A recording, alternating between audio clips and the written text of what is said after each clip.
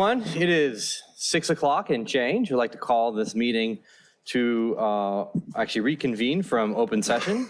And I'd like to get a roll call, please. Councilmember Lowenstein. Here. Councilmember Horvath. Here. Councilmember Baji. Here. Councilmember MD.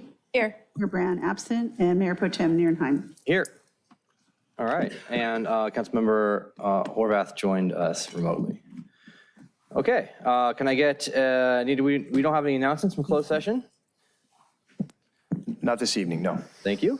All right, so I'd like to adjourn a regular meeting and call to order a regular meeting of City Council on this wonderful water replenishing day on November 8th, voting Tuesday. And can we get a roll call vote, please?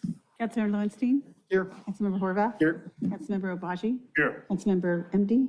Here. Mayor Brand absent, and Mayor Pro Tem Nierenheim. Here. All right, we're going to do a wonderful salute the flag on this wonderful election day and then do a moment of silence thereafter.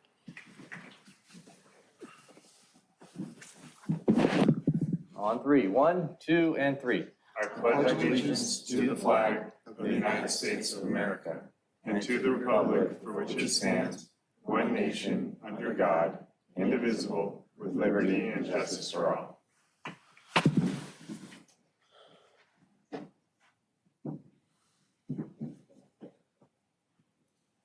Okay, thank you.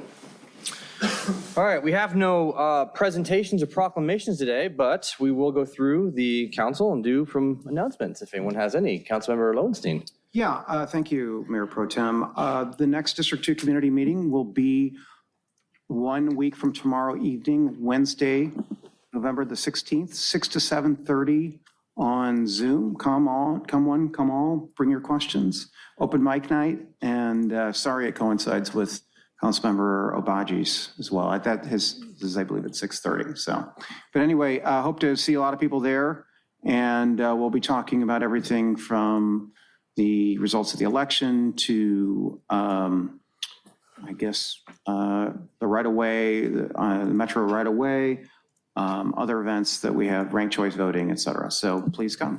Thank you.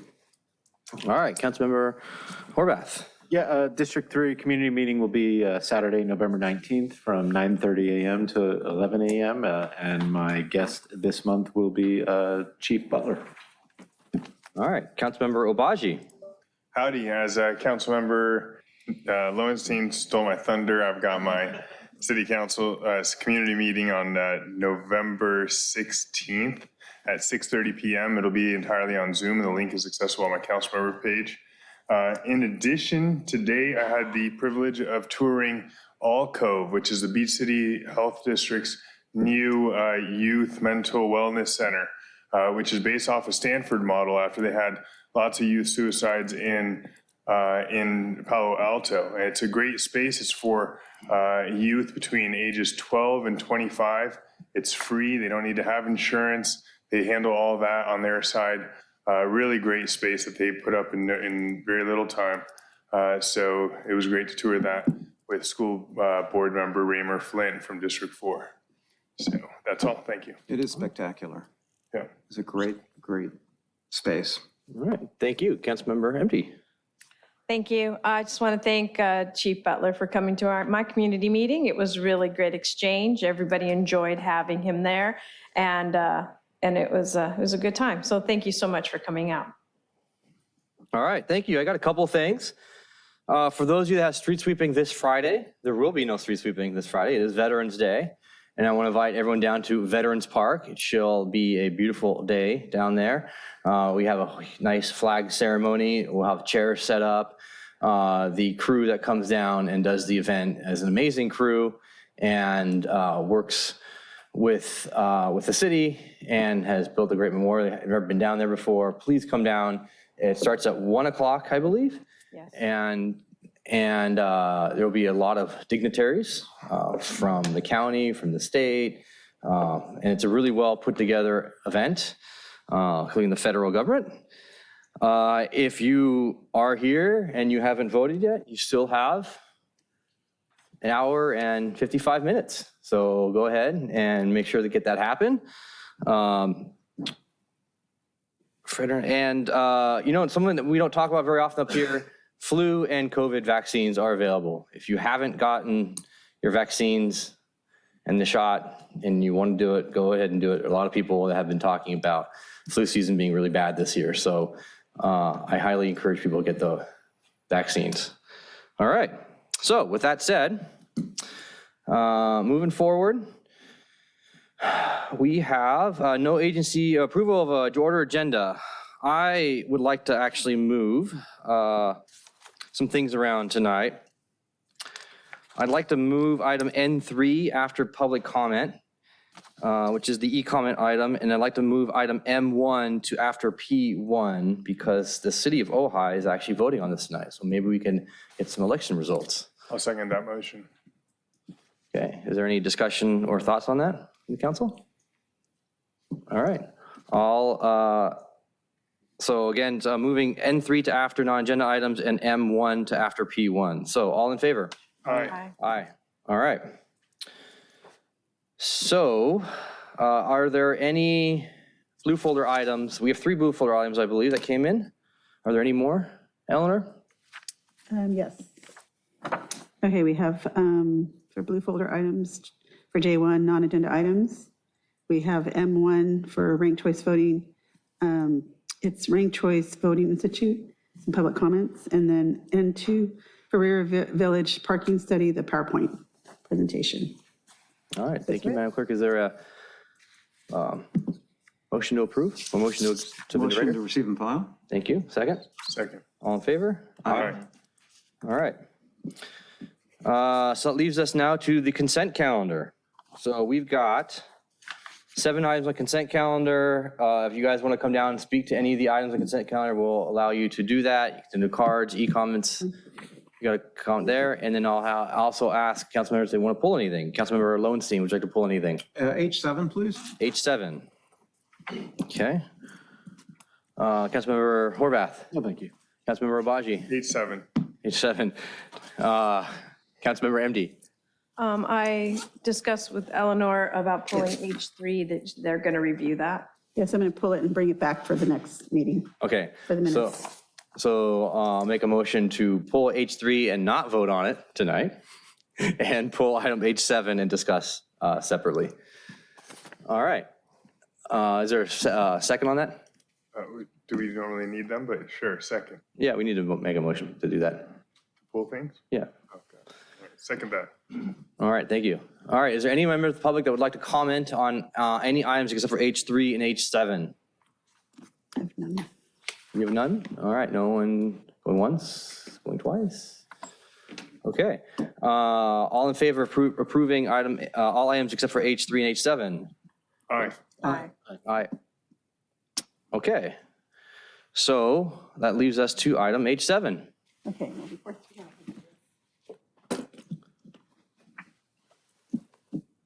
Thank you. Perfect, yep, see that? Okay, item H7 is the results of the special election that we just had on October 19th, special municipal election. Councilmember Lowenstein, you pulled this item. Thank you. Ms. Manzano, can you kind of summarize the results of the election? I'd like to hear, and I think the public would like to hear. Sure. So we had election October 19th. It was all mail ballot. And we ended up receiving 14,185 ballots. And that was the highest of our first annual election since I've been city clerk in 2007. The percentage was close to 31%. And we had contracts with the county. We had some special arrangements because of their election. And the only thing was, which I mentioned, was the confusion of ballots. And right now we're actually getting ballots that have our envelope with the county ballots. So we've gotten probably about 10. So probably in the next 7 days, we'll make sure that the county receives those ballots. So we've been working with the county. And they got a couple of ours, but it was like 2. And again, they turned around and gave us the ballots. So it went pretty smoothly with considering the vendors we used.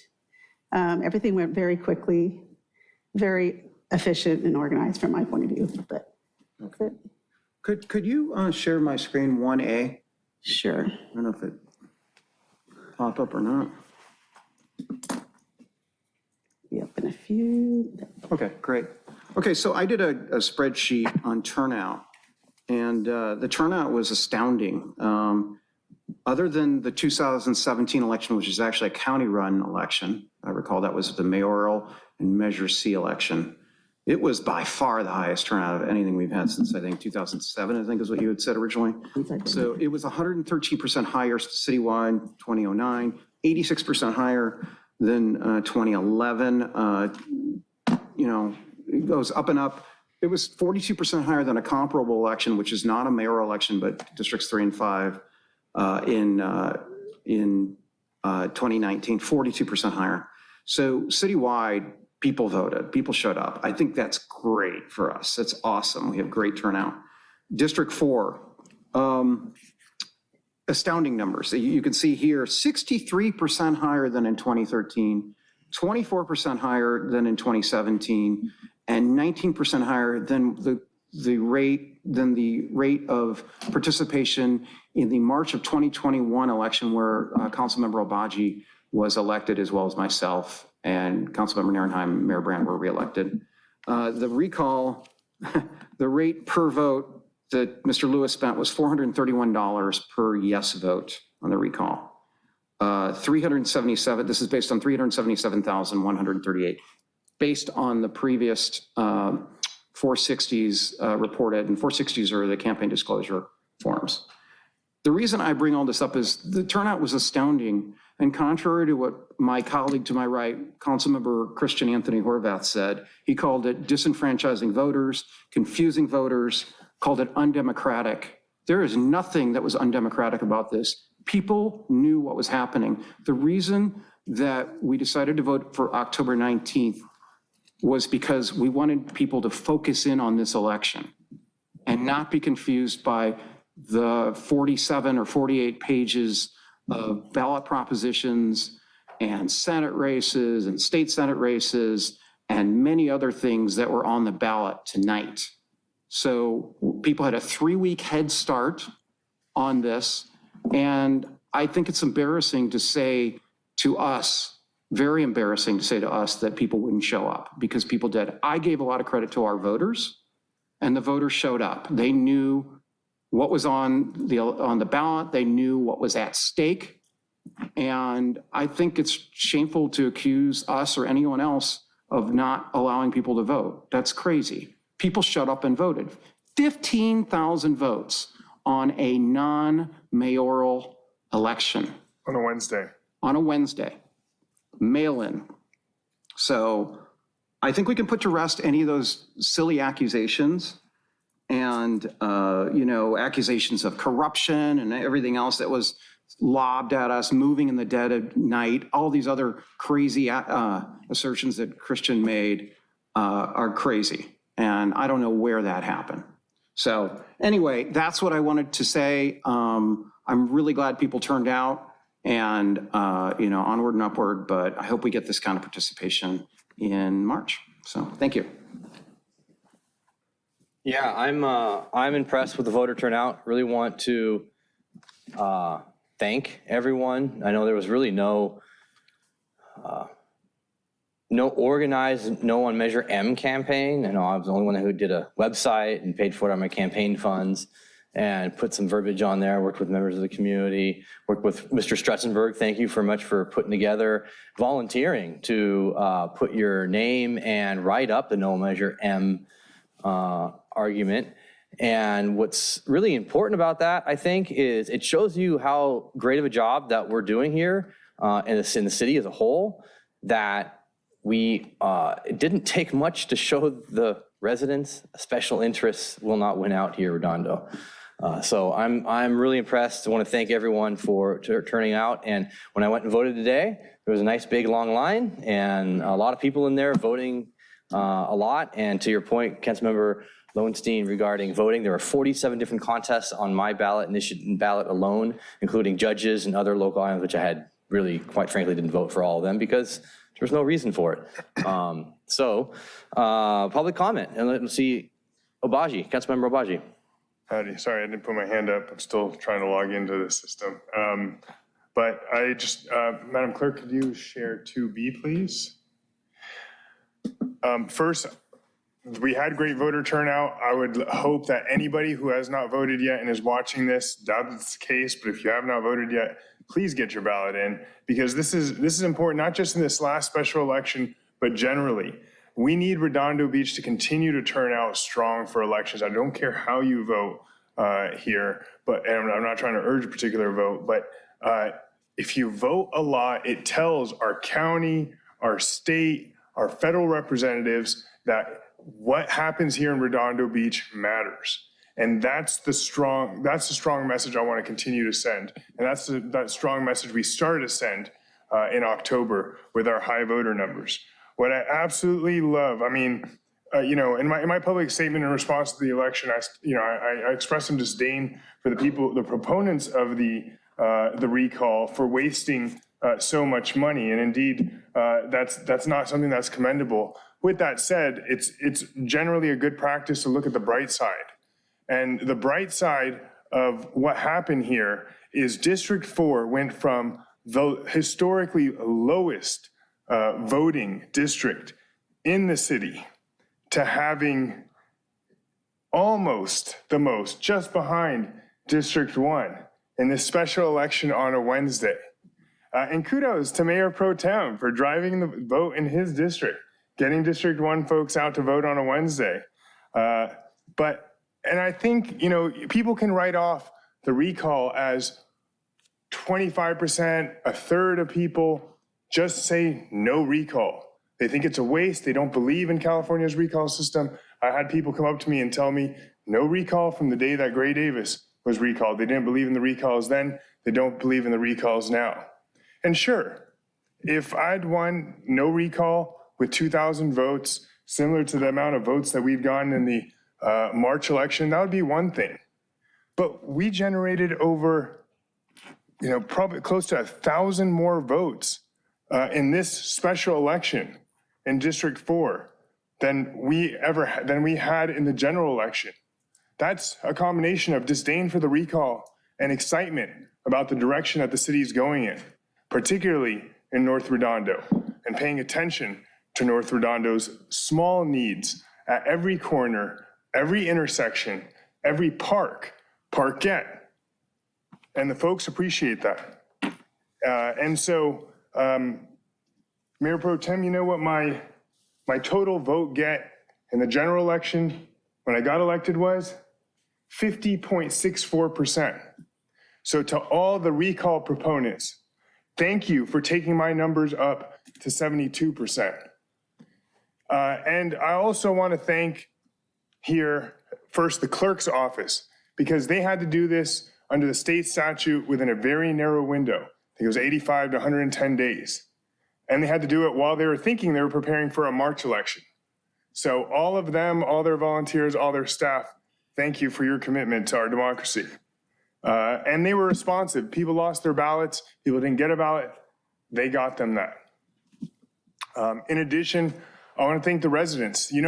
I had a resident come up to me and say, 2 days after she put up a lawn sign, a no recall lawn sign, somebody's walking by her house and kicks in her fence, one of the wood boards on her fence. And she's like, now I for sure am not taking down that lawn sign. And people were, I had my neighbors on my street. Zane, I fully support you. I got a baby, a wife, a dog. I don't want to get involved with these people. I'm not putting up a lawn sign. And so the people who did put out a lawn sign, my heart goes out to you in gratitude for your support, for your standing up for democracy. And in addition, I had so many people in the final days of the election and immediately after the initial results were announced, who came up to me, who would honk at me on the street, give me a fist pump on the street, no recall, Zane, we love your videos, love what you're doing. And what I'd say to them is this, I fought as hard as I could in that election, keeping a positive election to spread the word of what I'd done in 18 months. But folks, do not wait until you're about to lose something or lose somebody before you express gratitude for them. And I appreciate all the gratitude that folks express to me. And that's also why you see me expressing gratitude to our city staff here, who are doing a tremendous job week in, week out, day in, day out, including our police officers and firefighters, public works staff who are out there on the streets right now as it rains, dealing with accidents, outages, and the like. So in any event, clearly the city trusts its leaders, approves of what we're doing and what we're trying to do here. And so let's just keep going forward. Councilmember Abaji, I would want to congratulate you, because while I got, District 1 voted more in terms of numbers, as percentage-wise, you got 33% of the vote. That's higher than 1% higher. Oh, that's than true. District 1. As a percentage basis, I didn't see these updated numbers. Because so. we have 400 more voters than in District 1. Highest voting district, So folks. that's highly impressive. And I just factoids here, 22% of the overall total of the no on Measure M came from, which is the highest number, came from District 4. So fantastic work in District 4, getting the word out and making sure that that is. And of course, yes, thank you to the city clerk's office. You guys had a great team here. You guys really did. Like, I watched the stuff come through, had all the people come through on doing the ballots and the specialists for the counting and all the services. So we got some equipment for our March election, which has been called. So, all right, without further ado, public, Mr. Wayne Craig. And I apologize for calling, I called it Measure M. I have the trying to get the Measure M results up here for Ojai. Actually, they're on the ranked choice. I know I said Measure E. So anyways, come on up. And Hermosa Beach is Measure M. And Hermosa Beach is Measure M too. It's getting confusing. One more reason that we had a Second motion received and filed. all in favor. Aye. Good evening, Wayne Craig, resident of Redondo Beach. Last week, Councilmember MD spoke to Mr. Abaji about the recall, saying the following: I unfortunately had to witness 2 recalls, and I just wanted you to know how hard they are. Campaigning is hard, and I just wanted to give you a little congratulations. I need to respond to this incredulous statement. No, this was not like the other recall effort. It was a $400,000 campaign by a big-moneyed outside special interest party attempting to buy a city council seat. Nothing in Redondo Beach history compares to this, and Councilmember MD, apparently you were directly involved in it by all accounts. The prior recall was about public safety and fire department. Ma'am. This after firefighters informed us that MD and 2 council members were apparently covering up for their friend, the former and now documented incompetent fire chief we had back then. Critical problems were confirmed in the damning 250-page report from acting Chief Kaufman after they resigned. Some of these were so serious it required the city council to allocate an additional $1 million to our fire department. My time tonight is limited, and the packet I gave the council provided to you documents the behavior of Councilmember MB that made this wasteful recall possible. It begins with comments on a private Facebook hate page in August of 2021, where MB opined on how to do the recall. This was followed by a suspicious 2-hour conversation with Elliot Lewis, the CEO of Catalyst Cannabis, and then a tiny podcast 2 weeks later hosted by the same recall candidate with Elliot Lewis as a guest. There, Lewis announced he was recalling Mr. Abaji, not Redondo Beach residents. Lastly, how MD delayed the council vote on our cannabis ordinance, which many have said was an attempt to allow Measure E to pass, and much more involved in that packet. What most people also don't know is MD tried to stop Rescue Waterfront from publishing the truth. I attached portions of the absurd letters from her attorney/realtor from Torrance demanding that we cease and desist publishing the truth. How ironic that MD's attorney stopped these letters after we published the smoking gun, those Facebook comments by MD showing that she was actively involved in the recall. What is even more shocking is after the landslide loss, MD posted a like on a slanderous October 22nd TikTok video about Mayor Brand and other residents by her recall candidate, who we'll call the Kanye West of Redondo. Let's call her Tanya. MD, how could you and your friend from District 5, Kathy Wonderly, even like these false and slanderous statements by a proven liar who labels anyone not believing those lies as a racist? It's unbelievable. Councilmember MD, residents across Redondo Beach have stated they hold you responsible for the cost and the wasted time for this recall. They will not forget. Okay. Mayor Pro Tem, I have Sheila. I want to Lee as the- reflect in the minutes that all those statements are untrue. I want it reflected in the minutes that none of those statements are true. Okay, None. none. Okay. Miss Lamb, I think you put in the card. Thank you.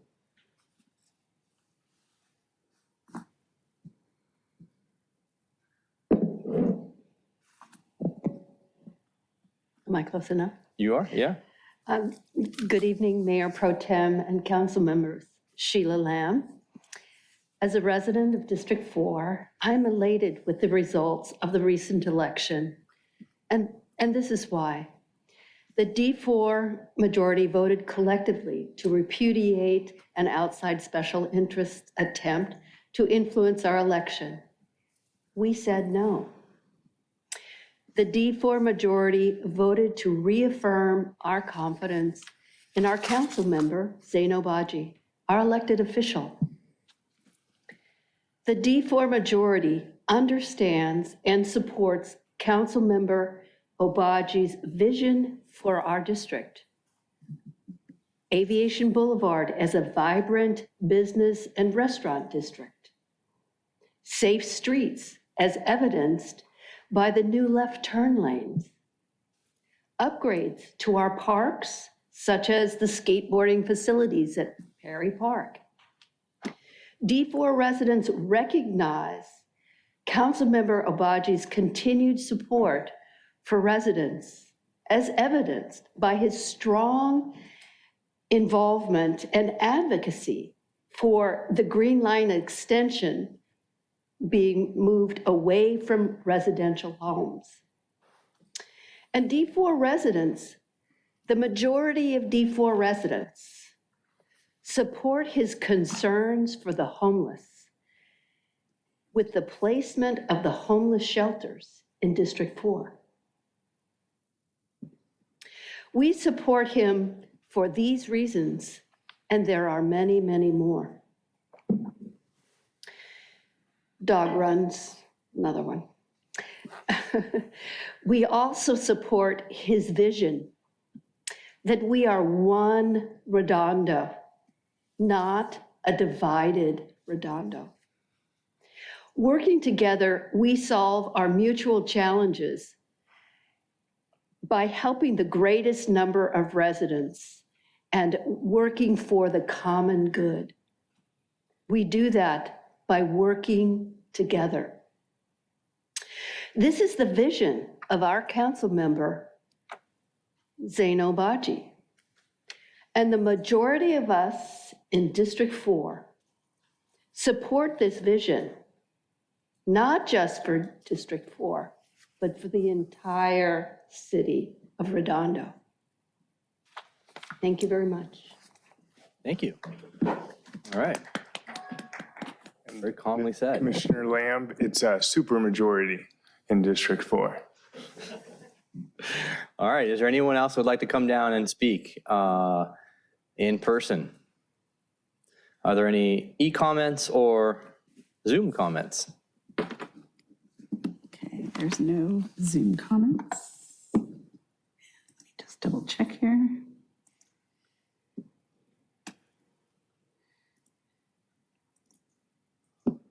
Nope, no e-comments also. Ms. Nafisi just raised her hand, ma'am. Oh, okay. Okay, Candace Nafisi?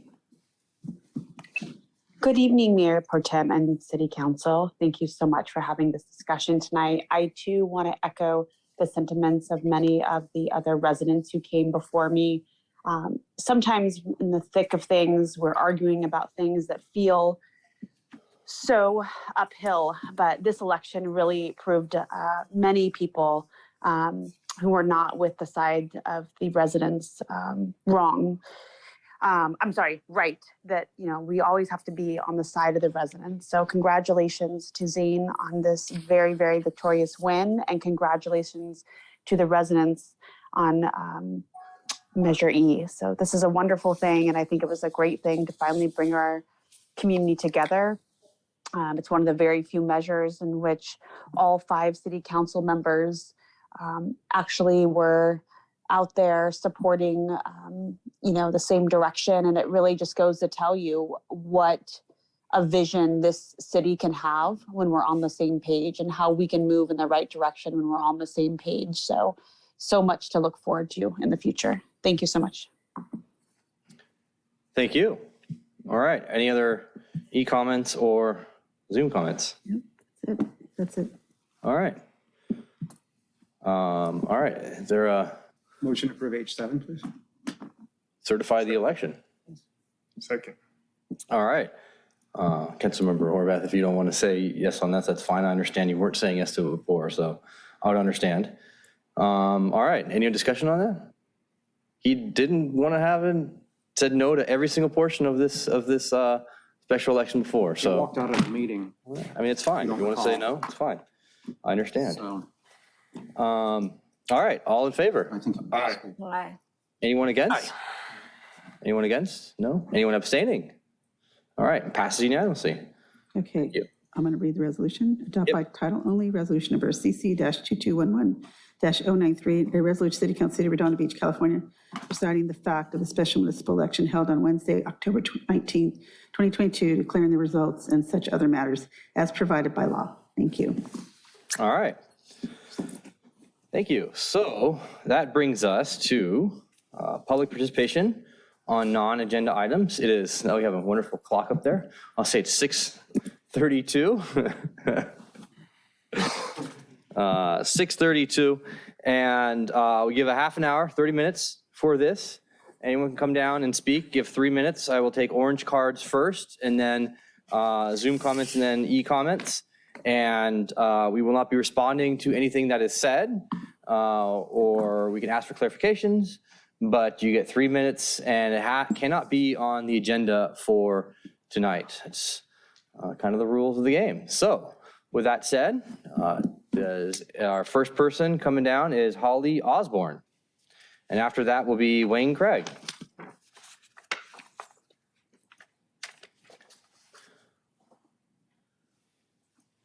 Could you put that timer there? You forgot last time. Okay. Good evening, Mayor Pro Tem and council members. My name is Holly Osborne, District 5. I want to make some background remarks for when I comment on an agenda item later. And I have titled these remarks Density Abuse and subtitled them Square Footage is Not a Democracy. All square footage is not created equal. Let me begin with the subtitle. Some people think that it makes sense that if you have a certain square footage lot, you should be entitled to build so much on your property based on the square footage, and that will be easy, quote, to do because that is the way the misleading guidelines are written. Practically speaking, you should be concentrating on buildable square footage, which is the amount left over after you take into account setbacks. If you have equal setback requirements on all sides, the optimum lot shape for a given square footage is a perfect square, which I'm certain you all remember from your calculus days. To give you an example, if you have a 7,000 square foot lot, the lot shape, which maximizes buildable area for equal setbacks, is roughly 84 by 84 feet.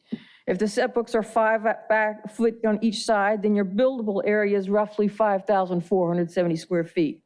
If your lot size is 49 by 144, which is also a 7,000 square foot, with the same setbacks, you actually end up with about 250 square foot buildable area less. And I'll mail you this so you don't have to remember it. If the setback requirements are 5 feet on a side and 15 feet front and back, the optimum shape is rectangular, about 49 by 144. Okay, and the buildable area is about 4,440 square feet. Again, you can figure all this without that calculus, just get a spreadsheet. Why am I bringing this up? In North Redondo, the R2 and R3 lots as laid out look as regular as Lego blocks, and people don't have to think about shapes. But in South Redondo, there are many more irregular lots, and if you've attended planning commission meetings, you are aware of this. I do sympathize with those single family lot people with misshapen lots. And now we get to the density abuse part of this. For larger projects, builders sometimes try to combine lots and sometimes get awkward shapes. Yet they say they are entitled to build so many units based on their total square footage, when really it's not possible. And And then there's always a lawyer standing next to them saying threatening remarks like, we were entitled to have built more, but we didn't plan to build as much as we could have. If you deny this project, we will come back with something worse and you can't stop us. And the density bonus laws make this worse. I do not believe any of the mathematically challenged legislators understood what they were doing when they passed these laws strictly based on square footage without regard to shape or terrain. All right, thank you. Mr. Wayne Craig, and then Nikki. And then Julia.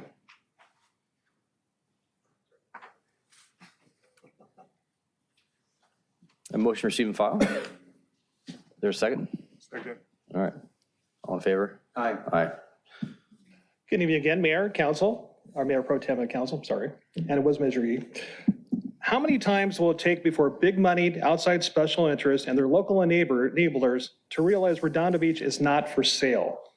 To those now eyeballing Redondo, review the election results before wasting any more of your time or money. Look at Measure B, D, D, and C that all won with major victories, as well as the most recent landslide 75 to 25% victory against Measure E and the 72% win over the recall. It's clear you can't win with big money and lies. A quick message to Elliot Lewis, the Catalyst pot guy. If I were you, I'd be asking for some of that $400,000 back from the enablers and elected officials who promised you a win. You were sold a false bill of goods. To the enablers, your bogus claim that the recall effort was local is clearly false. I made a public records request to the city clerk on June 29th for more proof. 4 months later, on October 28th, I got it. Unfortunately, that wasn't in compliance with California reporting cycles for a public records request, but I did get a response. One is a declaration dated March 3rd from Peter Aziz, the alleged recall leader, to the city clerk. Aziz declares his attorney, George Yin, of the Kaufman Legal Group, will be the primary contact in all matters regarding the recall. How odd, as we were told this was only a local effort. In case you were wondering, Kaufman Law Firm represents Elliot Lewis of Catalyst Cannabis. I'm sure he just wanted to be in the loop since he was paying for everything. Another document is an email dated May 4th when Councilmember Mendy was publicly stating she wasn't involved in the recall and it wasn't her circus. You may recall earlier tonight, I noted at this time Councilmember Mendy had her attorney, the realtor slash attorney from Torrance, send cease and desist letters to rescue her waterfront from publishing the truth about her apparent involvement. In this email to Ms. MD on May 4th from Miriam Pashtimore, she was reporting to MD the progress of door knocking for recall signatures in District 4. Now, can anyone here tonight tell me why people in District 4 would be sending or reporting updates to a District 5 council member for a recall they claim not to be involved in? I want to say something now to the big money special interest people out there and their local enablers. Redondo Beach is not for sale. I hope you are carefully listening, Leo, who is the current owner of the AES property site that is now in default for not even paying his bills to the AES company. We are ready for you too, so bring it on. Okay, thank you. Nikki, after that, Julia.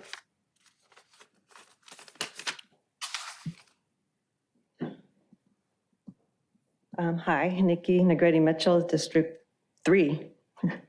I want to congratulate you and thank Mr. Obaji for representing us in Torrance. That you made quite an impact there, and that was awesome. Thank you. And as you know, I represent what was once the most overlooked and highly impacted communities along the old harbor right-of-way. What's changed about that is I've managed to get some attention from significant metro players to point out the obvious, which is that there are literally hundreds of Redondo households that were being swept under the carpet, and we will not take this green line narrative of Metro will do what Metro wants to do lying down. We have managed to debunk old talking points of, well, Metro owns the right-of-way, well, a transit center, it's fully funded, budget, et cetera. But I already went over all those talking points here in Chambers back on August 2nd. I mainly want to thank Mayor Pro Tem Narenheim for bringing up the fact that we need our city of Redondo Beach commissions to participate in this and conduct our own studies on the alternatives. I can't stress how crucial a thorough study on the right-of-way done by those who are on these committees to serve our city and protect us from potential disaster is. Case in point, why are we as a city not shouting from the rooftops about the egregious danger brought to the Ruxton Townhome complex by routine gas pipeline maintenance on the right-of-way? 2 years ago, an irreparable sinkhole happened under the townhome infrastructure, which damaged the separating wall and outdoor space of 2 units. One cannot even use their front door and can only enter their home through their garage. 2 years later, this is still not fixed. Was this the result of insufficient studies done before the development? What would happen to the rest of those developments when 5+ years of heavy construction begins, let alone 192 passing trains per day after that? That's the big one. And we should all be aware and concerned. There are a number of other things to look at, but it seems the only ones thinking about it are those of us who live out there. Among us, there are folks who are retired engineers, and just as important are the homeowners who are sweating out the integrity of their properties. And we are calling on our Planning Commission, Public Safety Commission, Public Works Department to step up because they care about the critical reality of what this project brings to our city. We need studies done and reports to present to Metro and the Metro Board of Directors as a city. Thank you. Thank you. All right, last one is Julia, regarding the skate park. No one can say District 4 isn't getting its due time. Hello, my name is Julia Staley. You may pronounce my last name wrong, but that's fine with me. Anyway, I'm here to tell you that I heard that you're thinking about making 2 new skate ramps at Perry Park. I really like that idea because skaters like me should have the opportunity to skateboard or roller skate more at Perry Park. Let's say your brother is in a baseball game or basketball. What are you gonna do? You don't want sand in your shoes going on the playground. You could skateboard or roller skate at Perry Park now. Maybe you should add maybe 4 more instead of 2, because you could maybe have the middle ones, the 2 that you're maybe gonna add so far, but you could add maybe a drop-in ramp so it's a little bit easier. Or maybe add a half pipe so people who are a little bit more advanced can have the opportunity to do that too. Thank you. Julia, can I get a high five? Can I get a high five? Right here. That was excellent. Or fist bump. Good work. Good job. Excellent work. And while we can't discuss that today, Ms. Daly, you can come back next week, and I promise to move it forward, and if I can, forward to the agenda so you can, it's before your bedtime. But thank you for coming down here. Awesome work. That was awesome. All right. Is there anyone else who wants to come down and speak before we go to Zoom and or e-comments? Going once? All right. Onward to Zoom.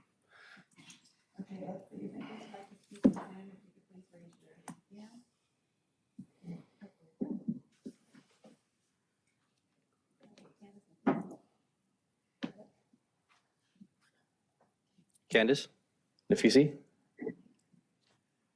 Good evening, Candace Nafisi, District 3. I have been meeting with several residents as well as the PTA president at Washington Elementary. I wanted to bring it to your attention that several families have shared complaints about the corner of Lilienthal Lane and Ralston Lane near Washington Elementary School. Also at Felton Lane, near the back entrance of Washington of Adams Middle School, that they would like to have a crossing guard, 1 to 2 new crossing guards. It's my understanding that the principal has been working with several parents to try to address this issue and have brought it up to their council member, which is Christian Horvath. But they haven't got the problem resolved.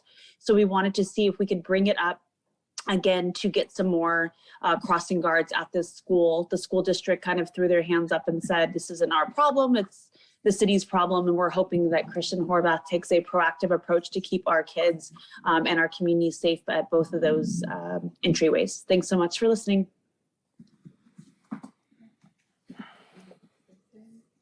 It was in our budget motion. Okay, next person is Nancy Skiba. Hello, good evening. Hi there, Mayor Pro Tem and council members and staff. I would like to speak on the issue of speeding drivers who are creating a hazard and danger on our local streets. For example, on Slauson Lane, many people are using that as a shortcut from Artesia to Grant. And they come flying down there, accelerating like they're in a drag race, shaking the street, setting off people's car alarms, and all the times during the day, also quite late at night. Seems like the same cars doing it, and motorcycles too. I don't know if it's possible to get a speed hump or two put in somewhere there. I know they've done it on some streets. For example, on Avenue C between PCH and Prospect, they have some of those. And also on some of those side streets that are adjacent to the shopping center that's between Carnelian and Barrow. They have them on those streets as well. Because these guys are really insane. They're driving so fast, then they jam to a stop at the stop sign, and then they take off again the same way. And it's like a racetrack right there. I don't know what can be done about this.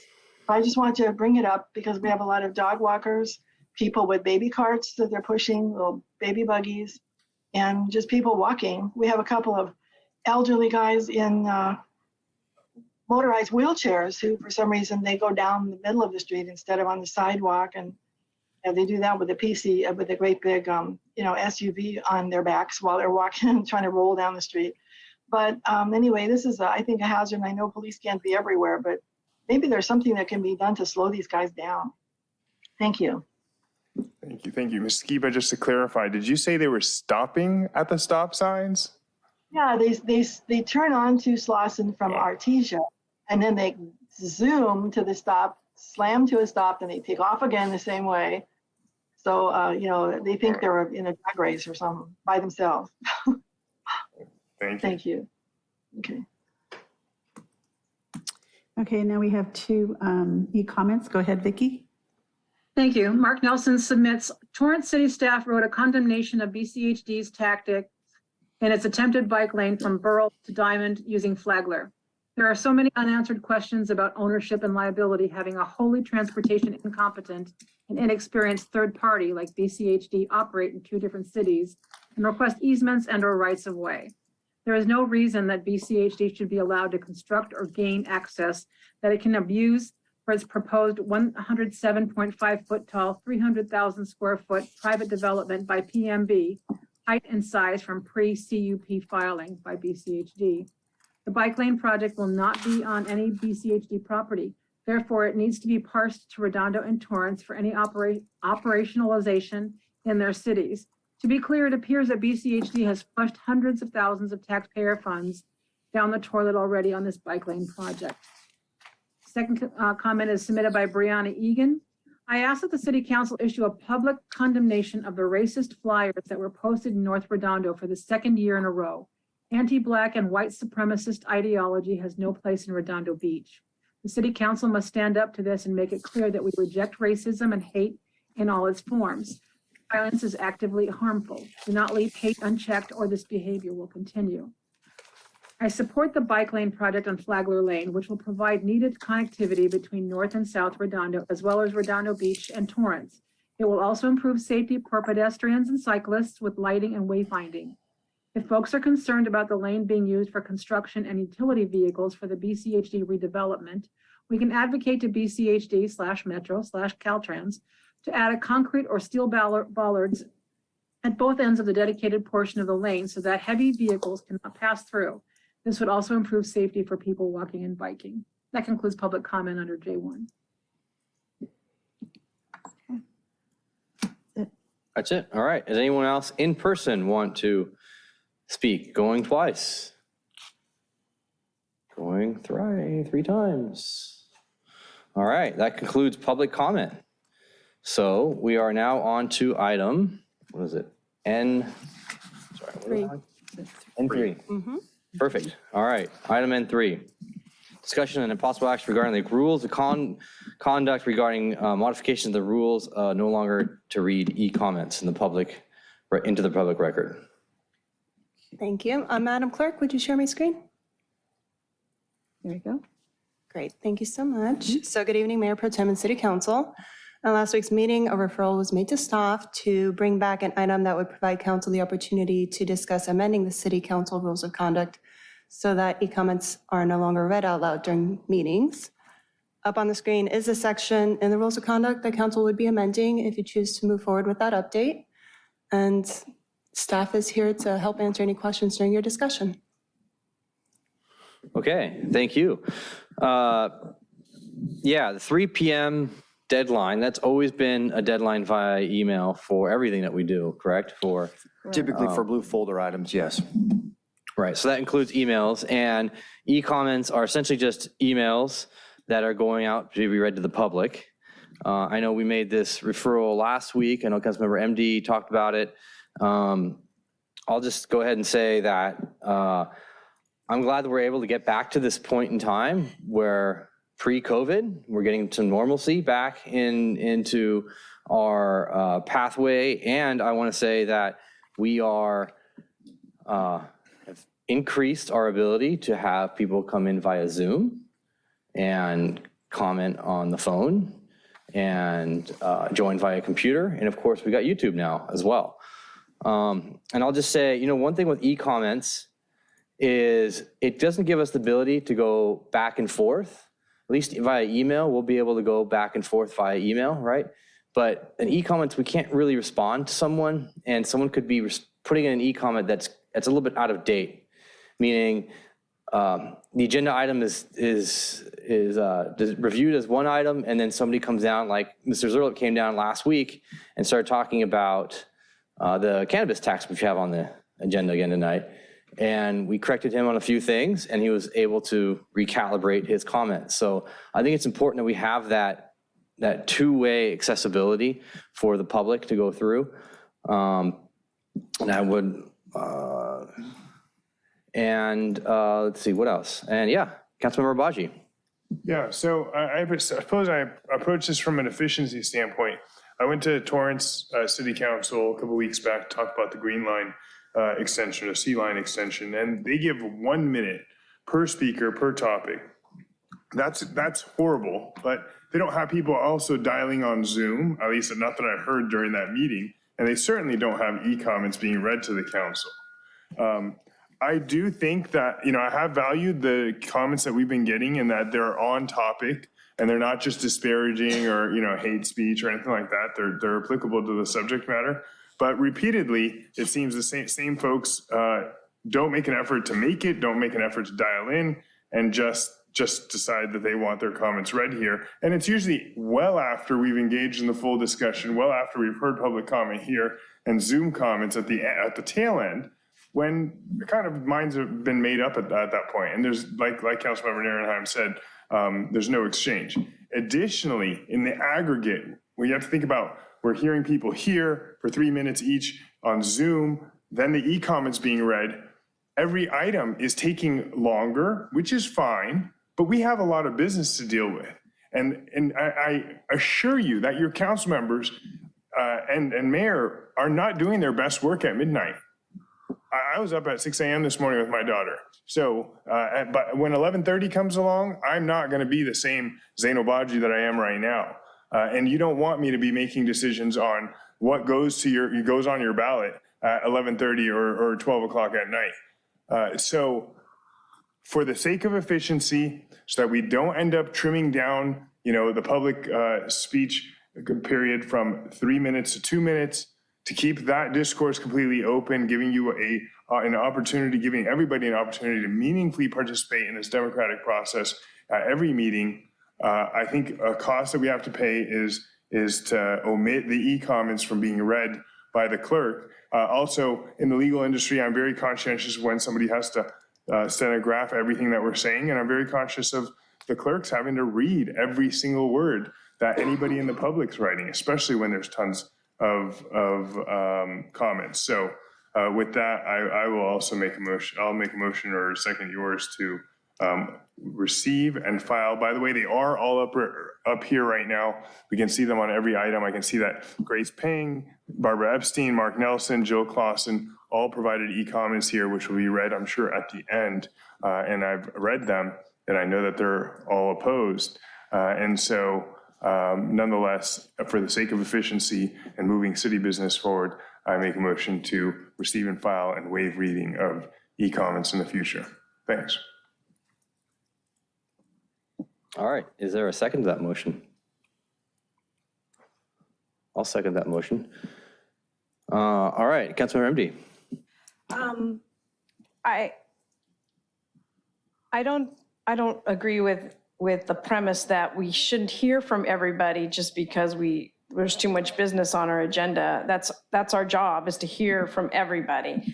What I do agree with is that they are here on our council, and there's no reason for them to be read because they are heard. Perhaps to address people's concerns about them not being heard is we can state there are 4 e-comments on there to remind council members to go check on their e-comments while they're sitting here looking at the agendas.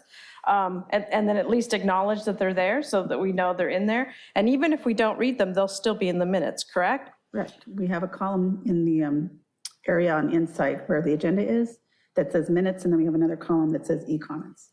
So they're there. My other concern when I first brought this up was what steps are taking to ensure that these, for the most part, I recognize all the people, but that these people are actual real people.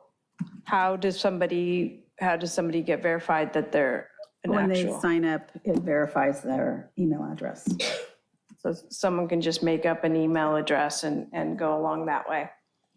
That's my biggest concern. When someone shows up, I know that's a person. When someone calls in, I know they're a person.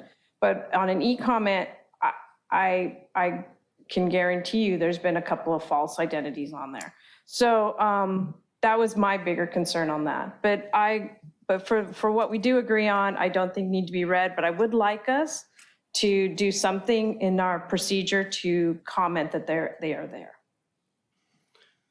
Yeah, I agree with you on that, both the anonymity aspect as well as I think, well, if Councilmember Baji, if you'd be up for amending the motion to having the number of e-comments and saying the names of the individuals, so that at least it's stated.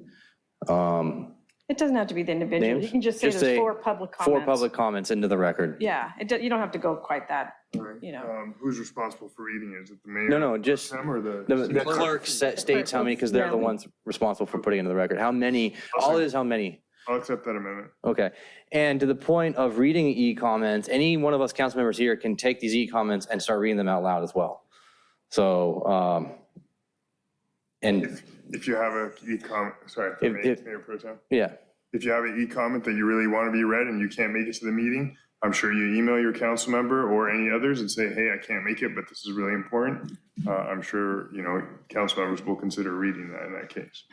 Okay.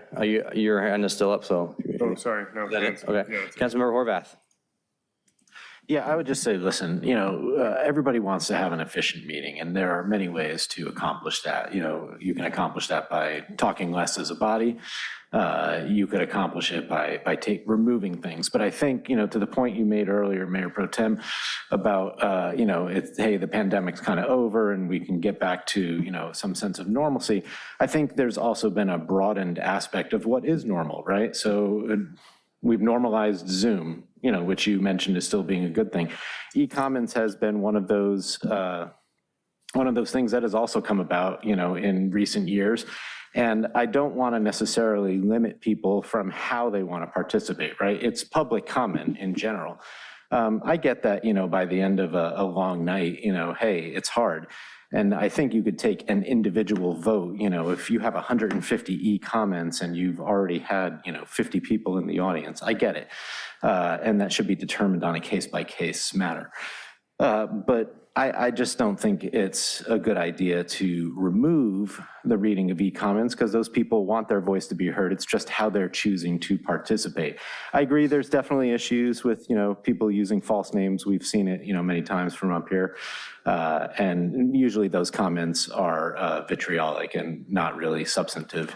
But what I would say is that if you're going to go this route, then I definitely would like to see how many e-comments are there, as Councilwoman MD and you guys just alluded to, how many are there, and I guess also maybe mention although sometimes it's kind of wonky in this software, whether they are in support or not in support or neutral like we see on our screen here, because that's helpful to be put into the record as well. Would that be a problem? Eleanor? Yeah, I don't know if that's easy. I have it here. Yes, yeah. I mean, the point, support, oppose, or neutral, the problem with that is somebody could write something and then the motion could be changed and then another motion and then there's another motion. So it's not. I said it's wonky. Yeah. It's not It's straightforward. What we see on our screen. Yeah. Councilmember Lowenstein. Yeah, while I can understand people's desire to be heard, the main reason for the e-comments primarily is to help us and hopefully influence us to vote for something or vote against something or whatever it might be, to inform us. So we can do that still by reading. I think the only thing that's missing here is members of the audience. If they're not following on iLegislate or online using the agenda for Granicus, they're not going to see it. I will leave it up to the folks that are here. And also the other thing is people that are on YouTube also don't have that, which is a shame. Granicus is not very good at displaying these things. That's one of the problems we have. It's a welcome addition. The e-comments are a welcome addition, but I can assure you I read every e-comment that comes through. And I would assume everybody else here does as well too. So that does help. I just don't know if it will help to read it out loud. We can still get on with the meeting, and we can, take the comments and helping us guide our decisions. So I think I would be in agreement with the motion. And I think Ms. MD's idea is a good idea too, is informing people that there are things there that you should read before we vote on something. So that's where I'm at. So I'm in agreement with you guys. Okay. Before we go to public comment, I'll just say that one of the biggest problems we've had is with e-comments in terms of somebody is logged in and not able to make e-comments or not seeing them. So yeah, that'd also be an issue. All right, any members of the public want to come down in person before we go to Zoom and then e-comments? Good evening again, Mayor Pro Tem, City Council, Wayne Craig, resident of Redondo Beach. I would agree that I think that the reading e-comments doesn't really add much more to the public record. I mean, you can communicate with your council member by telephone, you can write a letter, you can write an email, you can put an e-comment in, and a good representative is going to look at all those. The advantage to an e-comment, at least it does get put to the public official record for the council. You can actually go back, look at the meetings later, read all those comments, and I'm sure everyone up here reads those. So I think that's fine. But when you have comments that drag on and on and on, and I don't know if that really adds any productivity or any efficiency to the meetings, and Mr. Horvath, I know you think that maybe reading them is cutting some people off. I don't really think so, because as Mr. Nierenheim mentioned, sometimes they're off topic. You guys have already decided something or taken something out, and now we're talking for 20 minutes later about an item that really isn't there anymore. It's changed. I don't think it's necessary to read all the comments.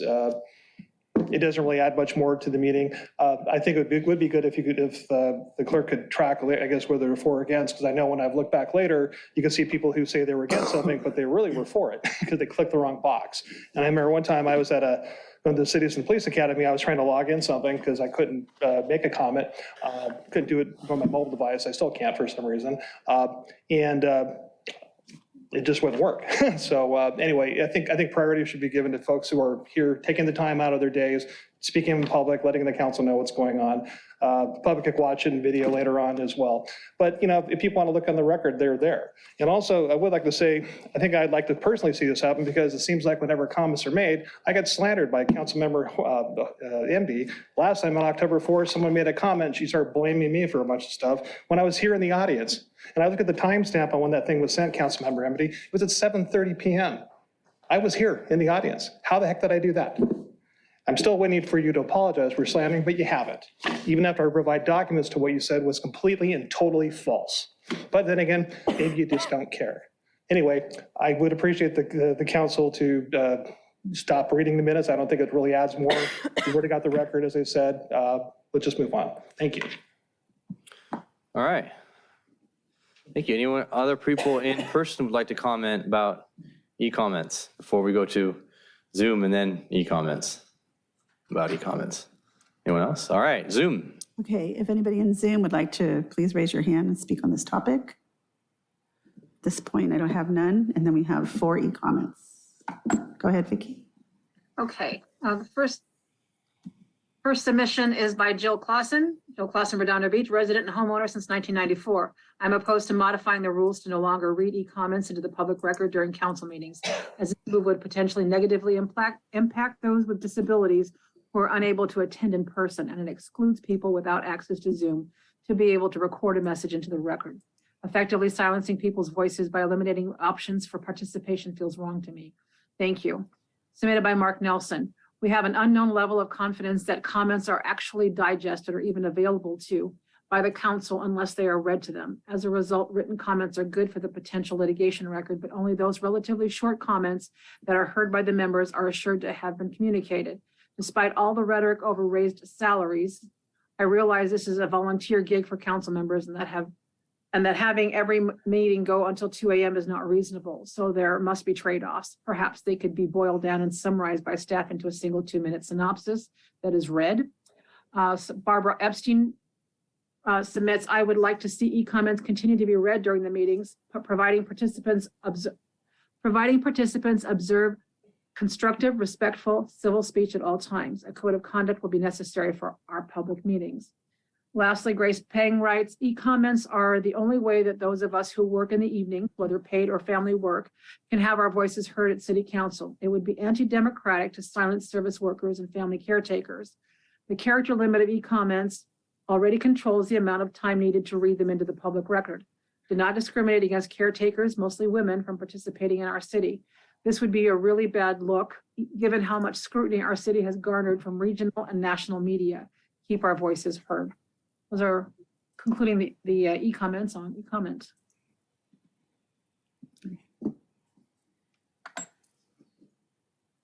That's it. All right, thank you. And I'll just say to the idea that of limiting the comments or speaking for the first,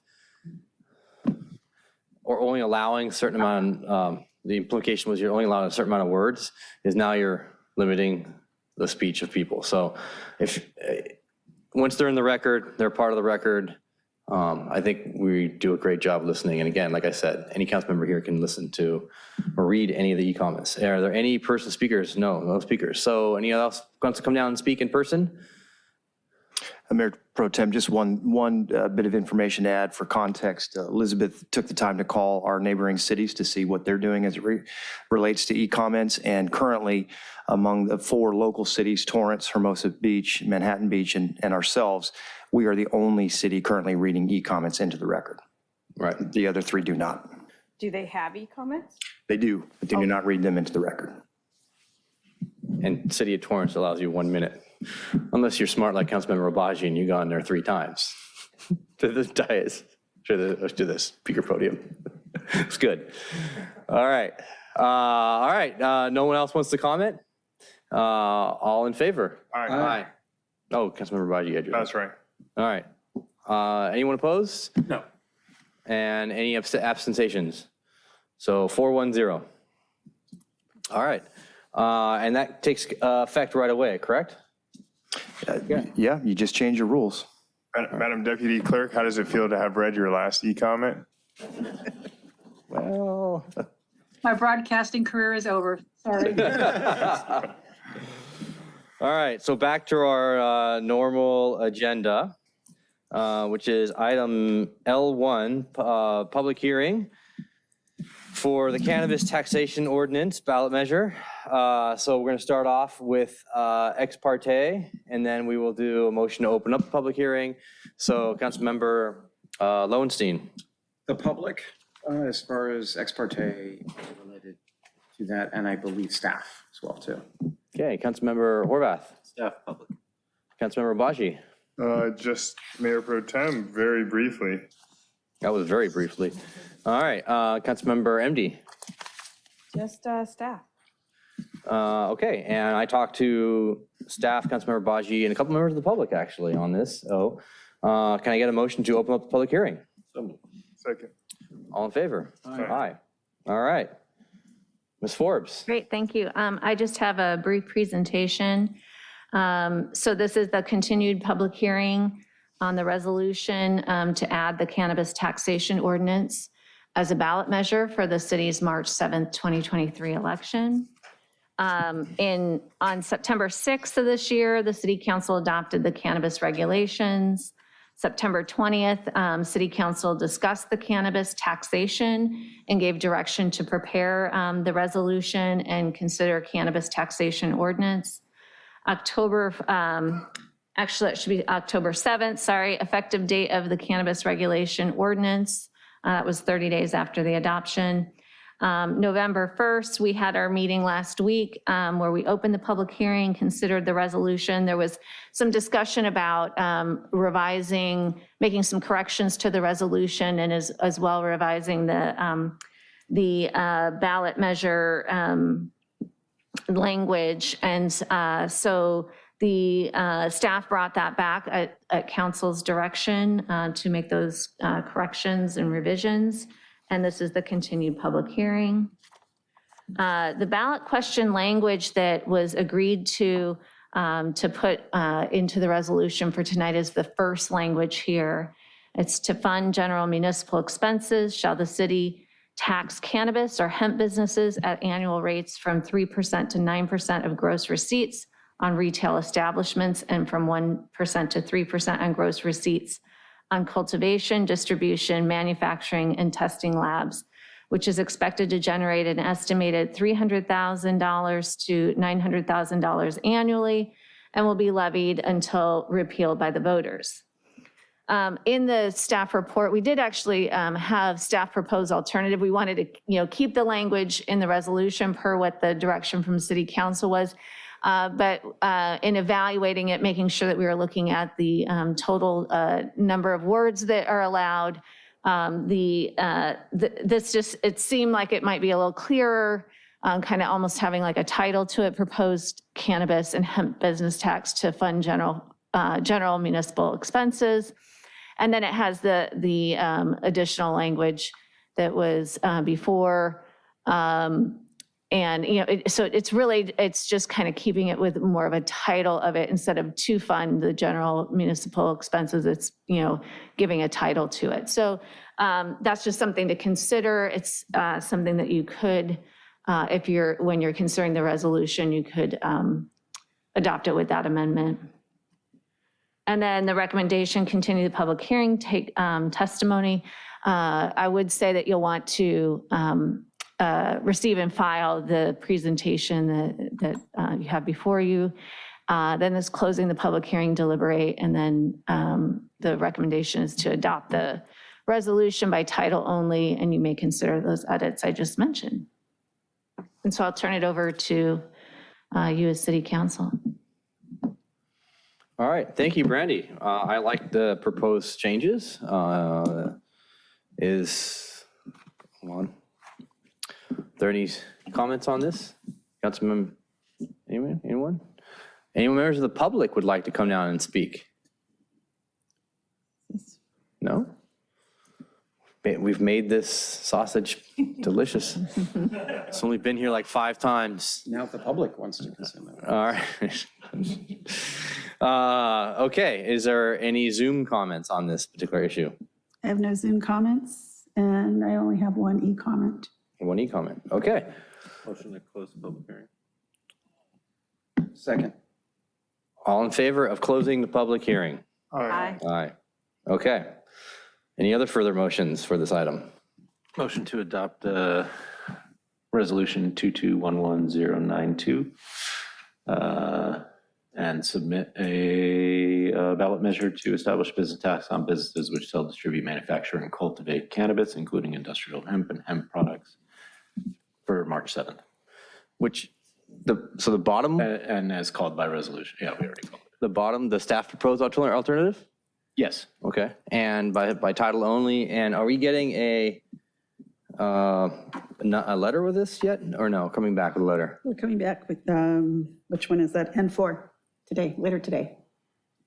as an item later today. On the agenda tonight. that's right. Yeah. Yes, separate discussion. That's separate. Yeah, 'cause it's- since this is a noticed public hearing, we had to add that item separately. Yep. Sorry for the confusion. No, it's all And good. then I just wanted to make note also that the staff proposed alternative is a little bit more consistent with our previous ballot measures as well. So obviously. And may I request that? Receive and file. Thank you.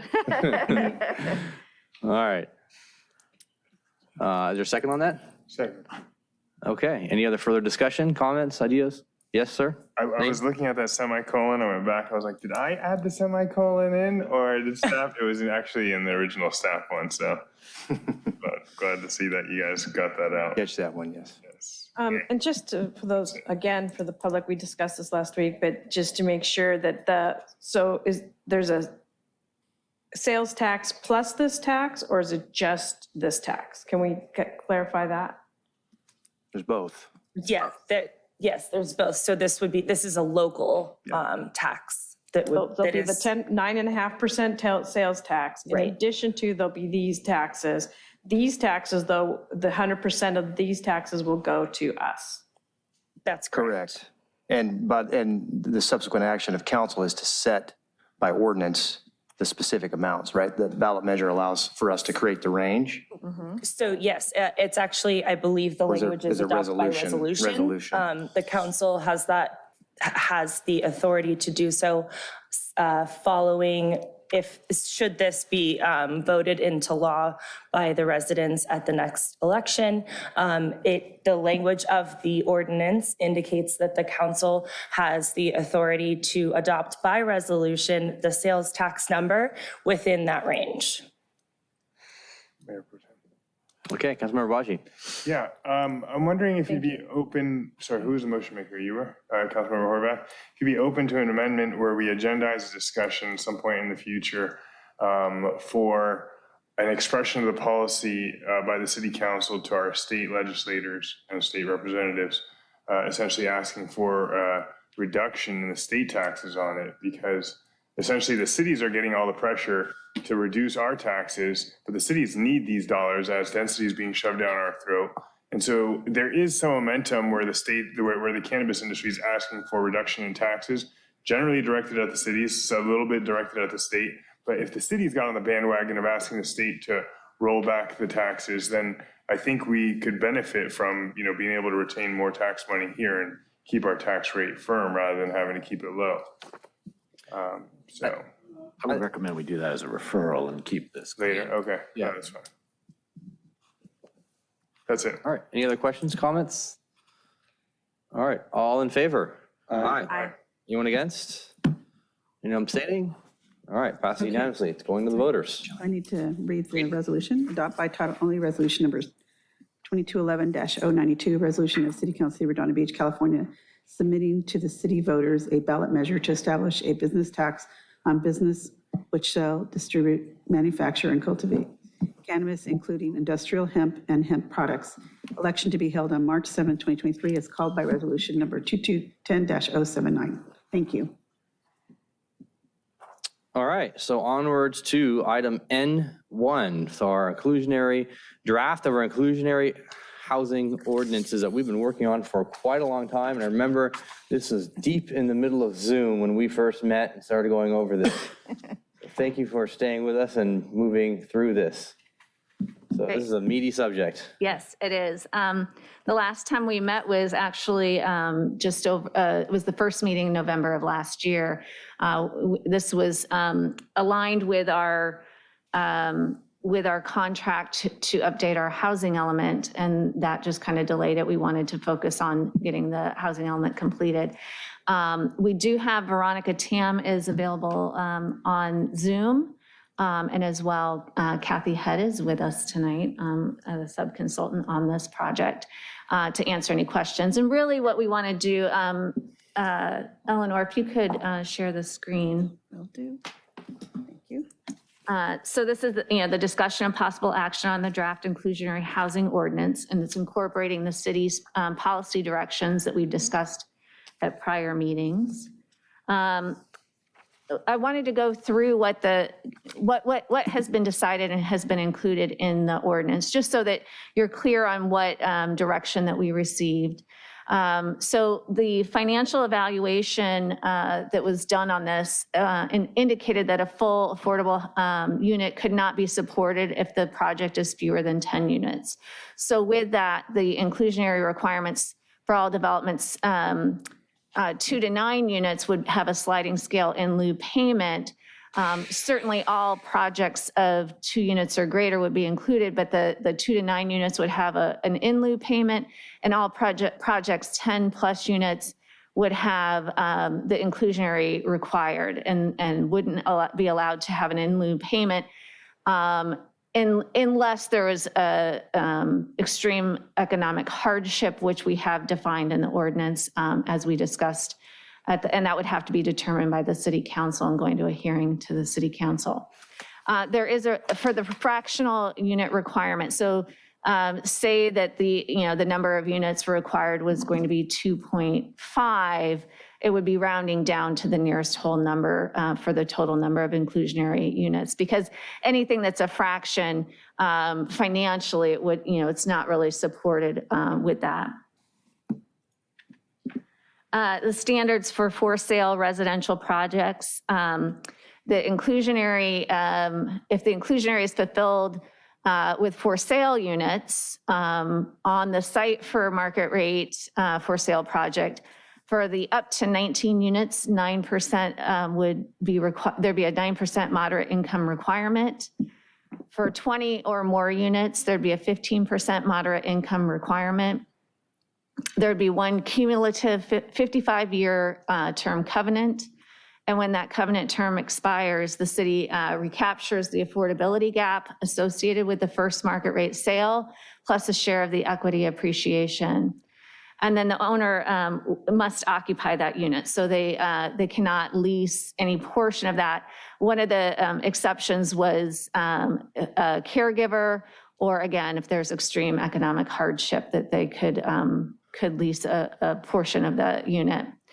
The inclusionary, if it's fulfilled with a rental unit for sale project, if they're fulfilling that with the rental units on site, it would be 15% low income required, but it would be within the project or on a separate parcel on the site of where the project is, or if it's off-site, a 15% low income requirement, but it must be within a quarter mile of the site. So it's really keeping it within the proximity of the project.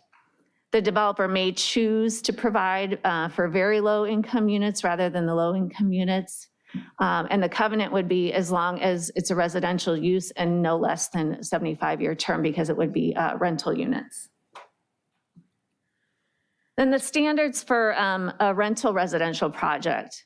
If the rental residential project is fulfilled on site, it would be up to for any project up to 19 units. 10% moderate income would be required. For 20 or more units, it'd be 15% moderate income required.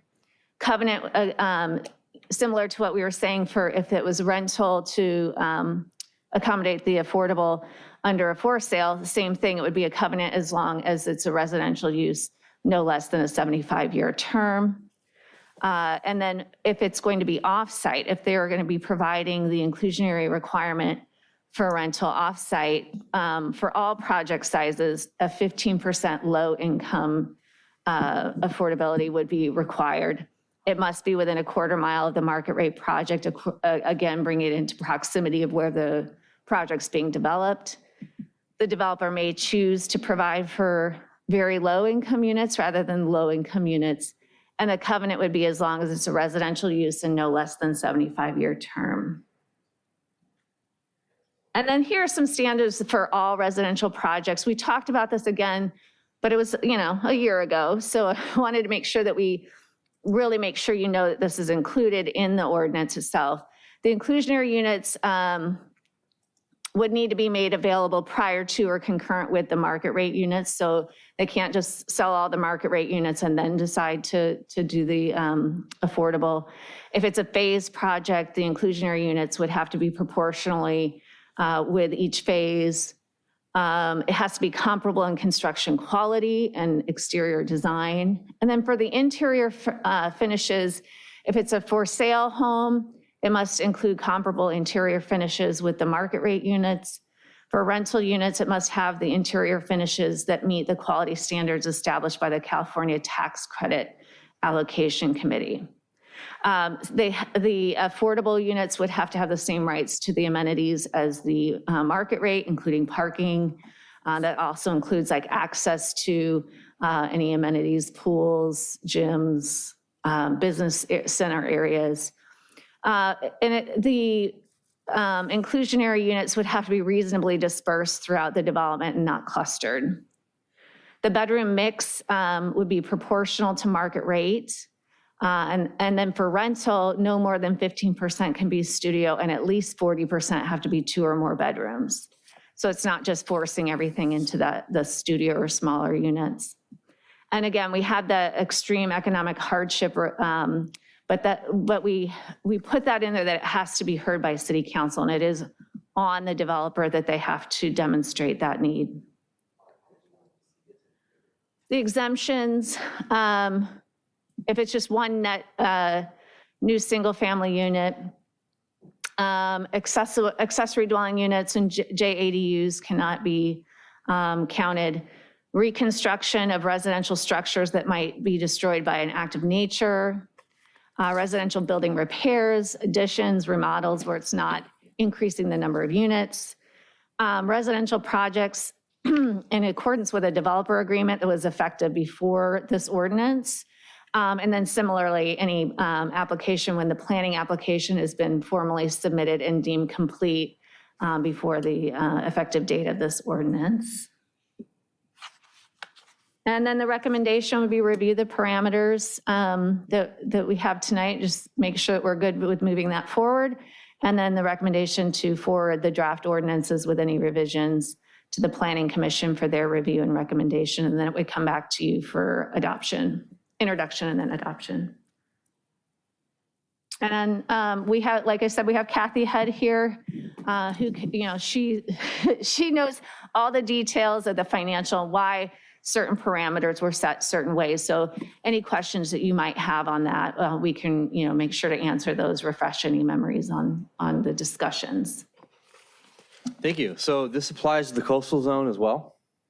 Yes. So we have a draft for, I mean, it's similar to any of our land use regulations where we have the 10-2 for inland and 10-5 for the coastal zone. It would become effective for the coastal zone once certified by the California Coastal Commission. Are there any inconsistencies with the Mellow Act? I don't believe so. Is this more strict? It's just. It takes a second. There you go. There we go. It is more strict because the Mellow Act only says make best efforts to provide the inclusionary. Replacement housing is a requirement specifically of it, but the inclusionary itself is not. So this shouldn't be a problem. Okay. I'm sorry, what was your question? Any inconsistencies with the Mellow Act of the coastal? So yeah. I forgot this hasn't gone to the Planning Commission yet. It's just gone to us, just touched us so far. Yeah, with our last discussion, there were a few remaining parameters that we needed to get your direction on. And then we had hoped to bring this back to you sooner. Again, we needed to focus on the housing element, get that completed. And now we have this before you. Thank you. And how does this deal with the state density housing bonuses? So what'll happen is that you are required by the Napa lawsuit that was 2013-ish, to any unit that meets your inclusionary housing requirements, but also meets the affordable housing requirements imposed by the state density bonus, those units, that one unit has to be counted towards both obligations. Perfect. So we can have a more strict requirement and thereby it does both. It qualifies as both. Correct. So one thing I've read and I've kind of noticed with this is in a weird way, this is actually going to increase density. So if you have, if this is correct, if you have, say, a 50-unit project, and we have our requirement in here, say mathematical purposes, it's extra 10 units, right? Then you get the extra 10, so it brings you 60, plus then they get the right to build the extra units to pay for the low affordable units. Right. Well, the way the density bonus works is exactly what you said. So if you had a 50-unit project, and let's just say you maximize the density bonus, forget inclusionary for a minute. Right. So right now, without inclusionary, somebody who had, using 50 because it's easy math, they could provide 15% of 50. Well, it's not that easy math, but anyway, 15%, say 100, there you go, much easier. So then if they provided 15 units of very low income units, instead of being allowed to build 100 units, they could build 150 units. That's just true. That's just true today. So the idea is with an inclusionary ordinance, there is definitely the notion and the truth that the density bonus can on efficient sites be used to mitigate the impact created by inclusionary. So it is very possible that if you adopt inclusionary, you will see more density bonus than if you didn't. Right. And the big concern with a lot of projects is parking and traffic. How does it deal with parking issues in the coastal zone and in the non-coastal zone? So if there's parking issues in the coastal zone with this project, what takes precedence, the Coastal Act or this inclusionary? Because the Coastal Act is voted on by the public. Well, it's state density bonus would take precedence. So if somebody applied for the state density bonus, you'd be obligated to allow them to use the parking standards of the state density bonus. Your inclusionary doesn't have anything. The inclusionary itself doesn't impact your parking requirements. That's what the question I was asking. Yeah, Okay. no, nothing about the inclusionary does that. It's just if somebody then decides to couple it with density bonus, then they could use the parking requirements of density bonus. And again, they can use density bonus today and do that. Right. Okay. And Planning Commission is going to be reviewing this. Yes. This is a lot of meat, a lot of meat on this bone. Okay, this is very complicated stuff. All right, Councilmember Baji. So you don't need direction to send to the Planning Commission. It'll automatically go after this. We just want to make sure that you're okay with moving forward. So if you do a receive and file and send to the Planning Commission, that would be. Planning Commissioner had asked me this, but does this apply to the RCFE, Residential Care Facilities for the Elderly? I don't believe it does because I don't think that's a resident, that's not going to be the residential development. I mean, it doesn't qualify as a residential development. It's a certain type, it's a separate type of development. Okay, so this is the inclusionary housing ordinance, but it doesn't apply to RCFE because, is that because our land use designations don't include RCFE in the residential zones, or is it because we've simply said that this doesn't apply to RCFE? No, let me, because I'm trying to think of what the ordinance, let me pull up what the ordinance says, because. Brenda, if I can just quickly comment on that. Yeah, residential care facilities does not meet the California Building Code definition of, typically does not meet the California Building Code definition of a housing unit, whereas the density bonus law really, and inclusionary really applies to dwelling units. Okay. Well, I appreciate that. And to the extent it's a good call, it's the Planning Commissioner's call, Ms. Lambs. But so, all right. And yeah, I think it'd be great to have planning commissions sink their teeth in on this and then get it back to us. I'm sure they'd go over it with great detail. I had some other questions, but I'll pass it on to somebody else and come back. Okay, Councilmember Lowenstein. Okay. You said what part doesn't apply to RCFE? The density bonus part or the inclusionary zoning part of it? The inclusionary. Both of them. Yeah, because if they don't qualify. They don't qualify as residential units. They're treated as commercial units as opposed to residential units, typically. Even though the name. Right. And so we cannot Kensington. We cannot put that in. I don't know that you can't. They can't apply for density bonus. Okay, but why couldn't we put it in there? I don't have an answer to that. No? Well, because, I mean, if. Wait, Veronica may have an answer. Veronica might. Okay. Well, I don't see why we cannot, but I think we just need to be specific that units that do not meet the California Building Code definition of a dwelling unit, which means that it has to have complete, it's a unit that has cooking and plumbing facilities. So the question is, Veronica, I think what Councilmember, if you don't mind. Go ahead. Is if the facility, like Kensington, has cooking and bathroom facilities, it does, technically speaking, have all the units. Could we include that? If it does? Yeah, if it does meet the it really depends on how it's being permitted. Even though it might actually include all the facilities, if it poses a commercial building permit, then it doesn't qualify as a residential building permit. So a lot of times residential care facilities, like nursing care, they pull one big building permit as a commercial operation. They don't pull individual units for the residential units. Then you cannot get credit for RENA, and it doesn't qualify as a housing unit and therefore not qualify for density bonus. What about independent living? Again, it's the same requirement. You must be able to pull residential building permit. Like if the developer does not want to do that, even though it qualifies as a housing unit based on the California Building Code, but they want to build, if they want to pull one commercial building permit for the entire development, then it's not considered individual residential units. Okay. I would just make one comment as a practical matter as well, is when you get into certainly nursing homes, but also in congregate care, the luxury sort of independent living that I think you're talking about, it's difficult to then break up what the rent is for the unit versus what the services and the food is.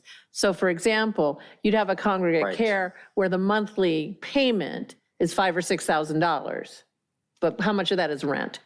And so it gets really tricky with a very low or low income population in an inclusionary setting. So you're saying, okay, let's just say 10% of those units have to be affordable. Well, then you've got these folks who you say, okay, well, they can only spend $500 on rent, but then the other services, who pays for those? Well, but a lot of independent living now has full kitchens. My mom lives in one, for example. So I'm not sure why that wouldn't qualify. Does she have to buy services like food and maid service? Well, then it is more like an apartment. Right, but it's still an RCFE. So in that case, if you could do that, just from a practical standpoint, I'm not talking about any of the zoning, if somebody had a kitchen and a bathroom and was not required to buy services, it would be easy then to calculate affordable rent. That's all, it was just a practical matter. Usually the services are above and beyond. So that wouldn't be difficult to calculate, I wouldn't think. I think that should be part of this. If they have a kitchen, I understand the other part about not having a kitchen and having the services included in it, but if they have a kitchen, that should be part of this. That's my recommendation on this. The discussion about fraction, you said rounding down, so 2.5 would be down, 2.6 would be up? All down. So 2.9 would be 2. So if it's 30 units and, 29 units, then it would be 2 units, not 3. You know, we had the discussion about for fractional, what options they might have. And we talked about having an in lieu payment for the fractional component of it. Sure. And there was a long council discussion about it. That's been a while. Whether we do fractions, whether we round up mathematically, round down everything, allow a fee for a fractional unit. At least our reading of the minutes and remembering was the decision at the time was just everything rounds down. That doesn't mean that couldn't change. I'm just saying I that's don't like that idea. Because if it's 29 units and only applying to, it's much less than 10%. It's much less than 10%. I'm not sure why we decided to round down. I think it's an out for people.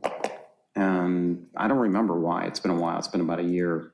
So I think we should consider that again as a recommendation. What does the in lieu go to? Is it a fund for affordable housing? Yes. Okay. And so it's basically subsidies? It can be used, you actually have a fund right now from the former redevelopment agency, so you have a housing trust fund. As part of your inclusionary ordinance and then regulations, you can establish what in lieu fees can be paid for, but typically they are to either assist in the creation of affordable housing units. You can also use it for home buyer programs. You can use it for rehab loans. You can use it for anything that somehow creates or preserves affordable housing. That's your policy decision. Okay. Moderate income versus low income. The rate that's charged for moderate income, to me, probably smells like market rate. It's really not in Redondo Beach. I can, AMI, right? Based on the county's AMI? It's 100, well, the rent is set at 110% of area median income. Right. For a household equal to 1 plus the number of bedrooms. It's a formula that's set up. But if you look at, like, if you go back and look at the financial analysis I prepared last year, there's a big gap, actually. In many times in the many, many years I've been doing this, your point has been exactly correct, is that moderate was sometimes even more than market. But as we sit in the rental environment that we're in today and have been for the past decade easily, given how low because you have to keep in mind, you're using the LA County median income, which is dramatically different than the Redondo Beach median income. And so those allowable rents end up being significantly lower than what Redondo Beach market rents are. Kathy, do you have any idea what those numbers would be right now? Any idea roughly? I could go pull my report. Yeah, if you don't mind. Sure. That would be good, because I would like to know if it really is affordable. First of all, I think this is a great thing for our city. All the charges that we are not doing things for folks of low to medium income are wrong. Between the Section 8 housing, and we're one of the first people I know in this area to talk about inclusionary zoning, truly. That's not right. That is not accurate. This is something I think I wholeheartedly support. This is a very expensive area to live in, and I think this is a great move for us to make sure that housing is more affordable for working class and service industry folks that don't have the high incomes that a lot of people have. And so I think it's a great thing. But my real proof in the pudding is, what does it really look like in real life? Because it still might not be affordable. I don't know if you want a second or two, Kathy, to look at it. Yeah, I was going to say, talk among yourselves or ask some different questions. Yeah, Councilmember MD. Could the 60% larger units be seen as housing depression? I don't understand the question. So right now we have, 60% of them have to be larger. So is that? It was 40%. So it was 40% have to be 2 or more bedrooms. Okay. And that was for the rental. And the interest there is to make sure that we're not, it could be you could have 40% 2 bedrooms and you meet that standard. It doesn't have to be or more. It's just a point of not just making everything the 1 bedrooms and studios. So is there any concerns in what's been written here that would be seen as housing depression or a red flag for the state attorney general? Okay, so that was the whole point of the financial analysis, and that's actually the whole point of why I always take a conservative approach in the inclusionary housing evaluations I do, is because I have a whole objective to not have you be deemed creating a constraint to housing. So my financial analysis, my evaluation, supports the inclusionary housing requirements being recommended in the PowerPoint tonight. Okay, perfect. Thank you. Sure. Councilmember Baji. Sure. By the way, did NBC News, if you're watching, did you hear Councilmember Lowenstein's speech?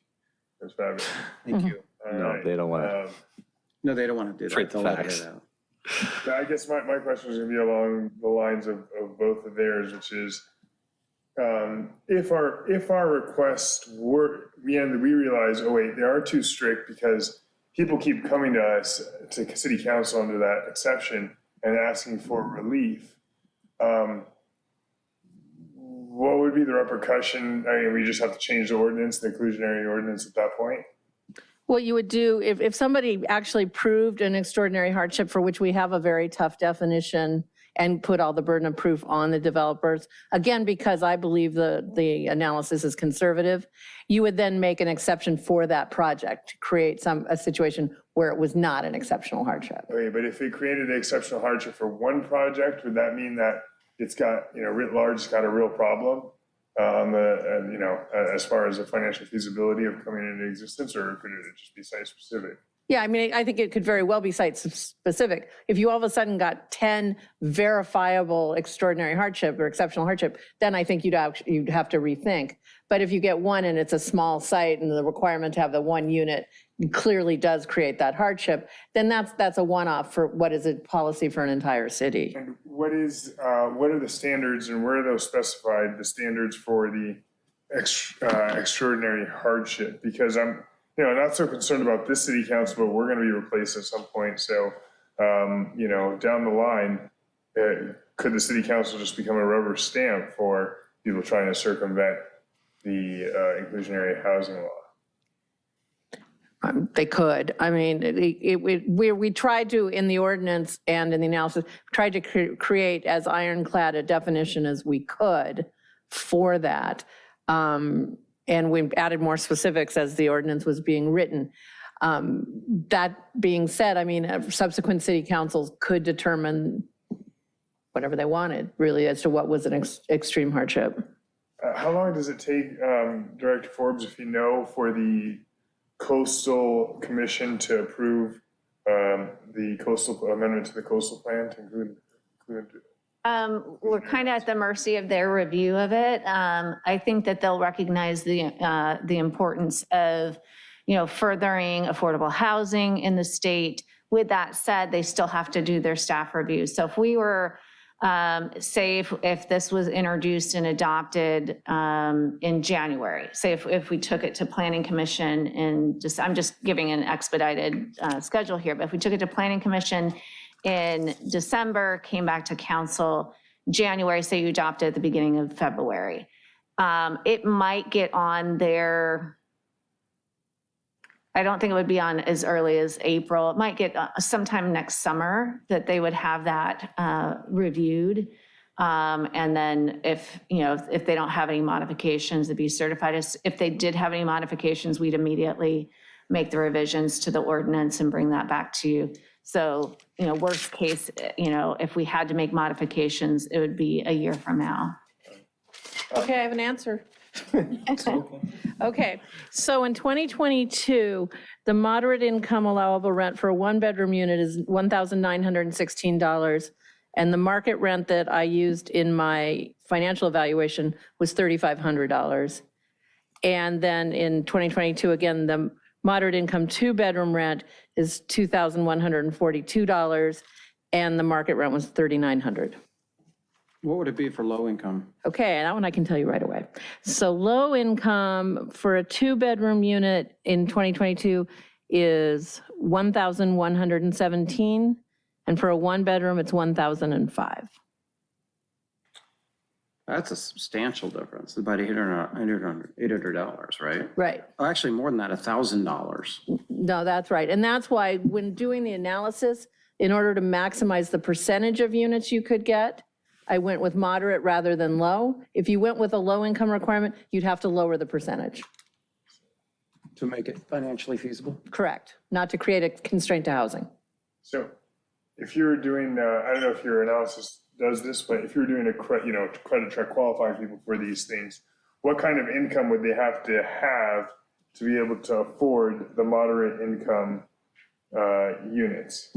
Okay, again in 2022, what household size would you like? 1916 for a one bedroom and a 2142 for a two bedroom. Okay, so. What kind of income you gotta have? Okay, so for moderate income for a two bedroom, it would be 98,000. Well, no, that's not right. No, I need to calculate. Sorry about that. Probably right. No, hold on. I hope it's lower. It's lower.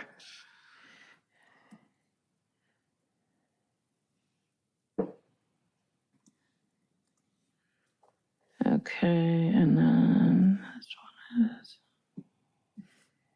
Okay, so for a one-bedroom unit, the income at the moderate income rate would be approximately $80,000. And for a two-bedroom unit, it's approximately $90,000. Wow. You want to know low? Well, You have it right there? yeah. Well, Yeah, I can do that math. What's below if you can, yeah. Okay, because okay, I'll so, get to my point in a second. okay, just a second. Oh, would have been good if I did that differently. If I can talk while you calculate. Please.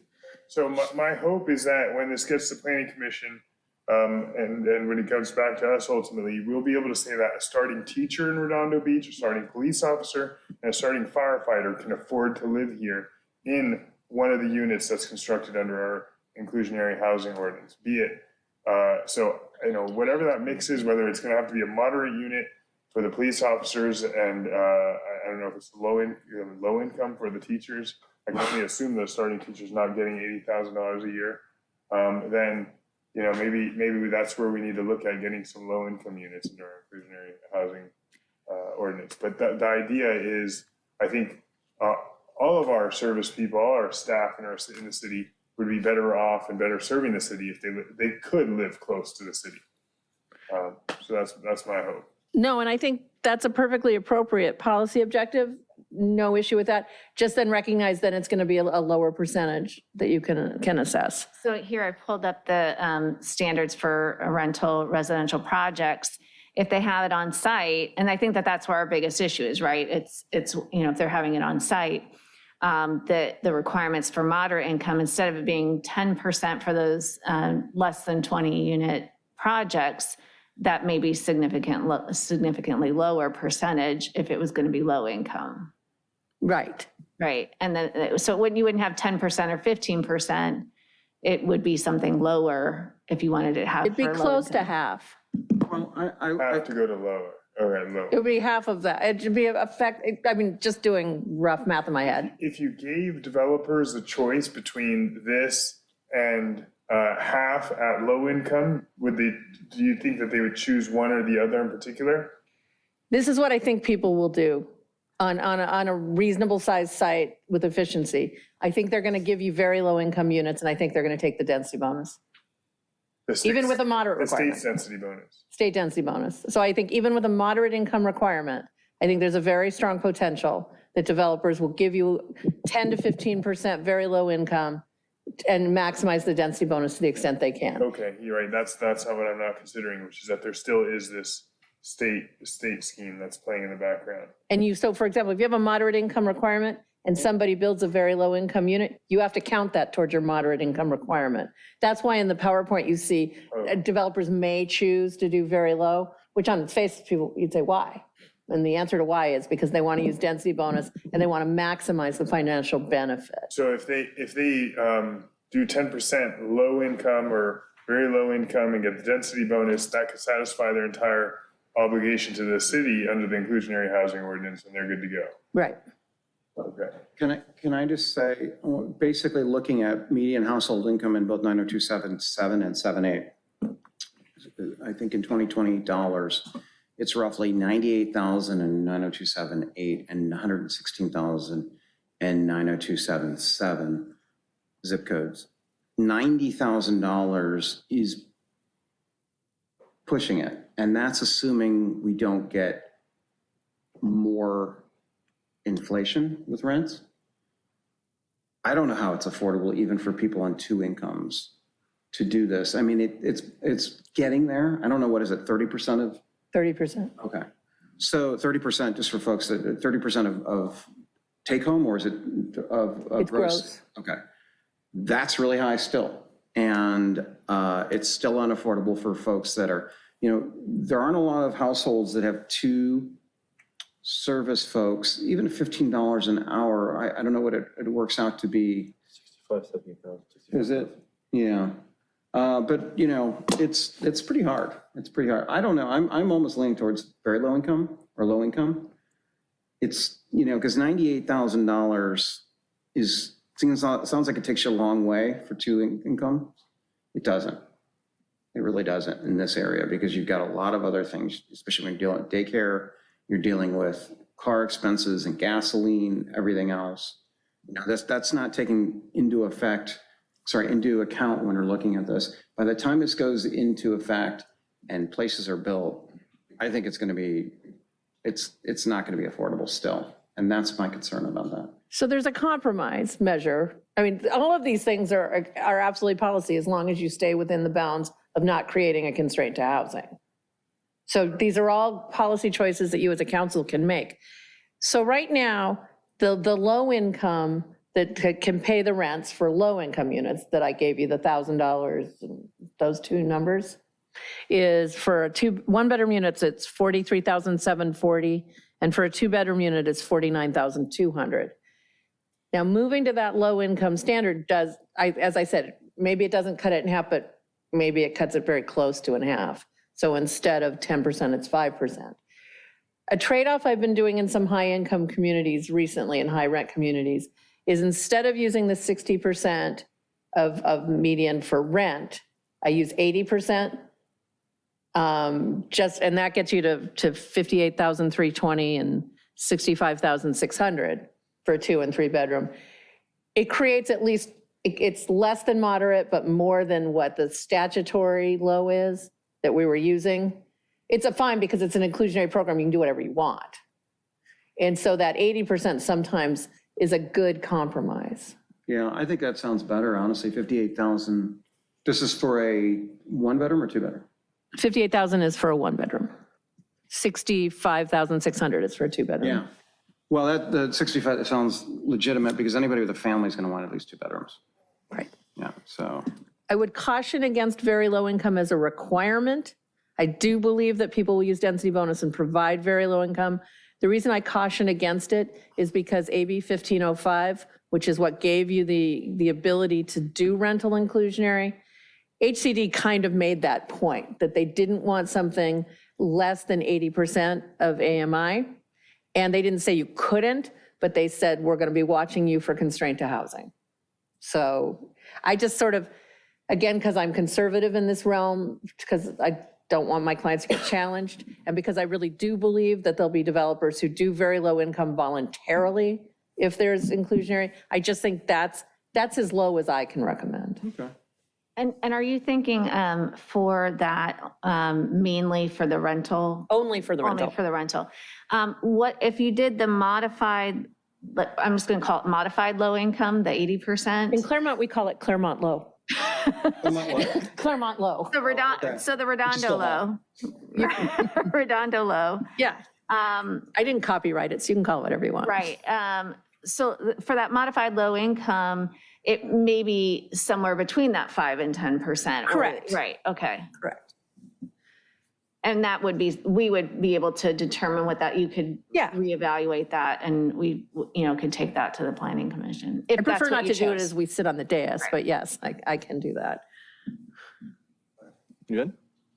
Yeah, I was just gonna say, clearly there's room for discussion here, and let's let the planning commission have at it and kind of make some calls on their own. We should summarize this and send it to the planning commission. We got public comment, but yeah. But that we, Councilmember Lowenstein prefers the lower end of the income spectrum, providing for them. I think that's already handled by the state, and I'd like to get more of our mid-level working class folks in, so. I have a quick question. In our 5th cycle RENA, which is, so everyone understands, 2013 to 2021 that we just finished up, we produced 489 total net new units, just 35% of our total, which is actually very surprising compared to other cities. There were 25 units that were building permits issued for low. How many of those 25 units were in the coastal zone versus anywhere else in the city, or were they all in the coastal zone? Lena's looking. Yeah. I know, you might not even be able to answer that because you weren't here. I can think of at least, of those 25, I can think of at least 8, 9, 10, 11, 12, 13 units in the coastal zone. I mean, at least 10, 11, 12 in District 1 alone. Wow. Because it's required by the Coastal Commission. Right. That's good. Well, it's not as good as it should be. Yes. Would it be safe to assume that the majority, if not all, is produced in the coastal zone? I mean, what we've seen, but the point being to, to the, what we could require, because we didn't That's have an different inclusion. Yeah, question. right, yeah.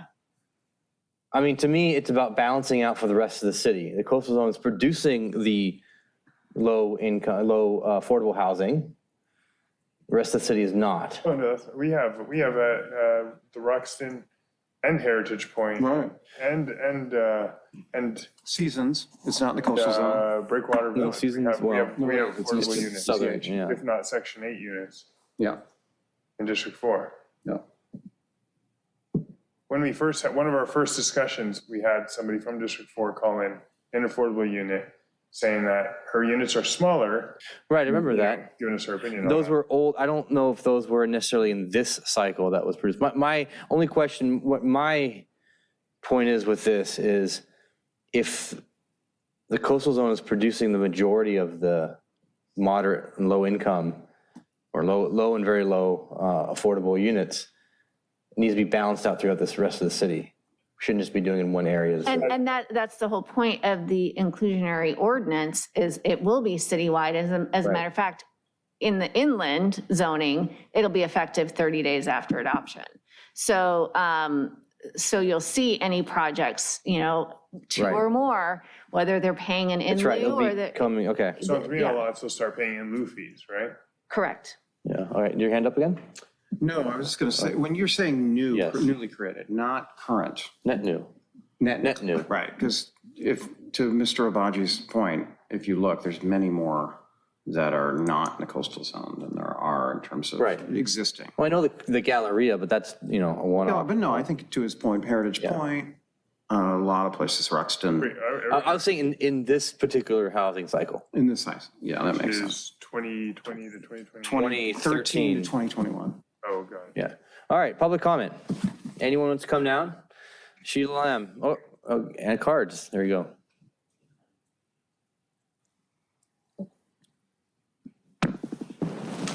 Thank you.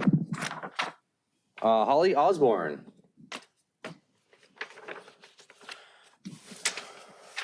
You guys are making my head spin. I know. All right, this is Holly Osborne, District 5. I went through all that business before about the affordable housing and how it just seems to me that any affordable housing developer is going to build the maximum he can. All we have to do is look up the street in Manhattan Beach at High Rose to see what they're doing.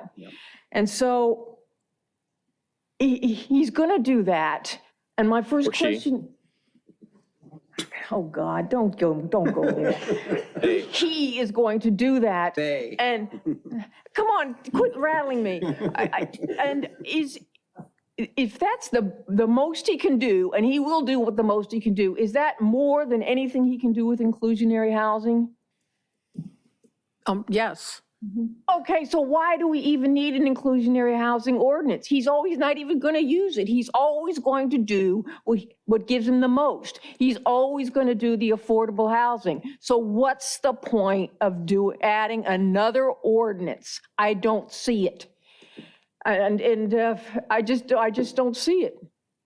We've already got something. I've got the floor right now. We've already doing the max, and we've got our housing element approved. If it ain't broke, don't fix it. Because what I'm afraid is you're going to throw in another thing, this inclusionary housing, which it makes my head spin to think about it. And you just said it was not the worst in terms of density. The affordable density bonus is. I don't want another thing that we have to worry about that could potentially upzone areas that we didn't mean to, and then we can't undo it.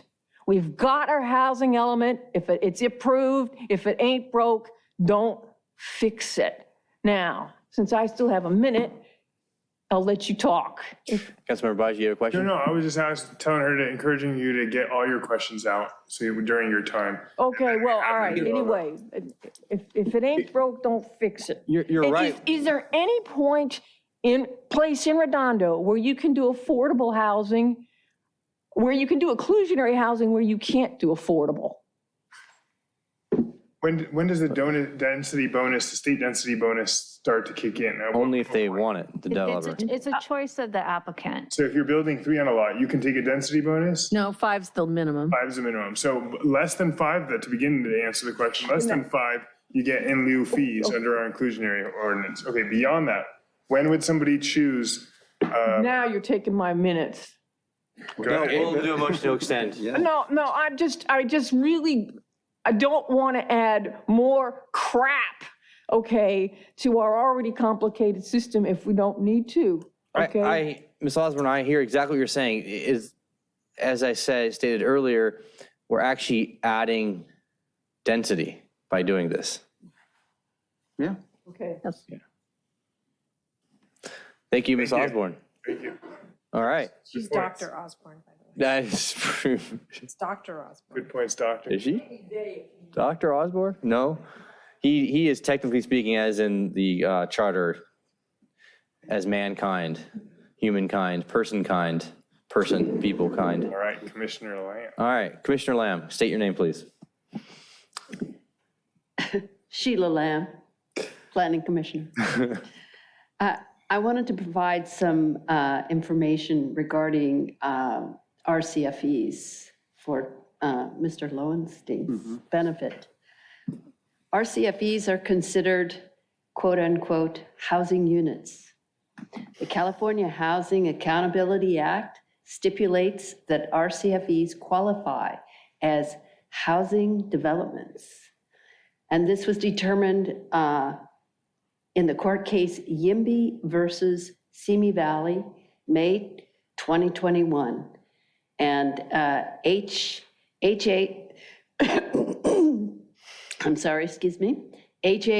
65589.5, SUBD H2. The U.S. Census Bureau considers quote-unquote housing units to be intended for occupancy as separate living quarters and qualify RCFEs as housing units. So therefore, RCFEs qualify as housing units as codified in definitions from California HAA and the U.S. Census Bureau. I believe the Redondo Beach Inclusionary Housing Ordinance should include RCFEs as qualifying housing units for the provision of low to moderate income housing. Thank you very much. Thank you, Commissioner Lamb. Anyone else from the public wants to come down and speak? Any Zoom comments?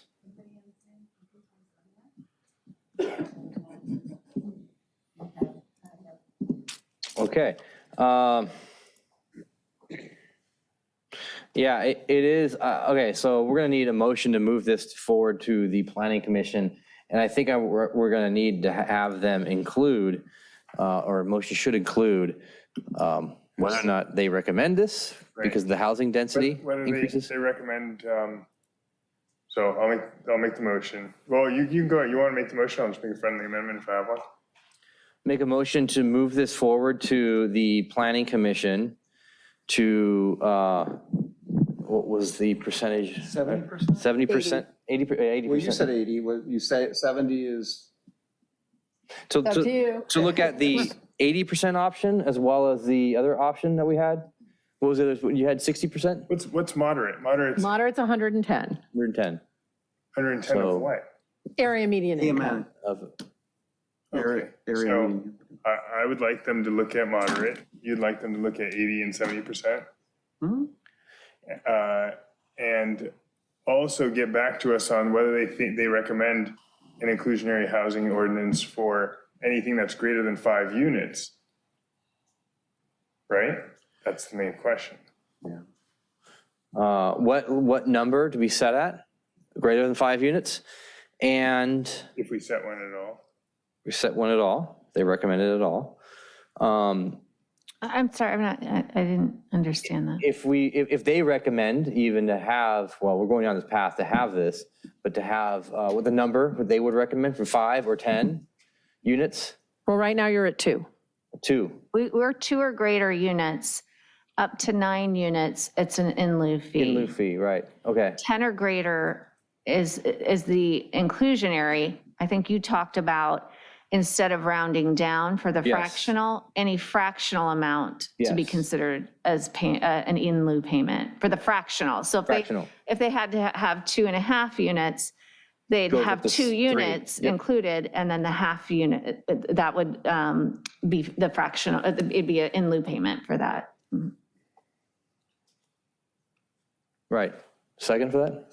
So to clarify, the motion is Planning Commission to consider inclusionary housing ordinance at this 70%, 80%, and 110% of AMI, whether we should adopt one for anything above 2?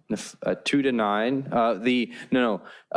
To talk about the in lieu fee from 2 to 9 and including the fractional aspect. Did you already decided that you would do the in lieu payment from 2 to 9? Sorry, I meant the in lieu payment. Talking about the application, let's try to get clear, concise thought out. Inclusionary housing ordinance at those various AMI, and whether we should adopt inclusionary housing ordinance at all applicable to any units, right? No, above 10. Fine, above 10. And whether it would produce an unintended consequence of extra densification of the city. Yeah. Yeah, all right. Sounds good. So I'll second that.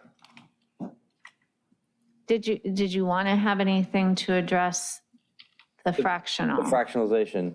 It's already part of, the fractionalization is already part of your. No, because his comments regarding the 2.5 or 2.6, it would be rounded down. So to include that as to the, If the obligation was 2.6 units, right now it rounds down to a 2-unit obligation. right. What the discussion is, would you take the 0.6 and have somebody pay an in lieu fee equal to the 0.6? Okay, so yeah, they can give us their recommendation on that too, please. Yep. In lieu fee or rounding. Correct. All right. Okay. Any more comments from the public? Who hasn't commented yet on this? Council clear on this item? Can I just ask one question? Yes, you may. You may. May I So ask? to Holly, to Dr. Osborne's point, why would somebody who's building 11 units choose to go with our inclusionary housing ordinance rules rather than just jump to the density bonus from the state? Now, so I think the point is valid, but I think the thing to think about is right now somebody can build with no affordability. So someone's going to think and say, is it more valuable to me to build a market rate project at base zoning, at current zoning, or is it more valuable to me to build a market rate project with a density bonus component, with a very low income component in return? Now, as you sit, how many density bonus applications have you gotten? I don't know the answer to that. I don't know. But, okay, I would start the Planning Commission staff report with that point, which is that was what we were trying to avoid, is pure market rate developments with no affordability in the city. Thank you. And so the state legislature, the reason they keep making, one of the reasons they keep making density bonus more and more onerous from a city standpoint is because it does mitigate the impacts of an inclusionary house, the negative impacts on a development. But it is, if you look at it, since they started making density bonus usable in about 2013, you really don't see a lot of density bonus projects outside of places with inclusionary because it is more valuable to do all market rate. All right, got it. And we've seen that a lot lately in projects that have come before the Planning Commission, where that we've had multiple that were all market rate. Okay, any more public comment? Any members from the staff council? No buttons up? All in favor? Aye. Any opposed? I'm going to oppose. I'm opposed. I mean, I agree with a lot that's been said, but a couple things put me over on some of the changes you made, and Dr. Osborne said doesn't want to do it, so she's District 5. Yeah, okay. Any abstentions? Passes 4-1-0. Abstentions. Okay. Abstentions. All right, onwards to the next item. You go on with your bad self, George W. Bush. Oh, boy. Thank Please you. don't ever say that again. See you. Thank you, Kathy. You are an absolute gem. Thank you for this. I'll be back. I'm sure. Thank you. No, you will. Thank you. We appreciate every minute. Thank you. All right, so this next item, item N2, is the Riviera Village parking study prepared by Walker Consultants. And are you from Mr. Walker Consultants? Yes. Thank you. Mayor Pro Tem and Honorable Council Members, I'm Jeff Wexstein. I'm with Walker You Consultants. can put the thing up on the left-hand side, there's a button to go up. All right, so this Walker study has been in the works for quite some time. Thank you for coming it back. Who is going to? I'm going to get it started and then we'll hand it off. So good evening, Mayor Pro Tem and Council. Joe Hoffman, the Police Chief. Tonight also with me from the Police Department is Senior Management Analyst Lena Correa. In 2019, City Council requested an assessment of the overall parking conditions within the Riviera Village and adjacent areas. To better understand the demand versus supply, the use and turnover of metered spaces, and a comparison of the various parking meter permit programs against those of other cities. Walker Consultants was selected in early 2020 to conduct the study. However, COVID delayed the start of that study into the fall of 2021, at which time Walker surveyed the area over a Thursday and a Saturday in October of 2021. Tonight, we have Representative Jeff Wexstein with Walker Consultants here to present the results, review recommended changes to improve parking turnover, and answer any questions from council. And staff is also going to be available to answer questions as well, as we ask for direction from council on any changes that you would like us to pursue. So at this point, I'd like to turn it over to Jeff Wexstein with Walker Consultants to conduct the presentation. Thank you. And I would also like to mention that I am a resident of Redondo Beach in District 1, so it's always a pleasure to do work in one's backyard. And I'm having technical difficulties pulling up the PowerPoint. So Computers all want to restart today. Seems Yeah. like every computer I've been on wants to restart. Brandy's presentation worked fine. Yeah, I'm getting the, let me see. Bear with me 1 second. Let me try to restart again.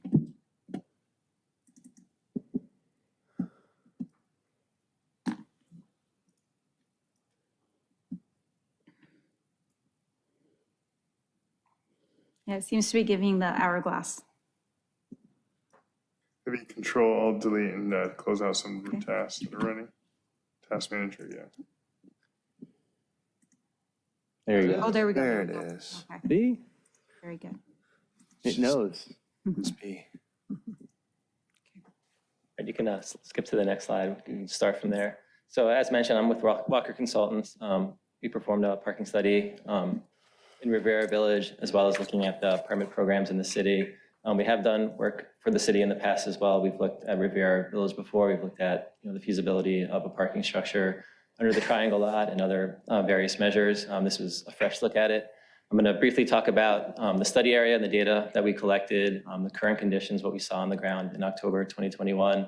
I'll go over the permit program comparisons and the comparable cities we looked at, and then I'll go over some of the recommendations for parking management related both to Riviera Village and then also to the permit programs.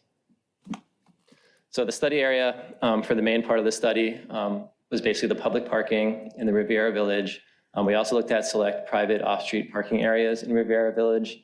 It wasn't specifically part of our scope to do so, but it is always a good idea to get an idea of what's happening in the private off-street spaces because it can tell you a different story than your public parking might be telling you.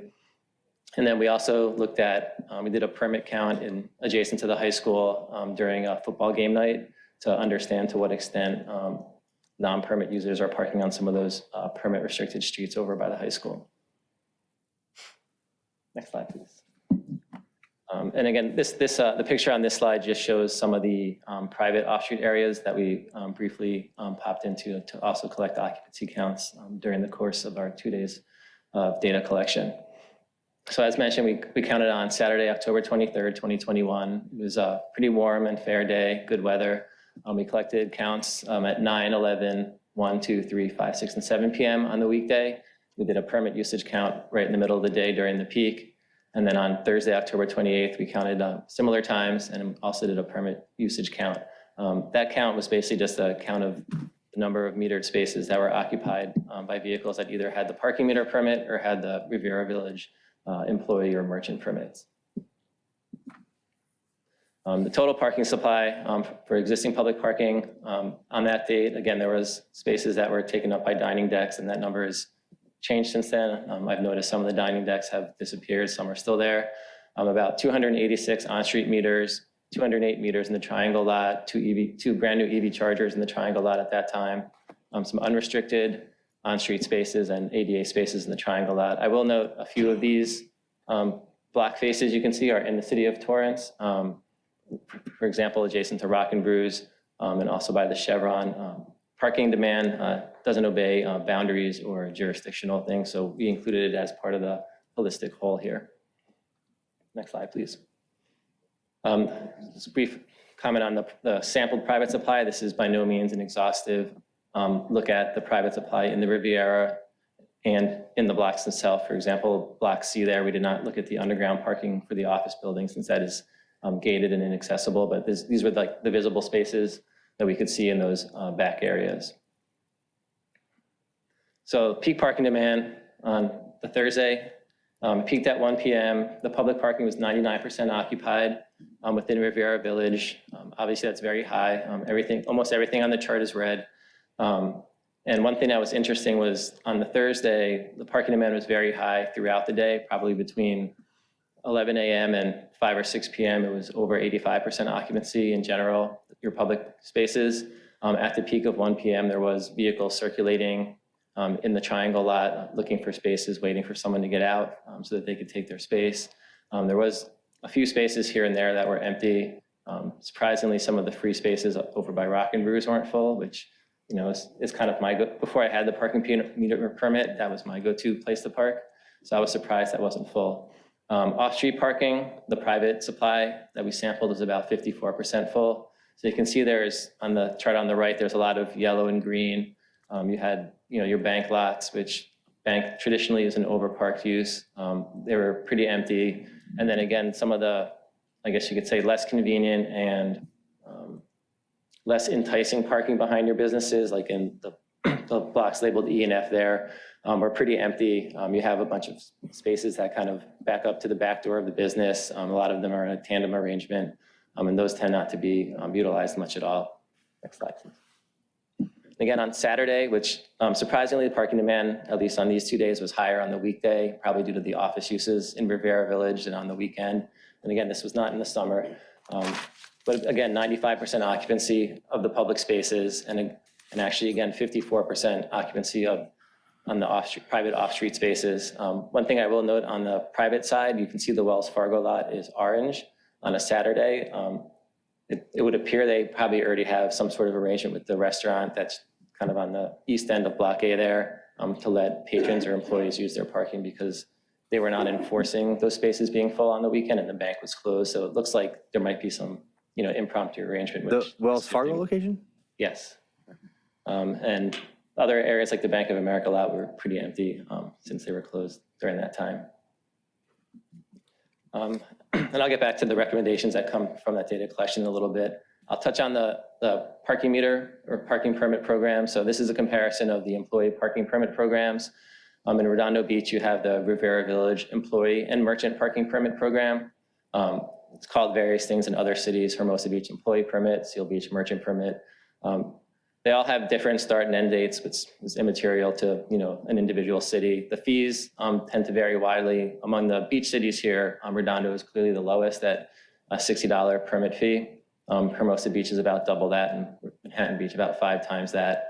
The rest of the slide just provides some basic information that we were able to dig up through our research of the programs. Just a point of clarification, Manhattan Beach, how to obtain a permit, not available. That just meant when we looked online at their website, they didn't have a clear link to how to do it. It's not that you can't obtain a permit, because you clearly can. Next slide, please. Preferential parking permit programs. There's a lot in Redondo Beach. They all have the same general price. Permit fees, again, vary among the cities. Redondo Beach is $15 per permit. Hermosa is $40. Manhattan Beach is $15 as well, and it's $5 for additional permits. So they're actually the lowest. Long Beach is $33. So it does vary. All the cities in this sample also allow for guest permits. Some cities it's the same rate. In Seal Beach, it's more to get a guest permit. The amount of permits you can get per household varies among the cities. Typically, they're not transferable. But again, if you have something like a hang tag, even if it's not transferable, it is transferable, and I'll get into that with the recommendations. And again, how to obtain the permits. Some of the cities have moved to online permitting where Redondo is still either mail or in person. Okay, so now I'll get into the heart of the recommendations. So the Riviera Village parking management recommendations. So parking is pretty full. Again, it was full at lunchtime on the weekday and weekend. It's our estimation that in the summer it is probably fuller since you also have beach demand bleeding into potentially into the Riviera Village as well. The Redondo Beach Parking Meter permit is a great beach parking pass for those who obtain it. And you can park in Riviera Village and walk to the beach if you so desire. And they are a pretty good deal. Both the employee permit and the annual parking meter permits, they haven't been raised in a few years. So one of the recommendations, which I'll talk about more, is to at least index the cost of the permits to something like inflation or the CPI, so that as the city's costs increase, you're at least not falling further behind every year. We'd recommend consolidating the location of where the employee and merchant permits are. There's already a big consolidation within the triangle lot, but there are single meters here and there that have the yellow jacket, and the employees obviously all know where they are, but some of those meters are in pretty prime locations for customer parking, and it's more efficient to have it all in a single location, and ideally the less desirable parking locations for those permits. The other idea was tiered pricing for employee and merchant permits. So this right now, I think according to the permit program, you can get one permit per employee listed on your business license. The city could consider having a certain percentage of those permits be the $60 price, and then if the business goes up to getting one per employee, start raising the price for further permits up to the total allowed. You could just change the cap on the number of permits, for example, only allowing 75% of the permits compared to the number of employees on your business license. Other ways, number 4 is a big one. It's explore ways to increase the utilization of the private supply. So I know in the past the city has talked about, can we build structured parking under the triangle lot, subterranean, or can we build a parking structure somewhere? It's very expensive. Your private supply is already built. There's no further construction costs with it, and it's sitting there mostly empty most of the time, which is not uncommon. We find that almost everywhere we do work, in every city, in every downtown study, there's just those spaces that are sitting there, but they're restricted because they're privately owned, and people don't necessarily want to deal with the hassle of letting other people park in their parking. So there are ways to increase utilization. The city of San Clemente had a program where the city paid for the insurance costs of the parking facility for private lots that would open up their lots, for example, at night in a big restaurant-centric area. And that was a successful program there. Again, that's a cost to the city, but it's really the city shouldering the risk that the private side is not willing to take. And the last recommendation was potentially tiered pricing at meters. That would just mean having the meters in the core, particularly on Catalina, which were probably the most utilized meters throughout the day and evening. You could have a higher hourly rate there and a lower hourly rate in the triangle lot, for example. We also looked at some opportunities for adding additional parking that did not include a parking structure. There's really no land available to build parking within the Riviera. A couple ideas we came up with was stacked parking in the triangle lot, and that would be using a valet attendant who would park cars in the aisle in front of other cars. And that gives you 15 to 20% capacity increase in the lot, but it costs manpower and labor and things of that nature. Another option would be to close some of the drive aisles in the triangle lot. For example, the entrance that kind of tees in from Torrance, I'll say, if you close that and change the circulation of the lot so you had to come in and out, you could gain some spaces at the cost of some circulation and convenience in the lot. So they have trade-offs, and it's not necessarily for me to say if one's better than the other, but those are some ideas we had. Next slide. For the permit programs, we recommend moving to an online permit purchase option just for convenience and customer service. We would recommend virtual permits using the license plate as credential for permitting and enforcement. That eliminates the physical permits, and it eliminates enforcement having to look for a permit, I live near Avenue F and Avenue G, and, you know, technically when they're enforcing, you know, if they see a hang tag, they, you know, have to look whether it's an Avenue F or an Avenue G hang tag on the streets if they're, you know, truly want to get 100% enforcement. I mean, that's pretty nitpicky. But if you have a license plate as a credential, you know, you can drive by and, you know, do the enforcement quicker. And then it also eliminates things like transferring of permits and things of that nature. We would also recommend increasing the price of permits. Very touchy subject. We deal with a lot of residential permit programs and nobody likes to pay for them, but in terms of other broader goals the city may have in terms of mobility and transportation options and mode choice, you know, increasing the cost of parking could, you know, encourage people not to have, you know, that extra car or that car that they, you know, move on street sweeping days only, things of that nature that you do see in places that have free or, you know, close to free parking with the residential permits. And hand in hand with that, you could consider reducing the number of permits per household address. Right now, you can get 2 + 2 gas permits, so you could get 4. So that's something that you could consider taking down, depending, you know, maybe potentially based on the number of bedrooms in a unit, something of that nature. So with that, I know I kind of talk fast, and hopefully you could understand me, but I'm here for questions or anything you'd like to discuss. Thank you. Yeah, thank you. So this hits my district. I know it well. I put this out on Facebook and posted in a bunch of other pages. And surprisingly, I didn't get the response I thought I would get. Of course, there's no real action happening. So until something happens, then you'll get a real response. But I'll tell you a couple things. Going from 4 hours down to 3 hours, bad move. All we really need to do is enforce that. And the police chief, former police chief, I haven't really talked to you much about it yet. It's about enforcement for the 4-hour item. That's all it is for enforcement. It's about parking is about parking management. That's what I've learned up here. I came up here, you know, hating permits and coins and this and that. And I've come to realize that the other side of the coin is the businesses need to have turnover. Restaurants, retail, other businesses like having vehicles sitting there all day long and abusing 4-hour permit parking or 8 hours or 10 hours or parking there for free is not good for the businesses and the rest of the people that come down, especially in the coastal zone. I agree with some of the minor adjustments to the pricing. Minor adjustments, not major. I fought that off for a long time.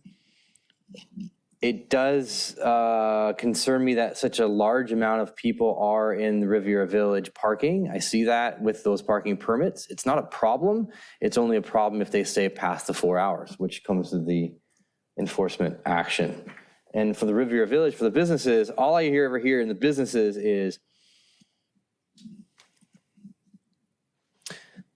turnover and parking outside of my shop. My customers can't park outside of my shop. I see the same car parked there for X amount of time. So to that Catalina option, increasing the parking rates on the Catalina option and then reducing them in the triangle, I think is a wonderful idea to get incentivized people to park in the triangle.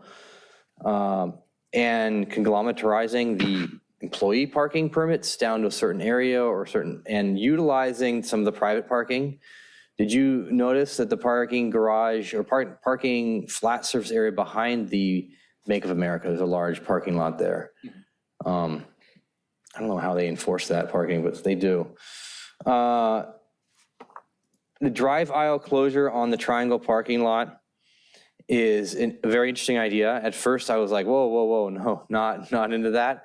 And I would only be amenable to that if we do it as a multi-step process, starting from the inside one and kind of moving out, and it's not removing any trees. There's some nice trees that are in there, old paper bark trees, and if they do end up passing away, then we need to replace them because they do provide a wonderful shade area, especially during the farmer's market time. It's nice to be there. What's the idea? So the triangle parking lot, so if they don't have the. It's on our screen. Yeah, right there. So Via Valencia, which goes diagonally into the triangle there, and you see the 1, 2, 3 parkings that are cut open right now, eventually cutting the inside one, actually go to the cursor on the inside. One more inside. Yeah, that one, cutting that off so that you. More parking spots. So you increase more parking spots and you don't allow cars to move from location A to location B. That makes sense. Yeah. And to the multi-step I never even process. knew you could drive that way. Yeah, you could also consider doing it on a pilot basis too. We could temporarily explore this and see the impacts before making any permanent, physical changes there. Right. Low cost, high yield solutions. Well, certainly would give us an opportunity to increase the number of spaces in the lot. To the point made is whether or not the trade-off on vehicle circulation is worth the additional spaces. So that's ultimately what a pilot program could tell you. And let's see, reduced number of permits per household and increasing the cost per household. It's very dangerous. In no way I would ever increase the parking charges for residents to park in their own neighborhoods. And it's just a very, very, I know Hermosa does it, but they really have a very low price there. You're charging residents to park in their own neighborhood. And I would be interested, this study did not think about, or study, I don't guess we didn't commission it, to Via de Camino del Real, I think it is, right behind the village there, the residential area. I mean, that is just jam-packed full of cars. And they are impacted with the garden parkettes being there. And it's always very tough for people to get parking in that area. So I'm very sensitive to that. I want to fix that for them. I like the idea of the city helping out with the garage cleanouts. I don't know how effective that is. How effective is that? Have you worked with that before? We recommended that in Belmont Shore, and they did a garage cleanout day there. And in terms of getting some garages cleaned out, it was a success, and it sounds like people had a good time in terms of, did people end up parking in their garages after? I don't know. Yeah. Put in more golf You got their simulators. garages cleaned. Maybe the local donation agency's got an influx of donated items. New batting cages and a new TV room. Yeah. Yeah, exactly. The ALPR issue,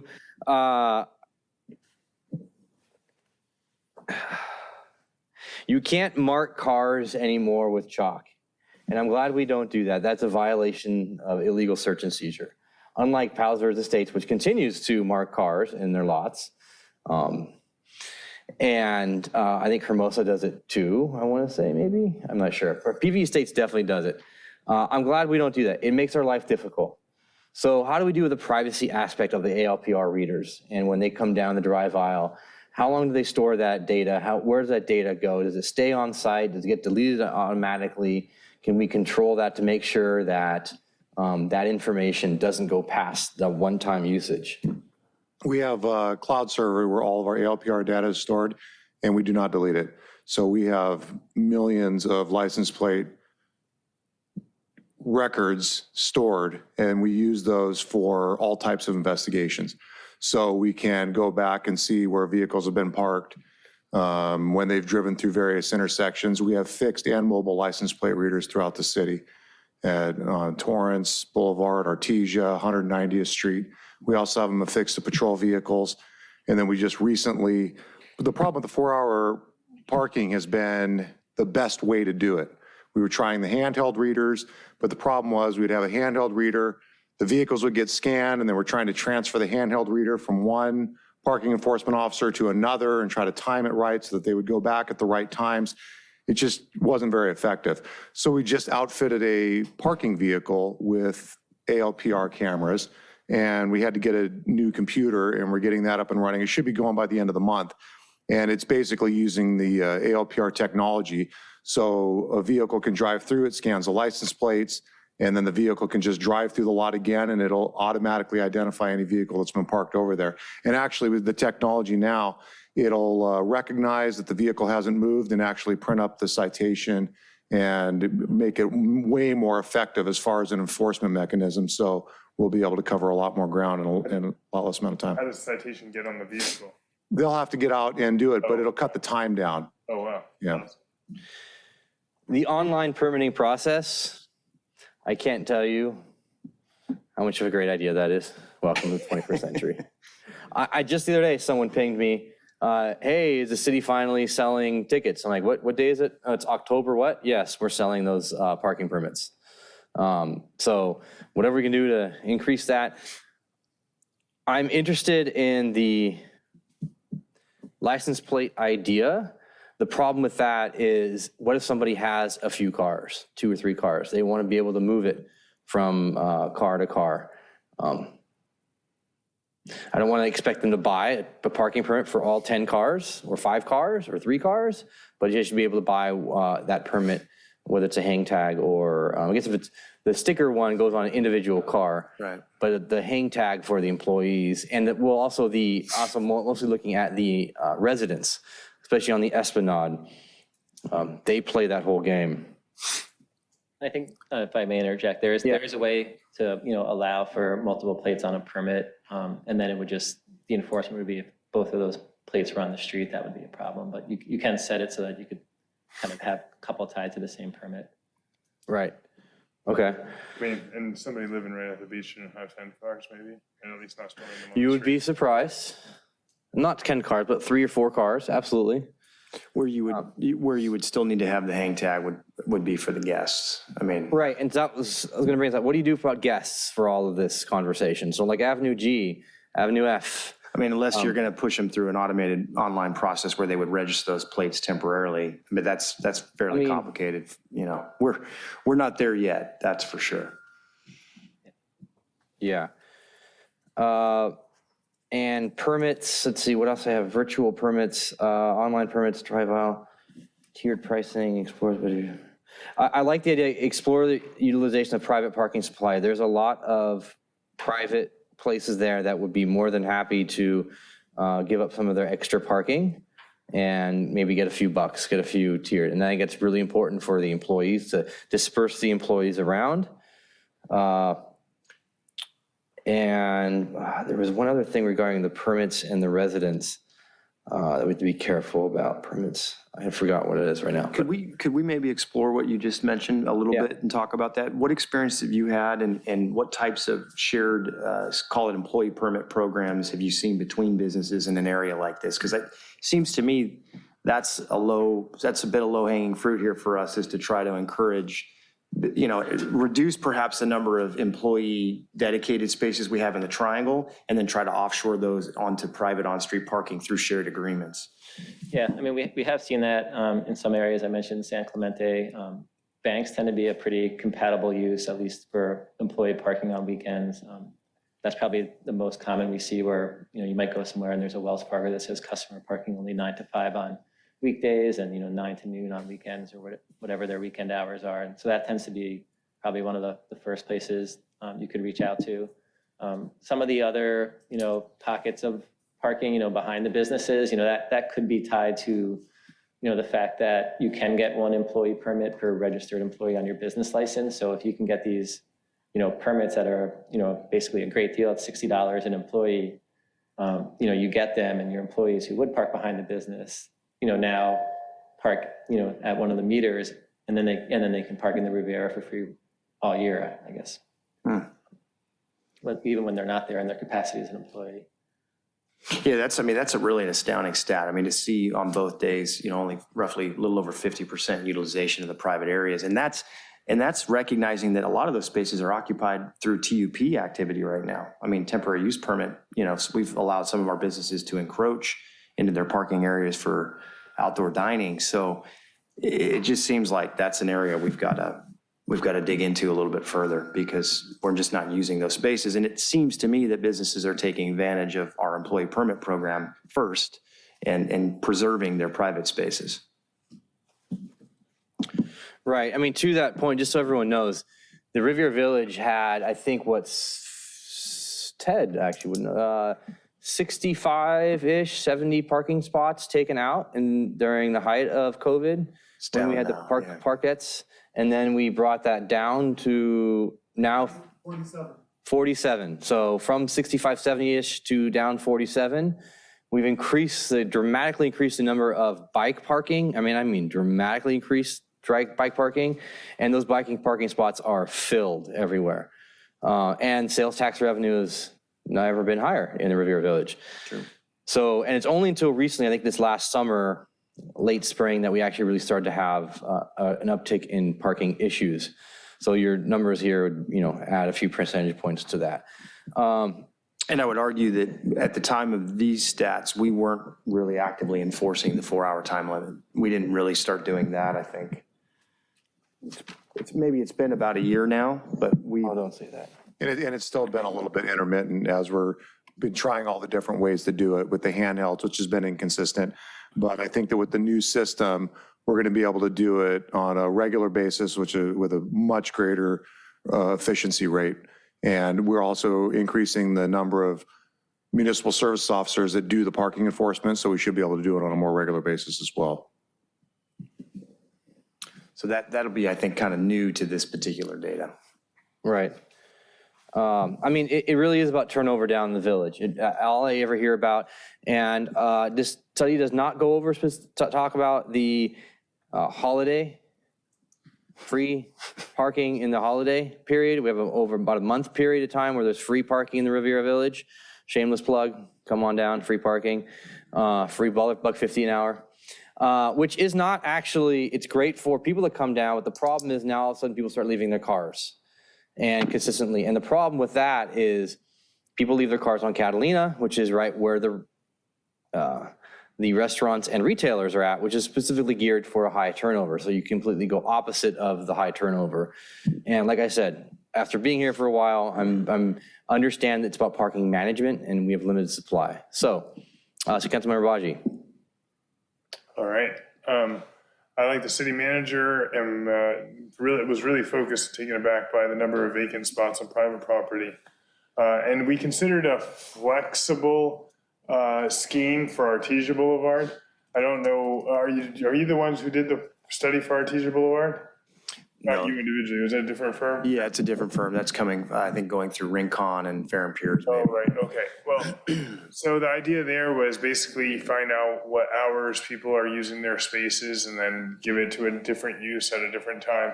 Along the lines of the insurance, where the city offers to insure the property if they could be used for public spaces, it would seem appropriate, to as part of that exchange, if we do direct the city to move down that way, to have the private property owner post a sign that says that, where they say no parking allowed except for Bank of America customers, that it say, 8 a.m. to 6 p.m. And that way it's, by implication, it's clear that in all other hours you can park there. I would be very interested in that because, the other options we're thinking about for increasing parking is underground structure, and it doesn't necessarily seem that that's warranted right now, at least dedicating the $20 million for that versus some of the other projects that we have via bond financing when there's so much empty parking spaces. I know that one of those buildings next to the Mexican Riviera Grill, there's a building that doesn't really enforce its own parking. That doesn't mean it should be used by the public, but maybe they should recognize that that's what's happening and get some benefit from it, and that should be a known public parking space for after hours. On the note of the parking permits, is it currently that if you have a residential parking pass in the city of Redondo Beach, then you can park at a parking meter and not pay? Mm-hmm. Correct. Yeah, that's what you're buying effectively. You can't park, you can't. These are like where parking is restricted on a street because it's over dense and they just want residents to park there. If one of those passes, the hang tags. Those are different. That's a preferred residential neighborhood parking program. So that's limited the block you're on or whatever zone you're in, depending on the district. The citywide residential program allows you to park in any city meter without paying, except those meters that are tagged for employee permits that you see in the village. And those are how much a year? The parking meter permits, they're $110 per year. Okay, yeah, so Hermosas are 220, I think, or 200, right? Yeah, Do you remember what those are? They're pretty high. Increasing those, Mayor Pro Tem, were you saying that we should not increase those? A minor increase, the report said 150, and I actually have my notes here I didn't get to. We could do a higher rate for non-residents, but I want to be careful on that. That's a very sensitive subject down there. Yeah, we actually can't. We have to limit, we have to keep that price the same for residents and non because of the coastal zone issues. Coastal zone, okay. But I think you were referring to zone. not increasing for preferential neighborhood parking is what you were referring to, not the residential program, I right? agree with that. I don't want to increase the cost for residents to park at their own homes. That's for darn sure. But yeah, so I'd be interested in whatever arrangements we can work out with all those businesses to take advantage of those spaces and make sure. And also, I wonder with equal protection whether we could essentially tell them you can't park your employees on our lots, but certainly we could look at who's applying for the employee permits to see if they're from one of those businesses, right? The permits are hang tags. Yeah, they're hang tags and they're transferable. We can bring you more data on what that program looks like. There have been times where we've capped the number of permits we've sold. There have been times where we've allowed businesses to buy more. It's in large part been dependent on kind of what's occurring in the village at the time. I think we have better data now. That's one area I'd love to hear from the council on is how do you feel about the current volume of employee permits that we provide, the number of spaces we dedicate to that program, and then how do you feel about the recommendation to increase the cost of that permit, which is recommended from currently $60 to $120? It's $120 for a month of parking. Is that what it is? A month? Annual. Yeah. Oh my goodness. Yes. No. Increase that. You Hey, pay 220 in downtown LA for 1 month. Not to say that this is downtown LA, but it is the beach, and they're going to be parking there all day. It's expensive as heck for the city, right? And we got to do enforcement. So. Yeah, for sure. Let's bring those rates up, is my opinion. And I do favor temporarily exploring increasing the parking there by bridging those spaces without cutting trees to see what it does to traffic and the like. And getting more parking spaces out of there. Yeah, and if that is something that the full council is supportive of, what we may want to do is contemplate those temporary changes in context with you might remember part of the traffic calming report we received that Ted and Andy prepared a little while back, made some recommendations on some one-way circulation in the area that we could explore maybe in concert with that traffic flow change to see if the two could work kind of harmoniously, but all to be piloted, not to be necessarily made permanent to start.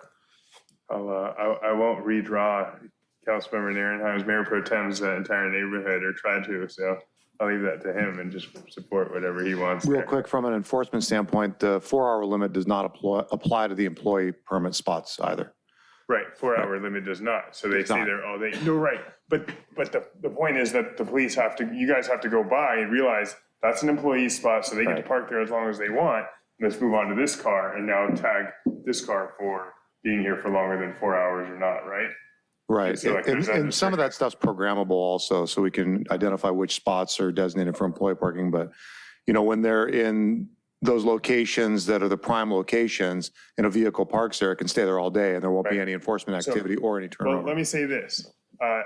It's clear to me as a council member in District 4 that we need money from parking and for parking enforcement because we have commercial parking on Inglewood Avenue on the west side that's been banned for 3 months now. And I repeatedly have to call the police almost every weekend night to report a commercial truck being parked there. So if you're buying new technology, you're going to need money for that.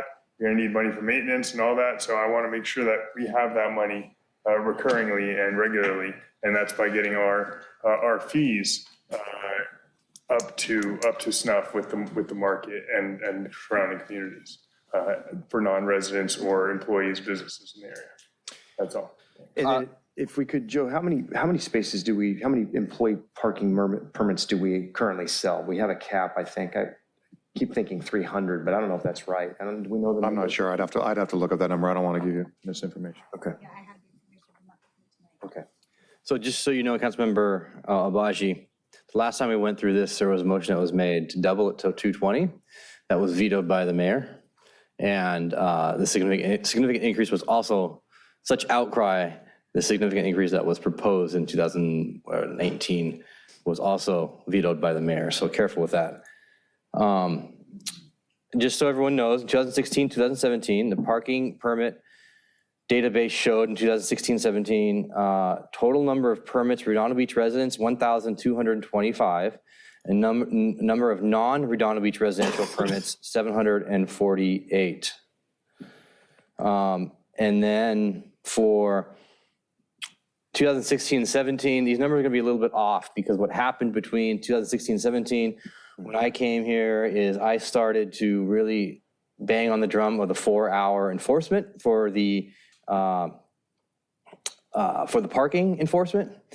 And staff was probably not too happy with me, but what ended up happening was there was a significant number of increases in the employee permits that were bought. And just so everyone knows, in 16 and 17, which has dramatically increased since then, Trader Joe's bought 76 permits, Michael Hopkins DDS bought 17 permits, Sophie's Place bought, which is now Riviera House, 10, and then a couple of 9s, a couple of 8s, 6s.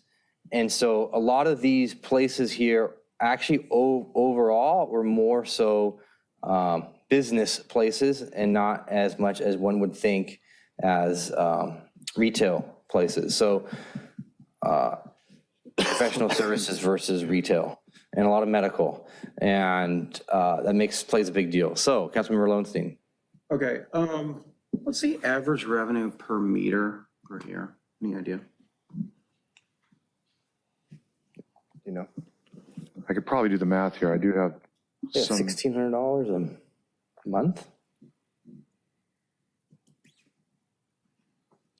Well, it's kind of broken down by area, so, I mean, you just want the average for all the meters in the city? Can you do it by, the area around Riviera Village? Can you give me just 1 second and do a little math? Yeah. No, you have to do it right now. Sure, absolutely. Just take your time. So my idea is this. We really want to incentivize those open spaces in the private parking lots. If there's a way that for every meter that is not taken up by an employee is extra revenue for the city, we should figure out a way to incentivize those private businesses to give up spaces for employees so we can free up those meters. It makes it easier for the public. It's more revenue for the city. I'm not necessarily suggesting we should raise the cost because as Councilmember Mayor Pro Tem Marinheim mentioned, there's a lot of outcry against that, and I supported not raising those rates. But if there's a way we can have a win-win where the businesses make more money, we have more spaces available for the meters, and there's more parking available for businesses in general, that's a win by everybody, and maybe there's some type of a revenue split. I don't know if we've thought about that or not, but it's a real problem, obviously. There's open spaces, there's a need for parking, yet people are parking at the meters that are employees. So how do we do that? Yeah, I mean, one aggressive way, although I'm not sure how well received it would be, is just to reduce the number of spaces that we dedicate to the permit program, which would potentially force that conversation. I think ideally we would do it in sort of combination, with some partnership arrangements that could be made. The challenge is going to be, how do we incentivize, to your point, how do we incentivize those businesses to participate? Because right now it's working great, right? They can protect their own parking. I'm guessing it's the owners or the general managers that probably come and go and use that almost as a private space. And, they're sending their employees off into our triangle. But it's an advantage. It's also a disadvantage. It's space that's not being utilized. Right. And they can make money off those spaces. Yeah. For everybody, really. Right. Yeah. And potentially their patrons as well. Which, right. Do we have reason to think that the people with empty private parking spots are the ones who are consuming the city's public parking spots? Well, we can run that data to confirm. I mean, if Trader Joe's is still buying 70 permits, I can tell you why they're doing that, because they're keeping their employees out of their own lot. Right. And I can see why that makes a lot of sense for them to do that. So yeah, I think exploring these potential relationships is a definite, to do. Well, pairing to that point, thank you for that example, pairing Trader Joe's up with a Bank of America and making sure that the Trader Joe's employees can park there, that would be a huge win for the city. right? So. I think Chief Hoffman has. On the weekend, I get that Bank of America is open during the week. Sorry, I meant to add in on the weekend. Right. So real quick to answer the city manager's question, in fiscal year 21-22, there was 416 employee permits. And to answer the per meter question, it works out to about $8,200 per year per meter, which is $683 per month, which actually only works out to about $22.77 per meter per day. That's the average based on $1.50 an hour from 6 a.m. to 9 p.m. because there's so many permits. Right. So they're the delta between 620. How much was it per month? $683, roughly. I mean, it's 683 versus 110. That's a huge delta. And if there's a way we can incentivize people, I mean, we want to provide our employees spaces, but we also want to make money off the meters so we can fund, city programs. So I don't know if you have any suggestions there or not. Have you seen this been done in other cities? We've seen it done and tried in a few places. It does tend to be, difficult and requires a lot of negotiation, especially an area like Riviera Village where you probably have a lot of different owners and businesses. I know a certain owner that would love to be a part of this program, and going to the business improvement district will help facilitate that very quickly. Yeah, and that was gonna be my recommendation as well, go through the. Yeah, I think to your point, Todd, the challenge, right, is, and look, I have one, I use it all the time, it's wonderful, it's a great program, but our residential parking permit program, which is $110, if you are an avid user of any of these businesses, it's a steal. I mean, it's just a steal, and that's the challenge we face, is a lot of this is occupied, a lot of our spaces are occupied by those permits, right? Which, whether they be resident or non-resident, and we can't differentiate. I'm not really thinking resident, I'm really thinking about employee more than resident. Right. Because employees are there day in and day out. Why is it called a residential parking permit? That's just the term we've always had, even though it's not really, it's not limited to residents. Let me just say that if we change the price, we should remove that residential nomenclature. Citywide. Just call it the parking citywide permit. parking permit. Okay, that's my only suggestion, that we look at that, because I think there's a real opportunity there, and I think it's good for the businesses, honestly, at the end of the day, so. Prorating, by the way, is a major issue. A lot of people don't buy the parking permits halfway through the year because it's not worth it for them. Councilmember Horvath. Yeah, hey, thanks. I thought your report was really good and thorough.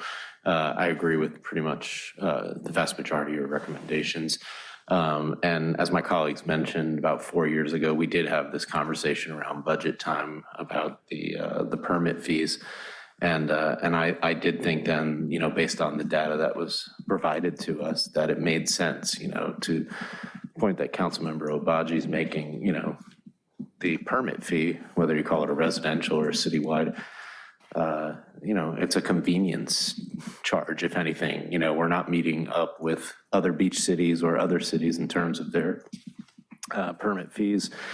And I don't, I realize that some people will get upset, but I also think you're paying for the convenience of having that ability to just go and park anywhere, anytime, and not really have to worry about whether you have to pay a meter. It was interesting to see how much underutilized parking is happening in that area. And so I would be open to figuring out, especially maybe if the negotiation aspect with businesses is challenging, but it would be interesting to see, especially as it related to consolidating permit parking, and stuff like that, if there were ways to optimize and figure out how to utilize that. And I'd be curious to find out if some of the parking we've taken away in the coastal zone to create, this more kind of pedestrian friendly and outdoor dining situation, if there was a way, to optimize some of that underutilized parking, to make up for that. I don't know if that's possible or not, but it seems if you have it there and it's just asphalt and it's not being used in an appropriate fashion, that we should, try to work with them and those business owners to get some type of credit for it, saying that there is parking, because the Coastal Commission is specific on public parking, right? Not private parking. And so those numbers are just very telling, right? The parking's there, it's just underutilized. Right. And one of the programs that the commission doesn't historically like is the employee permit program, right? Because you're denying public access, you're limiting it and restricting it to a specific use. So, that's where potentially that's a chip in that bargain with the Coastal Commission if we were to try to permanentize our parklets and our outdoor dining program. So that's the one thing that we do down there with quite a bit of an abundance that is generally frowned upon by the commission. But, I'll just say from my perspective, I'm not going to fight over how much, if we were to raise fees. But I do think we're not keeping up with the times. It's 4 years later since that last conversation, and I think it should be explored. This time, I think the data bears out. Thanks. All right, Councilmember MD. One of your recommendations was to have a garage clean out citywide. And have you seen that be successful anywhere else? Because I know Hermosa has tried it, but I keep trying to find out data to see how well it went, and I'm not getting any. Yeah, we had the one we recommended at Belmont Shore and Long Beach, and they did do that. We don't have data on, whether it impacted parking on the street with people moving their vehicles in. From what I heard from the councilwoman in Long Beach, like, as an event, it was a success, and, people did clean up and people enjoyed, that the city provided coffee and donuts, but I don't know if it necessarily how much of an impact it had on people moving their cars off the street into their garages. And some of that with the garage cleanup, there's, if it's rental stock, more effective than a, garage cleanup is, enforcing, the garages for parking, which a landlord would have an ability to do if they were, I guess, incentivized to do so. Incentivized to do so, how so? Like maybe lower permit fees or something like that? So if they do have to buy a permit, but how would you enforce that, right? Well, I mean, the only incentive that we could add is to work out an arrangement with Athens to, free roll-offs, or, you're basically encouraging people to throw stuff away in a very convenient way that otherwise would require some pre-planning and thought. Yeah, until I saw data of how it worked in Hermosa or anything, that's a big ask. But, I mean, if you were to tell, go block by block and say, hey, there's going to be a community roll-off here for you to throw, whatever junk you have in your garage away, and you're just walking it to that roll-off in the street. Treasures. Or, treasures, personal treasures that you're willing to part with at this time. You could, that would probably encourage people to activate, but that's not cheap, and that's not something Athens is going to do, free. So it'd be us probably footing the bill for, significant roll-off expenses for a period of time to encourage people to participate. okay, thanks. Councilmember Baji. I guess my question is to you, Mayor Pro Tem, is what are you hoping to occur now? Is it you want to send this to Public Works Commission? You want to move forward with some of the recommendations and not others? Or, I feel like we waited for this for a long time, right? Yeah, so. Yeah. So my motion, after we get some public comment, is going to be directed towards going to starting the online permit prices option, pro rata the permit process, tiered pricing at the meters, go to the Public Works Commission to talk about the drive aisle closure and triangle lot, send to Public Works with the inside closure first with a temporary solution, see how that works. Explore ways to increase the utilization of private parking supply for the employees. And consolidate the Riviera Village employee merchant permit parking locations. So I guess that's a private one as well. So that's where those are the easy ones to check off and start going through the process of. Friendly amendment to temporarily explore the one-way circulation and the traffic calming. So when you say one way, do you mean down the street by Trader Joe's there, or do you mean whatever Public Works had kind of thought about or proposed? So we're already doing you are doing approve the one way on via what? Yeah, you've given us direction, I think, to trial that. My suggestion would be we sort of do these things in concert with one another. Yeah. So we can, because it's really the same kind of exercise, temping this stuff in. Yeah, okay. All right, I'll second that. Thank you, sir. And just to be clear, when you mentioned tiered, you're speaking specifically to the employee parking permit program, right, for tiered pricing? And I was actually speaking of the per hour charge on Catalina, higher rates versus. Yeah, so tiered for meters on Catalina. Yes. Yeah, okay. And I thought I heard both of those, though. Are you interested in tiering the employee parking permit program? Sorry, Meaning, what was the tiered for the well, employee you charge more, like the cost of the permit increases by volume.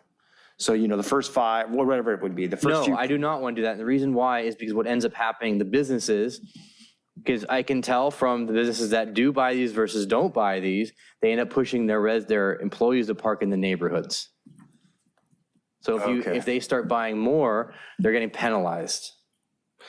And they look at that very closely and push off their parking to the public or to the residential areas. So they're sending them out of the area. Because I think about Trader Joe's and I think about 70 permits. Anything would go the opposite way because you want to incentivize,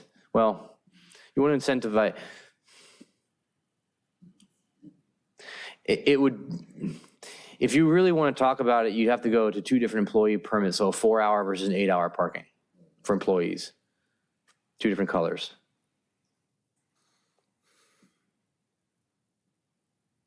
Because there are employees that work, it would actually be 5 hours versus 9 hours because as employees, as correctly identified businesses, an 8-hour shift, you got to get there 15, 20 minutes early, you're getting out there 15, 20 minutes late, so there's 40 minutes of time where you potentially get a ticket. And people are worried about that, and deservingly so.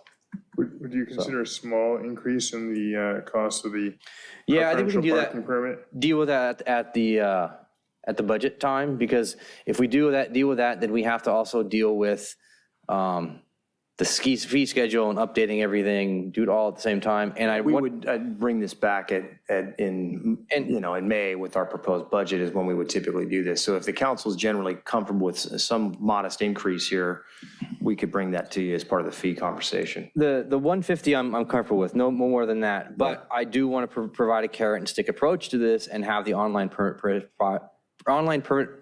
option available, ready to go, because.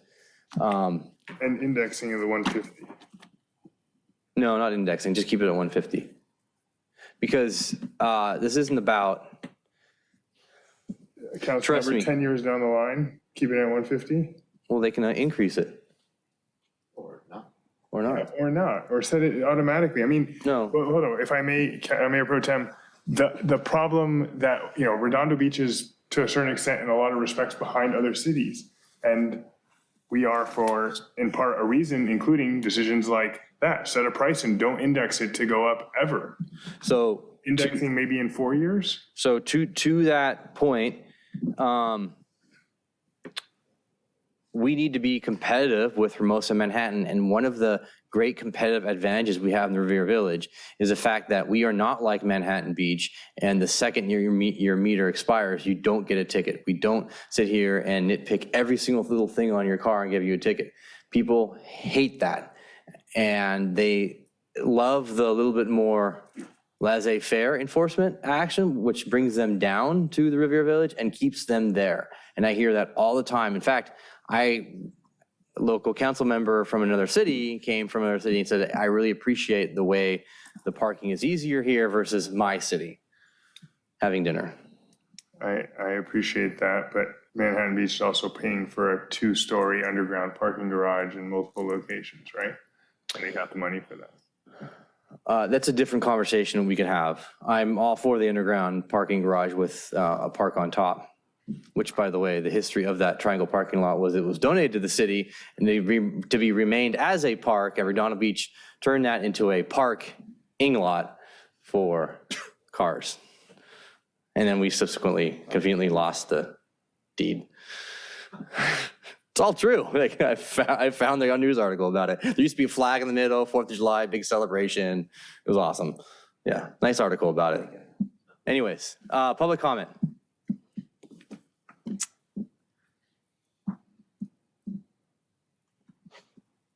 Good evening again, Mayor Pro Tem and Council. Wayne Craig, Redondo Beach resident. I do know a lot about this area. I live nearby, and I can say the parking is not very good there right now. a couple of weeknights ago, or a couple of weeks ago on a Friday night, I had dinner with two couples, friends of mine at the local 90, great pizza place, by the way. I'm always lucky. I have good parking karma. I can always find a spot within 20 steps for some reason. I guess I have that luck my dad never did. But the two couples that were with us had a real hard time. One was an octogenarian, and they had to park, I think, about 300 yards away, if I'm not mistaken, at least. So parking is a problem there. So if there is something that can be done to either add some more parking back that was taken away by the dining decks, that would be a great thing. Certainly something to consider. And also, I was following part of it. I'm sorry, I was a little distracted, but many of the residents that live there, they are getting parking permits. You have to realize too, a lot of these places, there's a lot of 1-bedroom, 2-bedroom places. They're not just, occupied by one person. Sometimes there are 2 or 3. So you might have 2, 3 cars that are available per each unit. So and maybe they have one allocated parking spot by the landlord, and that's it. Other than that, I know other areas where I live, we have to pay $200 for a garage every month. So that's an additional expense that if you raise that a lot, I think you're getting a lot of pushback, as Councilmember Naranine clearly pointed out. And also, I think that if they're transferable, like you've got them on a hanger, that makes a lot more sense, because if you're the first roommate home, you can get the allocated spot, and the other 2 maybe can use one of the other permits. It might make it a little easier for them. Just something to consider. And on a final note, anyone who's friends with our pal in Long Beach, he blew up in Hermosa. He's losing 72%. Off topic. Yeah, but it's bad. Anyway, Okay. I hope that we can come up with something. Your recommendations sound fine, but please consider the residents there, because I think that will be a problem. Yeah, thank you, sir. I actually want to include that in my motion. I want to explore a parking permit program for Avenida del Norte, Paseo de la Playa, and Vista del Mar for those residents down there as well. I want to include that in the motion because they are suffering tremendously there, and it's always a big deal for them. So if the seconder on that would be amenable to that. I'll make a substitute motion, which is identical to your motion, with $150, when we get budget, $150 increase in the preferential parking pass with indexing for inflation. Wait, the preferential? Or what is it? It's the Citywide. citywide. Yeah, let's call it the citywide. Change the name to citywide parking permit. That'll be a substitute motion with indexing. Everything he said in his motion is fine. I just want the city's financial future to be an autopilot. Councilmember Obaji, just. Can you restate your original motion? Sure. Yeah, I'll take note of your motion. So if you could restate it, please. No, you're making a motion. You get to. All right, never mind. I withdraw my second. You can get somebody else second it. I'll second it. Thank you, sir. Okay. Is there any members of the public that want to speak anymore? Anyone on Zoom? I'm not on Zoom, excuse me. And then I have 4 e-comments. 3 are support and 1 is opposed. Okay. Thank you. So motion on the floor. There's a substitute motion. No, there's not. No, there's no substitute. No second, no substitute. You're pulling it back? Yeah, I'm pulling it. Let them, well, could you restate your motion Yeah. just for the purpose of voting? Need to know what I'm voting on.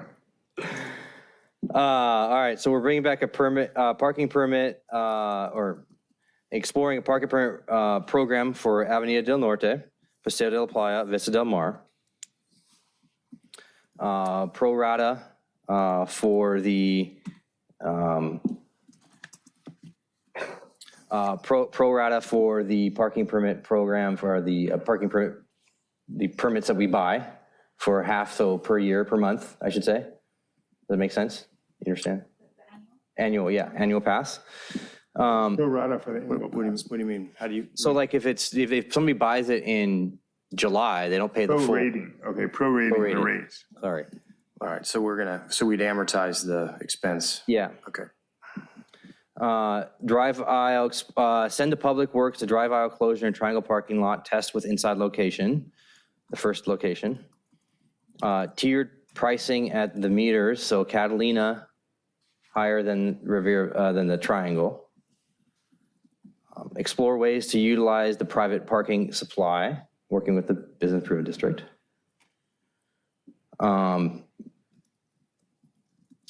consolidate Riviera Village employee merchant parking locations. That was part of that. And yeah, I think that was it. And remind everyone, we're not solving a massive issue. We're just tweaking the permit, the parking down there. Going to electronic. Oh, and going online. Yeah. I don't know how it was on there. Move the online permit purchase option. What did you say about license plate readers?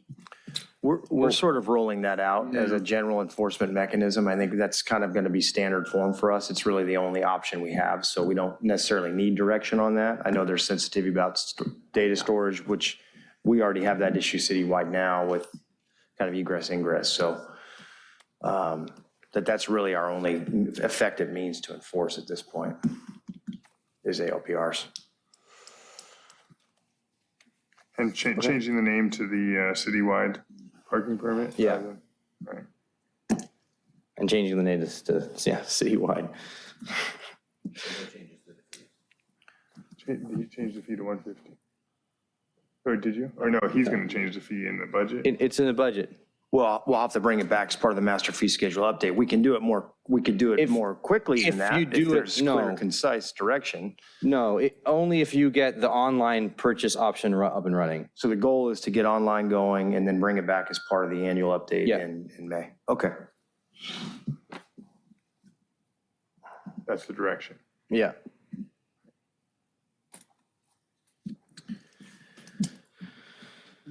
All right. Any other public comment? Motion on the floor. All in favor? Aye. Any opposed? Any abstaining? All right, passes unanimously. Thank you. Thanks Oh, for the help. don't worry, I had one extra for you that you would not have liked, trust me. Been here a little bit longer.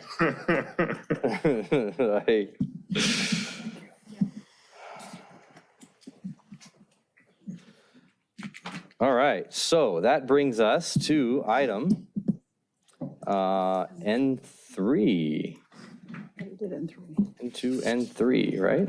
We already did N3. That was e-comments. So now we're Oh, at yeah, N4. sorry, Dr. Peng in this last one says parking on the public street is a privilege, not a right. I don't know, the coastal commission and the coastal zone would probably differ with that. Yeah, I would agree. All right, N4. N4, discussion possible action pertaining to March 7th, general municipal election resolution pertaining to a cannabis taxation ordinance ballot measure with regards to the written arguments, rebuttals, and impartial analysis, requesting designated authors of written arguments and measure letter. Mr. Webb. Oh, no, it's actually me. Or Eleanor Manzano. Yeah. So that was you. Okay, so this is based on the public hearing we just had related to the cannabis ordinance. This is setting priorities for the filing of written arguments, rebuttals, and directing the city attorney to prepare the impartial analysis. Sorry, what item are we on? N4. N4, okay, thanks. So for the question, we'll change it to what you guys decided at the public hearing. So we'll need to know who wants to do the arguments for and against, either city council or someone you designate. And that will be due on November 22nd at 5:30. And I'll, once I know who they are, tomorrow morning, I'll send you the pamphlet, which gives you the forms and all the instructions on how to take care of this. And so, yeah. Oh, I'm not done yet. Yeah. So, and then there's the rebuttals, which will be due on December 5th, and that's 250 words. The arguments is 300 words, and then the impartial analysis for the city attorney is 500 words, and that would be due on November 22nd. And then right now, the letter designation is CT. I'm not sure if that's what you want. We did use CT in 2014 for the city treasurer. So it's really up to you what you guys want to use. We're limited to 2 letters. So when you're limited, you could do 3. I mean, so what we're going to do is you're going to have a couple of. Say it one more time. We have to do 2 letters? No. You can do 1, you can do 2, you can do 3. I mean, we've sort of got a little bit of a leeway since we're. How about TAX? However, whatever you decide. Now, It's a we have tax. I don't think people are going to vote for TAX. It's a tax. POT. And then you just got to remember, we have other measures, so it's going to go in alphabetical order, Right. just FYI. So anyway, that's concludes my report. So if you have any questions or who you want to designate. Okay, so we are, thank you. Sorry, I'm interrupting again. You done? No, I'm done. Okay, Yeah. perfect, thank you. So we're using state election code for this, correct? Yeah, this is all based on the California election code. Doesn't have to be a resident that files, because I don't know who's going to do the no. And the for or against, well, if you decide to do the for, it doesn't mean you have to do an against. Someone else can do that. It could be a registered voter. So based on. Has to be a registered voter, not in the city though, In right? the city of Redondo Beach or no? Well, you can have an organization. I have in section 7, it mentions all the different people that can actually vote. Or, excuse me, can turn in an argument. So first, the priority would be city council or member of the body. An individual voter, a bona fide association of citizens, combination of voters, an association who are the bona fide sponsors or opponents of a measure, bona fide association of citizens, an individual voter are eligible to do that. When's the deadline to submit an argument? We have to designate that today, is that what you're saying? Or we're just approving the scheme? It starts tomorrow. If this is approved, it starts tomorrow. Okay. And it's November 22nd is when the argument for or against. So you can just pick for, and then someone else can do anybody can do the against. Or. And it's first come, first served. Right. Exactly. So, can I ask a question, Mayor? Yes, you may. If a resident walks in, that's let's say an individual voter, the section B, walks in tomorrow morning at 9 o'clock. At 9:05, a city council member walks in and tries to sign up for the same, argument. The resident gets it or the city council member gets it? Well, if you set that the council is, tonight, that the council is the one that's going to do the Preference argument. priority, as written, sorry, Correct. under the ordinance. But if we don't do this, then it's anybody who turns it in first. Got it, okay. So I like that. I like that to the extent that council members want to jump in and make an argument, or members of the body authorized by the city council, so we could designate charter commission members. So is that your motion? Is that you assigning yourself? Wait. No, we're just looking at her resolution, meaning this body. Sorry, I don't understand what you were saying. It's resolution 2211-094 that we're looking at, right? Yeah. Or no? It's 2211-094. So what would, let's take care of, first things first. What do you guys want to name this measure? You can do 1 letter, 2 letters, or 3 letters. I think CT is fine, and cannabis tax, right? That's basically what CT is. Is that what it stands for, CT? CT is great. Okay, so that's Okay, You guys okay with it? that agreement. yeah, Yeah. okay. And now for ballot arguments, in favor of, how do you want to handle that? Does anyone here want to do it? Anyone in the audience want to do it? Is there any e-comments or emails? Let me see here. I don't see any e-comments on this item. Is there anybody in the audience who's burning to do this? Okay, Ladies, you've been quiet. all right. Can you look at Elections Code 9287? 9287? Yeah.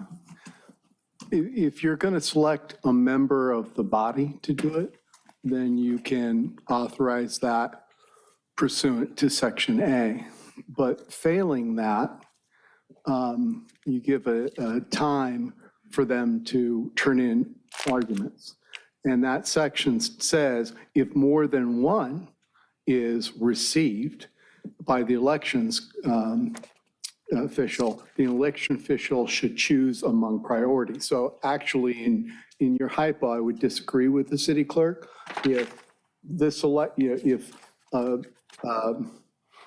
if this body chooses a subset of this body to give the argument, you're it, even if someone else beats you. right. But absent that, like if you were to choose someone and a bona fide association of citizen comes in and see, that's going to take precedent over someone you identify as an individual. So I just want you to be aware of that when you're making the decision.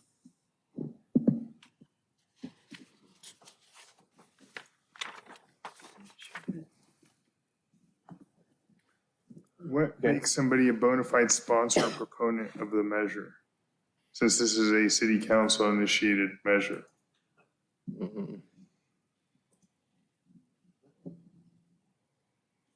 Madam Clerk? I've only dealt with resident initiatives. Actual resident. Mr. Webb, maybe you could answer that. Under section 7B, I realize that the clerk's drafted this, but what would make, in a city council initiated measure, what would make somebody a bona fide sponsor or proponent? It's not. I think they took the language from 9287 and put that in there. So for example. No applicability. Yeah, the council couldn't choose not to let the proponents of a measure that the council didn't, support, choose somebody else to do the argument in favor. That's the reason for that section. So I think the reso just copies the law. And that's why I wanted you to be aware, choose who you want, if you want someone, and then other than that, it'll be according to the section. Hearing no volunteers, I will volunteer to author the proponent statement for the cannabis proceedings. The yes side. Yes. So we'll bring it back for the next meeting. No, he's going to do it. He's going to figure out 2 weeks to get it in. until November 22nd. And you can call Board Member Stretzenberg, who's already done one of these, to help you out through the process. Actually, our city clerk will provide you the details, the verbiage, allowable, information packets. Not as easy as you would think. No, I'm actually. sure it's not. I learned that in candidate statements from the recall. Yeah, it's, and if you want to get signatures, that's another item as well. All right, does anyone want to do the no on the tax thing? No on Measure CT? Would it be better to have nobody do that? Have just let it.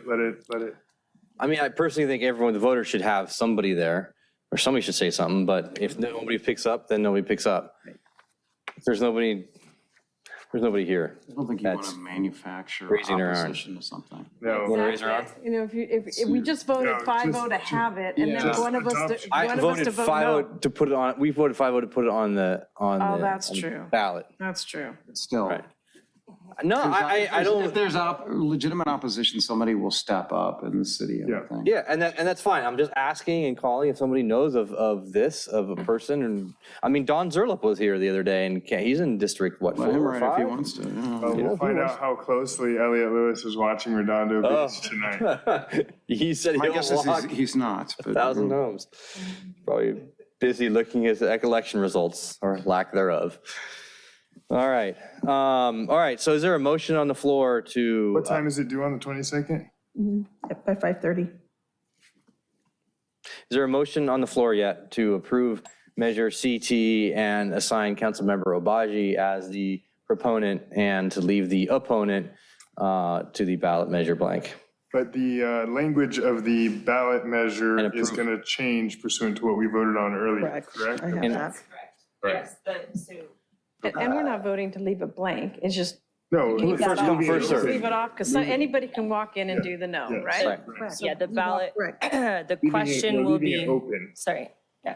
The question will be amended on each of the resolutions pursuant to the vote that was, the vote from L1. So, and then of course, we'll put your name in here, Councilmember Obaji.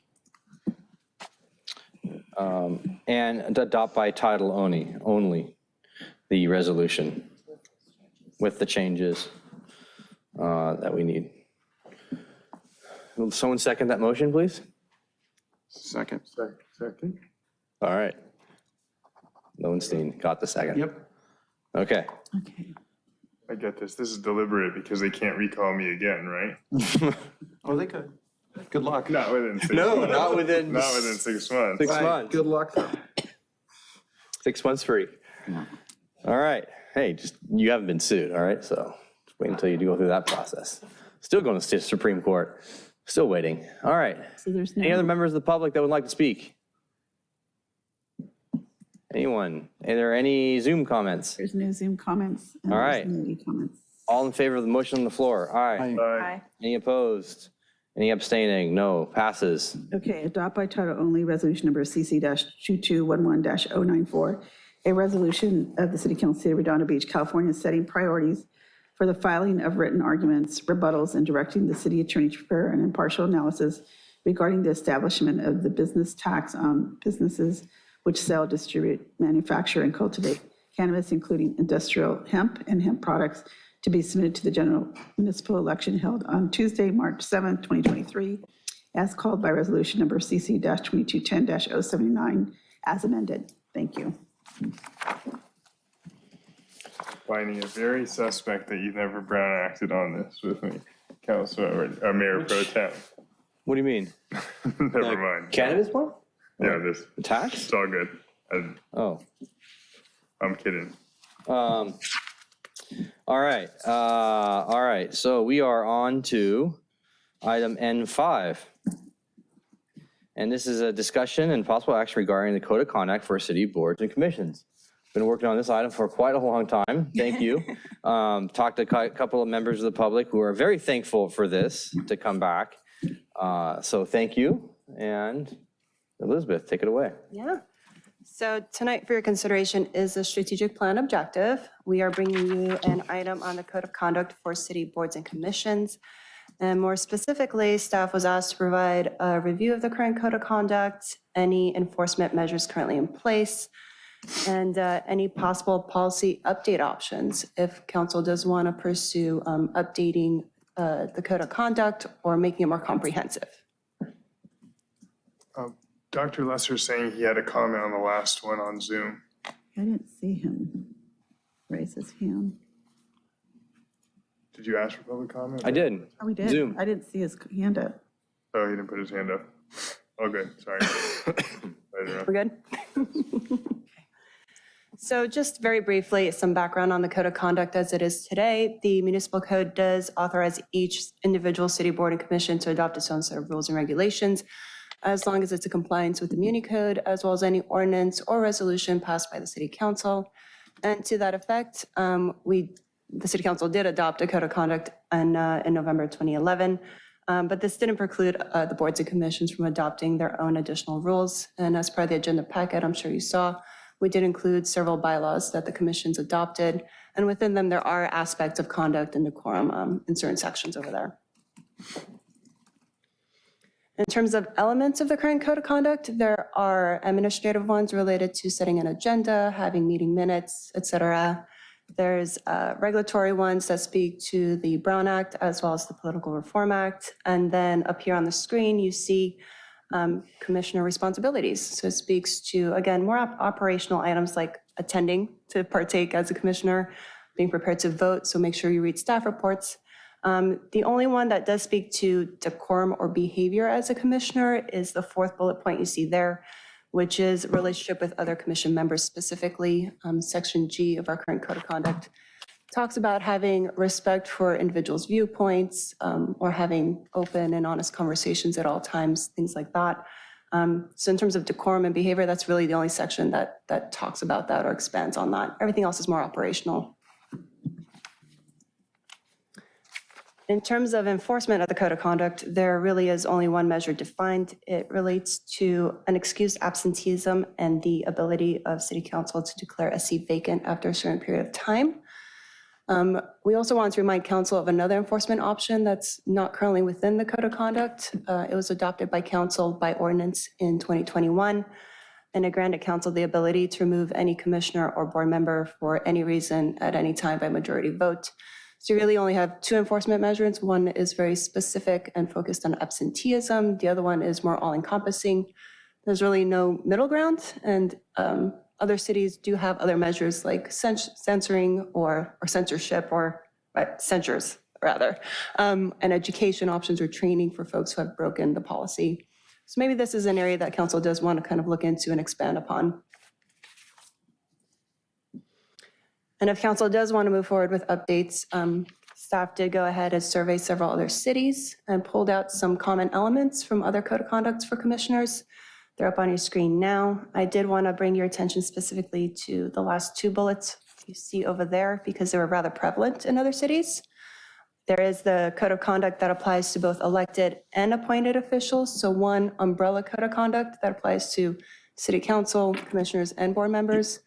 And then there's cities that have both a code of conduct and a code of ethics. And I provide very brief descriptions of each up there for you to look at and to consider. But with that, staff is seeking direction from council on any desired updates you want us to pursue. Okay. That's it. That's it. Yeah. Thank you.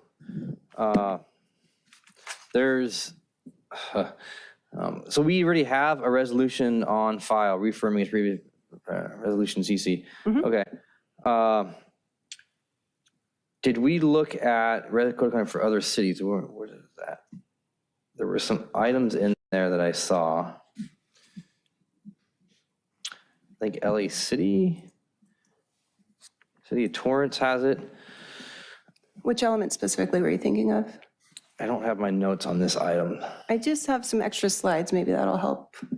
I just kind of related them to some of the examples I provided you. Oh, okay. So I don't know if any of one of those stuck out to you.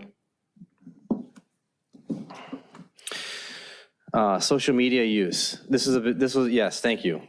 Social media use, LA County has a very stringent use of when people use their titles, how they're used, as well as logos and title and logos and titles being used at the same time when they identify themselves and their speech, because the LA County is very sensitive to them, people using LA County's name, regardless if you're whatever department you're in or you're a commissioner. I think that's something we need to be a part of. If somebody uses the commissioner title online or offline, they need to be held to a higher standard. Social media use as part of the commission guides, positive workspace environment. I mean, positive workspace environment, that's just during the meetings, correct? Yes. And the way you speak to staff or to the public, just very general decorum parameters. I saw in here the one code of conduct for both elected and appointed officials. So how does that work when an elected official runs, each elected official is their own office, technically speaking, right? How would you enforce that code of conduct? It was using the name, using the title. I mean, they're going to be enforcing it on themselves, on each other? So I forget which one it was. I believe it might have been Glendale. They provided steps. So let's say one council member believes that another council member broke the code of conduct. They provide steps to addressing that issue. There's initially the one-on-one conversations between the two council members. Then there is bringing in the mayor or the chair to mediate between the two. Then you can bring an item to council to then consider it and do like a censure or training. Like you take it in steps, like the way you would mediate any issue. So we can do that and define that more specifically. I can pull it up real quick if you want to review what other cities are doing, just to kind of get a handle on how you would manage that. I mean, for me, I'm more worried about commissioners and what commissioners go out there and say and use their titles. When elected officials go out there and say whatever they say, that's the voters hold them accountable to the words that they use and go down that path. So for me, it's more so about the commissioners themselves. If they use the titles, we have commissioners coming down here talking, I am such and such commissioner, but I'm not speaking in that capacity. I mean, they don't need to be doing that to begin with, correct? A section C of the current code of conduct does say they have to do that. They do? Okay. So I can pull it up on the screen. Yes. Do you want me to pull that up on the screen for you? It's all right, I'll find it. Okay, let's see here. I don't think I have anything else. I'm mostly worried about the issues that we had in past years for commissioners saying and doing things. I like LA County's, I know it's not in here, LA County's code of conduct, and then of course the social media use. All right, is there anyone else who has their hands up? Let me see here. Councilmember Obaji. Well, I'm still going through these examples. Thank you, Ms. House. This is really thorough and really good exemplars that you pulled. So I'll say this, I'm liking Oceanside's conduct of members. That's number 3. Number 6, decision based on merits. I haven't got to the use of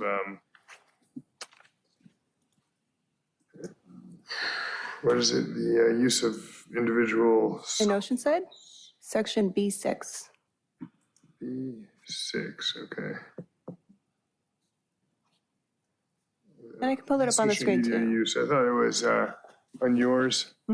I thought it was, you said use of personal devices during meetings for Okay. city business. Oh, you're Belinda. I should have gone to that. Okay. You want me to pull it up on the screen? You're Belinda. I think I included it in your packet, but I may not have. Oh, yeah. I was searching for those use of personal devices and didn't find that, but. Quorum.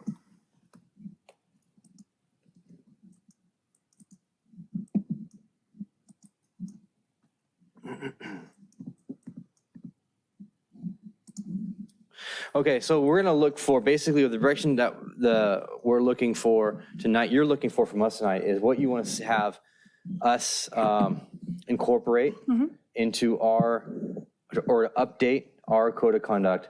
And for me specifically, I'm looking for the commissioners and looking, because when commissioners use their titles and using City of Redondo Beach on there, they're representing, to me, the public doesn't understand the difference between what is being said, and they think, well, the general public sits there and sees the City of Redondo Beach. Right.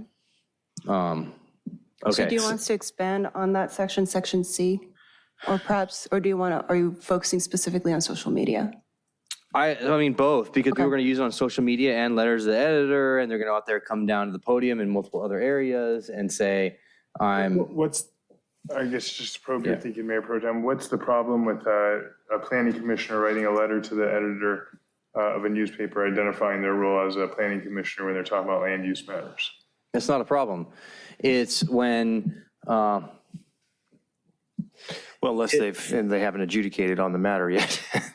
Oh, no, but generally, let's say like I'm advocating for e-bike safety. That was one that was recently came out. I'm advocating for e-bike safety. I sit on the planning commission and, and applaud the city council and the city for moving, and the police department for doing this, that as it concerns e-bikes and making people aware essentially. And by the way, I'm an authority on the planning commission. To me, that's not what I'm aiming at and saying is LA County's policy is more so geared towards, I don't want to say slanderous or libelous terminology or terms and verbiage, but terminology or verbiage that is, that doesn't make them look good. Disparaging, thank you. Conduct of unbecoming is a term that's used in the fire department. Conduct unbecoming of a firefighter is very well spelled out, and LA County takes it very seriously, and it actually goes to all of their employees. Yeah, so if I may. Yeah. I'd be interested in if the rules are violated, what repercussions could we impose or do people impose? Like, is it just censure, meaning like a public reprisal, or is it anything more than that? I probably would favor just a censure with nothing else, no real teeth to it except for that. But one question I have for you guys is what rules would you like to see imposed as the city manager or the city attorney from a standpoint of liability prevention? I won't opine on how you all want to treat each other. That's Oh, right, not so much that, Yeah, but so as far as it concerns us treating, Right. interacting with staff to the extent there are no rules. Right. From a commission standpoint and from just a general decorum standpoint, obviously, we've got, as an employer, and you all are part of this, we have to protect our employees against, hostile actions and the traditional federal and state laws that govern how we operate from an employer, right, as a city. And we all are responsible for those actions, and we have to, hold ourselves accountable for them. When it comes to commission conduct, the 2011 resolution was really focused on how the commission treated its liaisons, kind of what the roles and responsibilities were. But at the time, there wasn't much in the way of enforcement that was really afforded the council or anybody else to deal with such things. You, in 2021, effectively gave yourselves full ability to remove commissioners really for any cause, and those that are not spelled out through a majority vote. So I think if the council's interested in perhaps elaborating on what it would like to see of its commissioners and how they conduct themselves as commissioners, we can bring you back additional information, more specific information to that type of, those types of options. But right now, candidly, there's not, our staff liaisons, there's not an issue that we need to address. I think the working relationships we have with the commissions have been positive. I think the commissions have been very active in the last year or two, and I think our staff have hopefully been responsive to commission's needs. So there's nothing, from our standpoint that I see a problem that we necessarily need to address from as an employer. So if you want to fill in the blanks on how you would like to see the commissioners operate from a city fabric standpoint, we can focus in on that in a follow-up report. I mean, we could try to devise a rule for the city commissioners, or we could just make an example by removing Peter Aziz from his commission, but just kidding again, I'm not going to do that. Okay, so where is this positive workspace for Oceanside? And I would say, since you asked, my concerns are kind of at the opposite end. Your First Amendment protections are greatest at a council meetings, and you really want to be careful not to open the city up to liability because some adverse action is being taken because they're expressing their First Amendment protections. Having said that, if you express your expectations with the manner the speech is made, then people who fall short of that, could understand that there's potentially council censure or council removal under the new section. The other thing I would add in terms of liability, and this applies to the council as well, is use of personal devices during meetings. And there has been litigation or threatened litigation regarding getting a text during a meeting. And that was good because you were, hey, we didn't have a member of the public, but it's particularly in public hearings that are, the testimony, and that, the Planning Commission, the Harbor Commission, if they're using, electronic device and they get a text or, an email, and they're reading it and considering it during the meeting, that concerns me. So it might be good to have some, I think there are some cities that post, any device, up on the screen. I don't know that you have to go that far, but you do want to make certain that they're not hearing from anybody who's separate from the public hearing. All right, okay, so let me run through, Madam Clerk, if you could light up 2B, please.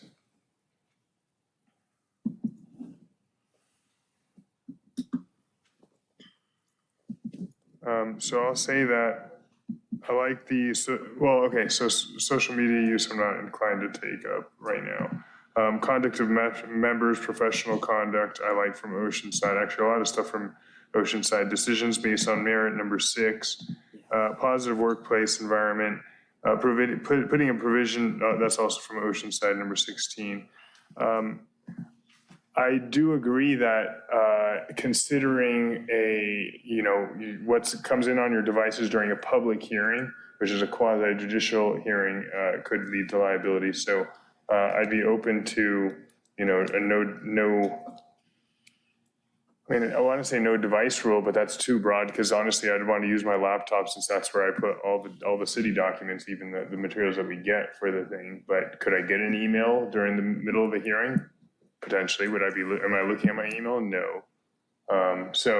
But maybe it's no personal device or no cell phone use during a public hearing. And we can put up a reminder, because honestly, I think that's what we need more than anything is a reminder on the screen that says, hey, put away the cell phone for a public hearing. Yeah, that's why I think some cities, I believe Santa Monica, I don't know if they still do it, had a projector that put what's on the screen. So if you're looking at your notes and everything else, I don't like that necessarily because your fellow council can see what you're, well, it could be personal. Your thoughts, yeah. Well, it shouldn't necessarily be personal during. But it depends what cell phone. Like I'm the only one. Maybe someone else here has a non-personal cell phone. Right. Personal, non-personal. But you shouldn't be during a public hearing. Right. Accessing the but you can't control. But you can look at it. You can avoid looking at it. And so that it could just be guidelines. I think Councilman Lowenstein had used, hey, I've got to check if I get a message from my family. Yeah. But the problem is, if you get a message from your family, it may be, okay, I got a message from the family, let's take a break in the public hearing, that sort of thing. Well, the problem is we don't know. And early in Councilman Nierenheim's career, when I was out on, the council talked about this long ago, when I was out on medical leave, Councilman Lowenstein talked about getting messages from someone who's interested. That's what it's in the minutes from strategic planning. So, but he was newer as a council person, but it caused me concern when I saw that. So I don't know how you want to draft it or if you want the city manager to draft it, but you may just want to think about it. It's your rules after all. How can we assure the public? How can we protect any hearing that we make there that we know that we're not, hearing, you're not hearing from someone about the meeting that, about the hearing, that's not during the public hearing. Right. I don't like it. I don't like a lot of the law. Yeah, are we going to be the pioneers here? Because there's not a lot of councils that do that. Everybody's subject to liability. You could claim liability for everything. But emails, everything. What are we going to do?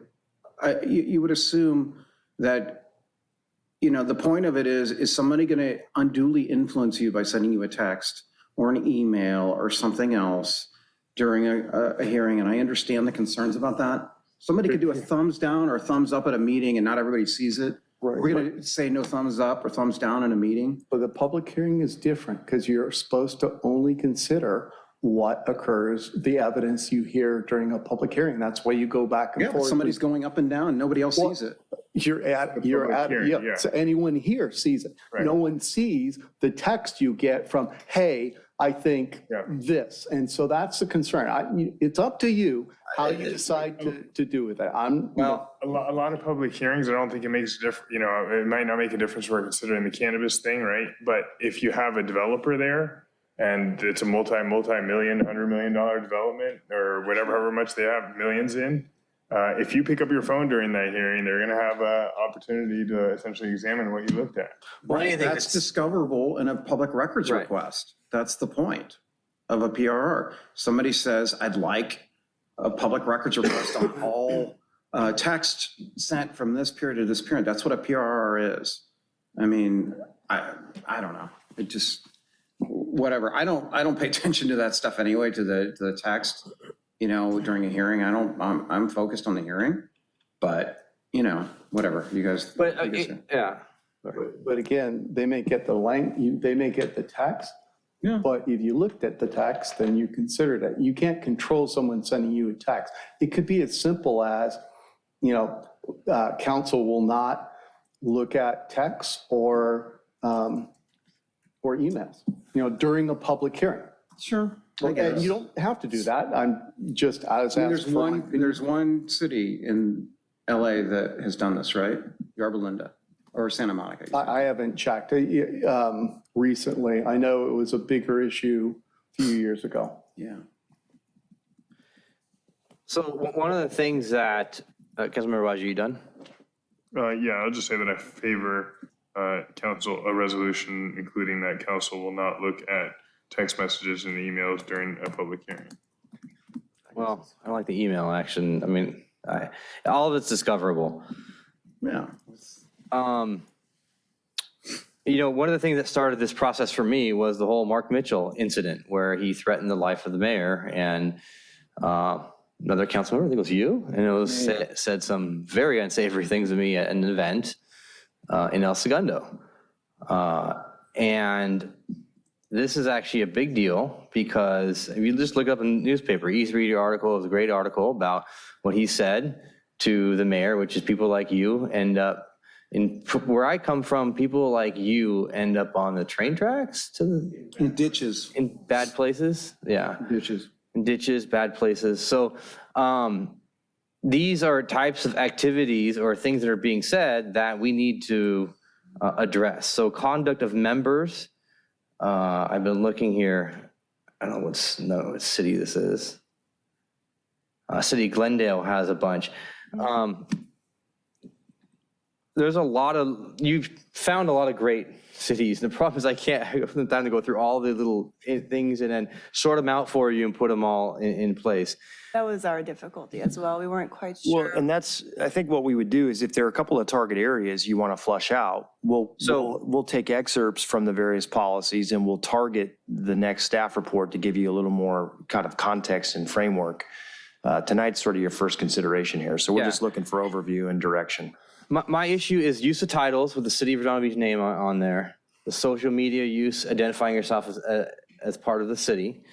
The Mark Mitchell incident that we had regarding threatening public officials, elected officials, him being a council member and left on being a council member.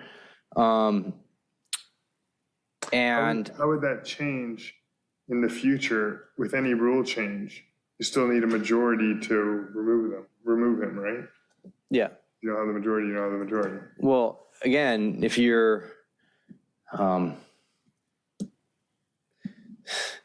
it comes back to enforcement. The council would have to enforce it, right? Yeah. But currently you can remove a person for any cause. So maybe providing more guidelines. Well, that's what I want to provide more rails in there. Well, I said what was different was there was a motion to send and it failed. Here, you need a majority, you're right. But here, the now, because the ordinance, the range is censure all the way to removal. So, and if you're going to do that, it may be good to give. We can censure a city commissioner? You couldn't get 3 votes, so that was the motion. Oh, no, I know, but now we can. Well, you could before too, but we didn't have the 3 votes. Right. I'm just asking, at the present time, we have a censure capacity for city commissioners. It's not well described. It's sort of an arbitrary decision. Right, it's just sort of an implied power. Yeah. So you could put that in there and you could even graduate it, but you have to be careful because there may be something so offensive in the majority's view, you don't want it necessarily be that you have to have progressive discipline. Censure and removal.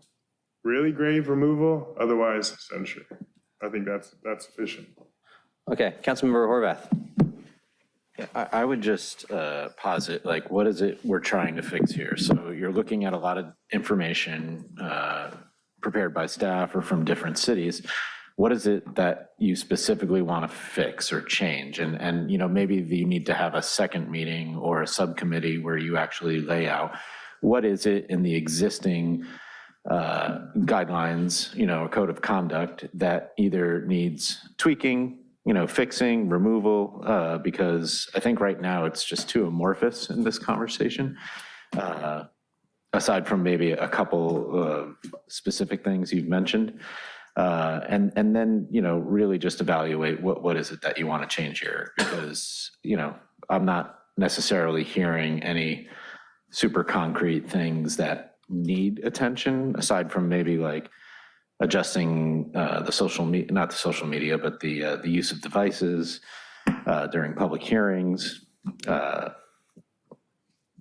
people using their commissioner title in emails or whatever, So I think it'd be better to get a little bit more concrete about what you want to achieve here.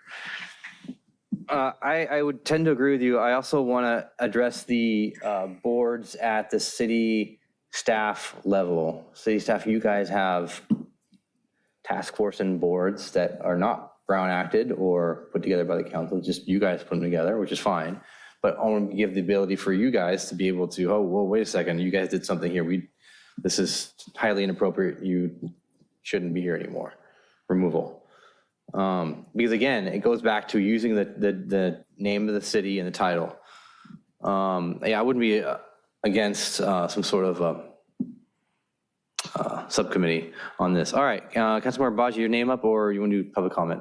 I was gonna, oh, you can take public comment and then I can. All right, public comment. Anyone for public comment? Good evening, Mayor Pro Tem and Council. Rolf Stratzenberg, not speaking as a school board member, not speaking as a chair of the Charter Review Advisory Committee, speaking only as a resident. With respect to the issue of use of devices during a hearing, I'm trying to think of how I would discriminate that. If you do an ex parte communication declaration that you spoke with members of the public, is it different that you've spoken with them before the hearing as compared to during the hearing, and consider where a hearing may be continued? And if you're speaking to members of the public or anyone else between the onset and the end of that public hearing, what is subject to all the communication parameters and restrictions that you're considering?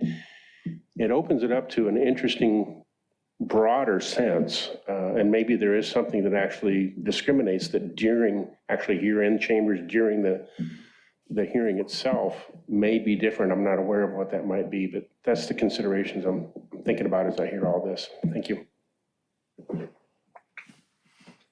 And Beach. All right, next up. Good evening again, Mayor Pro Tem Council, Wayne Craig, Redondo Beach resident. I do agree with our City Attorney Webb. Our First Amendment rights are sanctimonious, or should be first and foremost in our communication. But as Councilmember Nierenheim reminded us, that using defamatory, libelous, and slanderous comments under the title that you're being given by being appointed to a commission or committee in the city is not appropriate behavior, and I think it does subject the city to liability. We have members on the GPAC, for example, who were on a podcast who all use their titles in order to libel and slander and defame people quite extensively. So it's not just limited to Mr. Mitchell, who actually made threats not only to the mayor, but to myself and Martin Holmes in the lobby as well. We testified to that effect at a council meeting. But something that Mr. Nierenheim, Councilmember Nierenheim mentioned was that there are other city-appointed functions besides committees and commissions. I'm thinking specifically of the Redondo Beach Community Engagement Board. We have 2 people on that who are regularly using that title and slandering people on a regular basis. It doesn't do good to have a board that's representing our excellent police force out disparaging the city, calling the mayor a racist, and all these horrible things on social media on a regular basis. So I would ask that you also extend that, as you started to mention, Mr. Nierenheim, to other committees or commissions that might be lower than the council appointed levels. Like I said, the Redondo Beach Community Engagement Board, I actually made a public records request just to ask on some of the things that they engage in, specifically an event that was hosted by them where one of the members awarded themselves a $1,000 contract who was sitting on that committee. There was no records, nothing available. All I had was a list of people that were on the group and no idea how they were picked or who picked them or why. So there's no accountability. And this one person who was running it is, as I mentioned earlier, there was a post that one of the individuals made on October 22nd, just last month, blasting the mayor for not attending an event that they wanted to force on the city. So nonetheless, I think it's important to expand this a little bit. And also, if there is something that's done, have some kind of censure or repercussion involved in it. I mean, but I think it sets a bad example when members of the council slander the public and nothing's done about it either. So nonetheless, I do think that you need to do something about this because there are members who are on these committees who are using their titles to really make the city look bad. And there should be some recourse with that. Thank you. All right. Anyone else? All you? Anyone else? All right, any Zoom comments? Okay, if there's anyone on Zoom that'd like to raise their hand to speak on this item, I don't see any. And then there's one e-comment. I'm sorry, Eleanor, Candace Nafisi's raising her hand. Okay, it's not showing on my computer. Okay, Candace Nafisi. It's not showing me anything.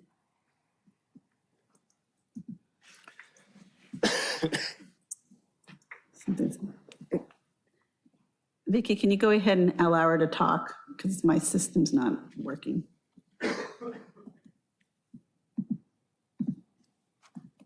Sorry, I'm not listed as a, let's see here. I can't unmute her, I'm sorry. Hold on. Okay, go ahead and try. It just will not do anything. Go ahead and try, Vicky. There she is. Good evening. There we go. Ma'am, go for it. Ms. Go ahead. Nafisi? She's on mute. Uh-oh. There she goes. You've been There you muted go. by accident. So it seems like it keeps going to mute. Hello? Yes. Okay. All right. Try it again. Okay. Good evening, Candace Nafisi from District 3. I want to thank the staff for bringing this important discussion again for discussion. We do need to update this code of conduct for the commissioners and the boards and the committees for the city. Serving is considered a privilege, and by serving, you need to represent the city with ethical integrity. And I hope that you consider including a piece on social media. The social media posts that I have seen by commissioners and appointed members of city boards are definitely concerning. And the appointees also explicitly list their titles on social media profiles. One post read from a community engagement board member calling a member of our community a roach. Another post from a board member called a member of our community a clan with a K. Another commissioner threatened the mayor. And all of these actions and so many more I've seen are a terrible reflection of our city. And it's not that they are exercising their First Amendment right. It's the fact that they're using their titles when they make these disparaging remarks. However, all of this means nothing if the residents and the members of the community share it with you and share evidence or screenshots of the violation of the code of conduct and you do nothing. So the code of conduct should include a clear, defined piece on social media when using a city title within their personal social media. The code of conduct should include stipulations on when an appointee can use their title. The code of conduct should require a signature with a statement that confirms the commissioner understands the ramifications of what they're signing. The code of conduct should provide guidelines for honest and responsible conduct. And it should clearly state that you should be unable to use their title and provide a differing view that is contrary to any issue the city has taken a position on. Your code of conduct should have a plan for what the process is like when someone violates the code and what that will look like.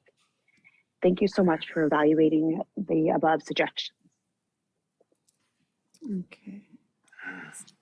So Vicky, is there anyone else For some reason, I can't see. No, I'm sorry. There is no one else that has their hand up at this time. Okay, great. And then the e-comment, we have one that supports. Okay. So, looking at this further, I like how, speaking of enforcement, Manhattan Beach has the enforcement action, the enforcement protocols. First, there's an official warning, then there's suspension from the government building, and then a cease and desist letter, and then additional measures as warranted. Just to clarify, that's for members of the public. Oh, that's for members of the public. Yes. Conduct that threatens to provoke a violent reaction and continued pattern of disruptive behavior. And that's expressly accepted under constitutional law for free speech stuff. So. Yeah, well, we're running meetings here, right? This is not a free speech haven. It's not, you're not getting on your soapbox and having your 10 minutes of time for a particular item. We're running a meeting, we're moving things along. That's why we limit public comment to 30 minutes and public comment 3 minutes per time. And like Torrance did, they cleared the room when things got uncivil. But I want to see, my point is this with the enforcement options, we need to have different levels and down a path for commissions, because somebody could say something in the heat of the moment, oh, hey, here's a warning letter. But anyways, I want to move this along.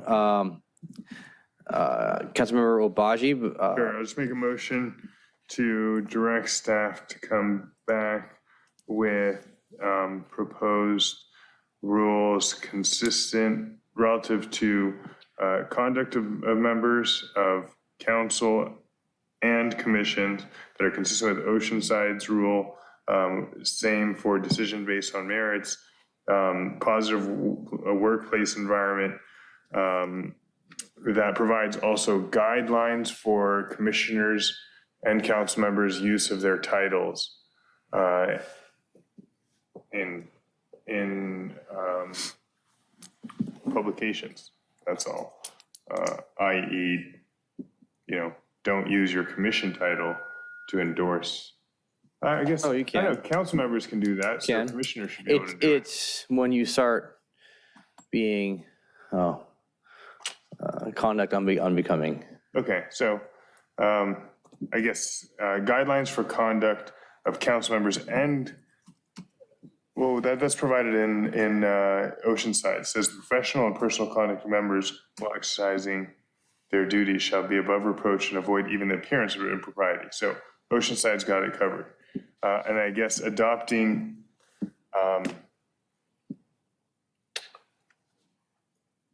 guidelines for public hearings, at least so we have them in place, of suggested turning off your cell phone or turning it away. And lastly, providing for censure as a means to reprimand a council member or a commissioner short of removal of a commissioner when they violate any of the above.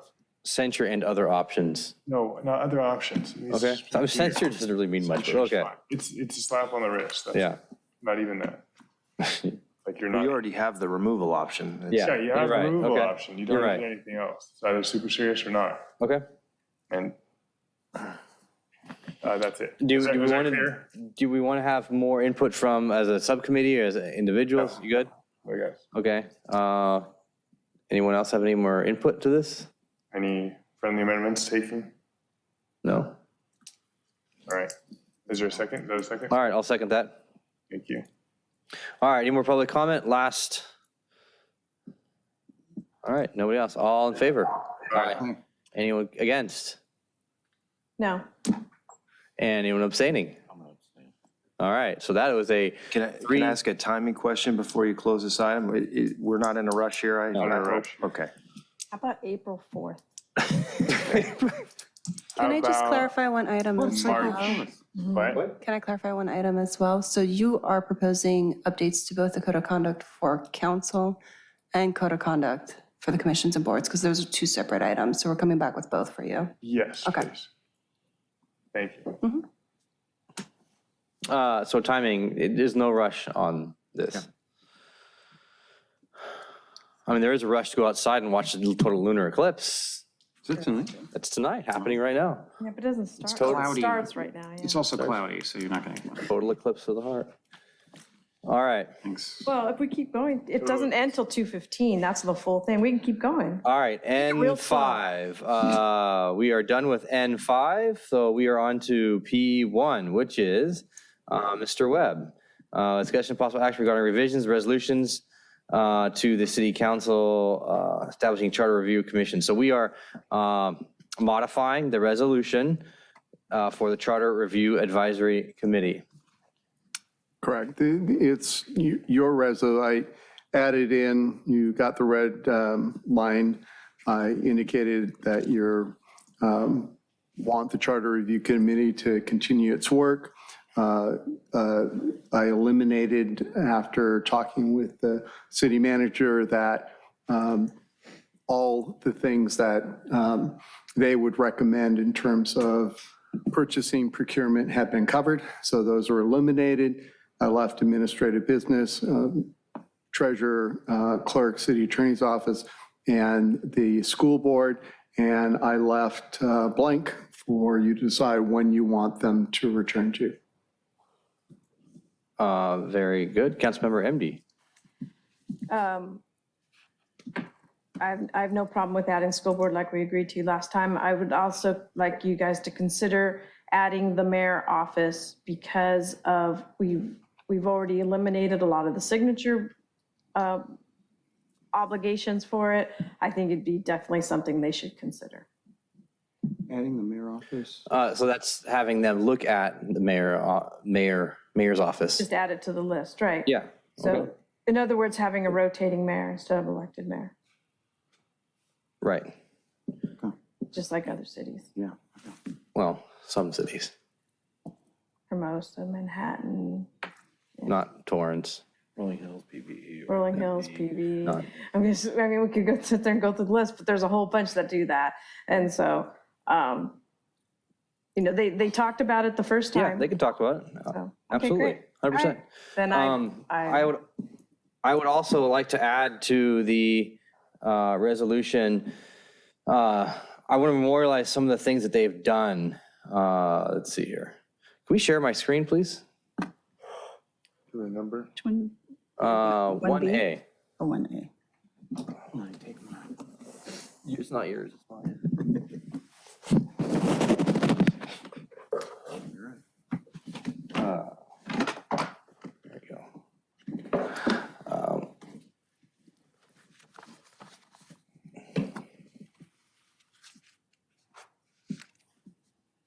There you go. There you go. These following items.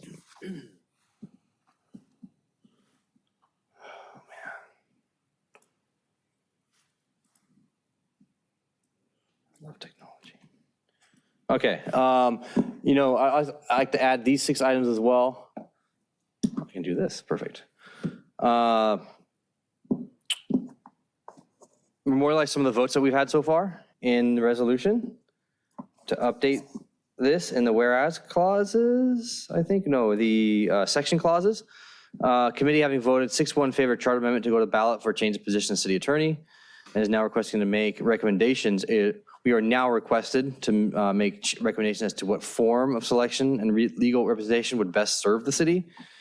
2, charter amendment for the position of city attorney should be placed on the such and such date ballot. So no, we changed this to November 2024 ballot.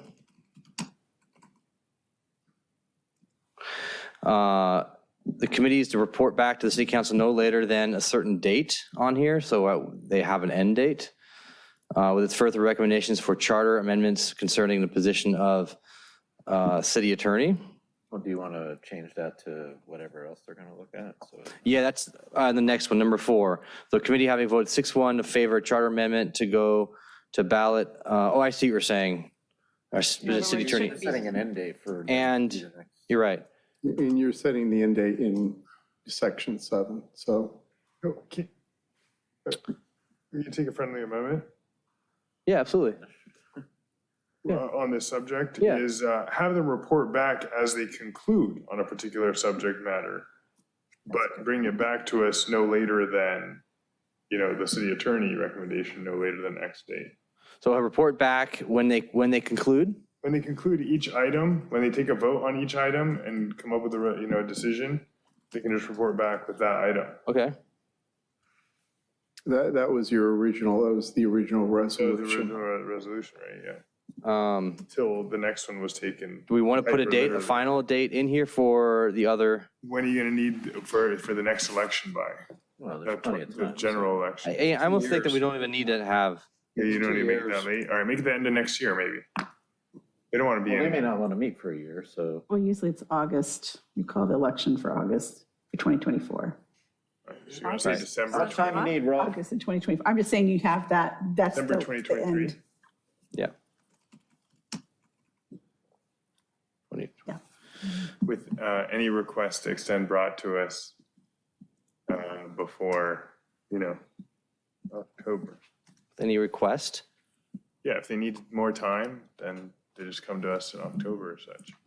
Or send us a letter in October so we can authorize that. Don't have that interruption.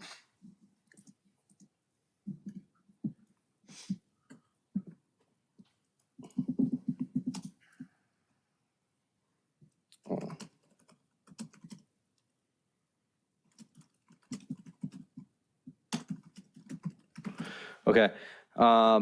Committee having voted 6-1 in favor of charter amendment to go to ballot for a change to the school board member elections from citywide to 5 trustee areas aligned with city council districts is now requested to consider and make recommendations as completely removing the school board requirement from the city charter.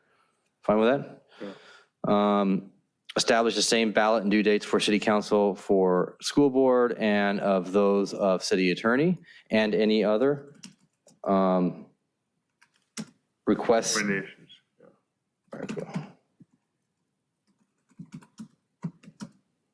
Well, why for the school board as the city attorney?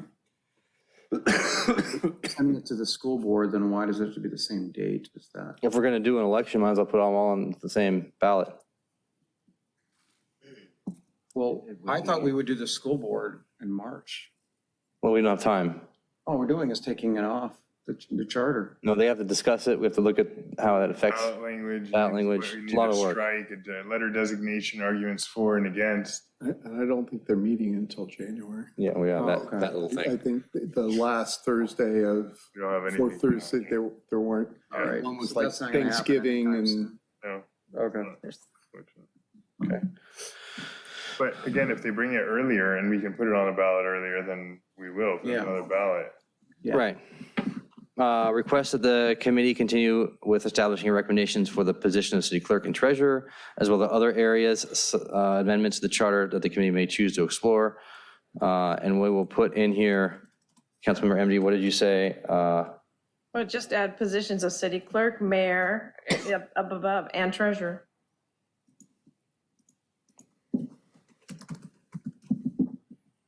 Okay.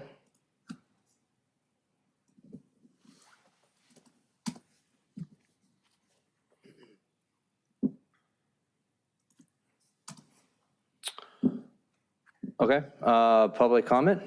Well, Okay. so where does this go Oh. in your resolution? So I don't want to, does this replace 1 through? No, it would be in addition to these sections. And on your number 3, you leave it as position of city attorney and all other what? And All other recommendations. recommendations.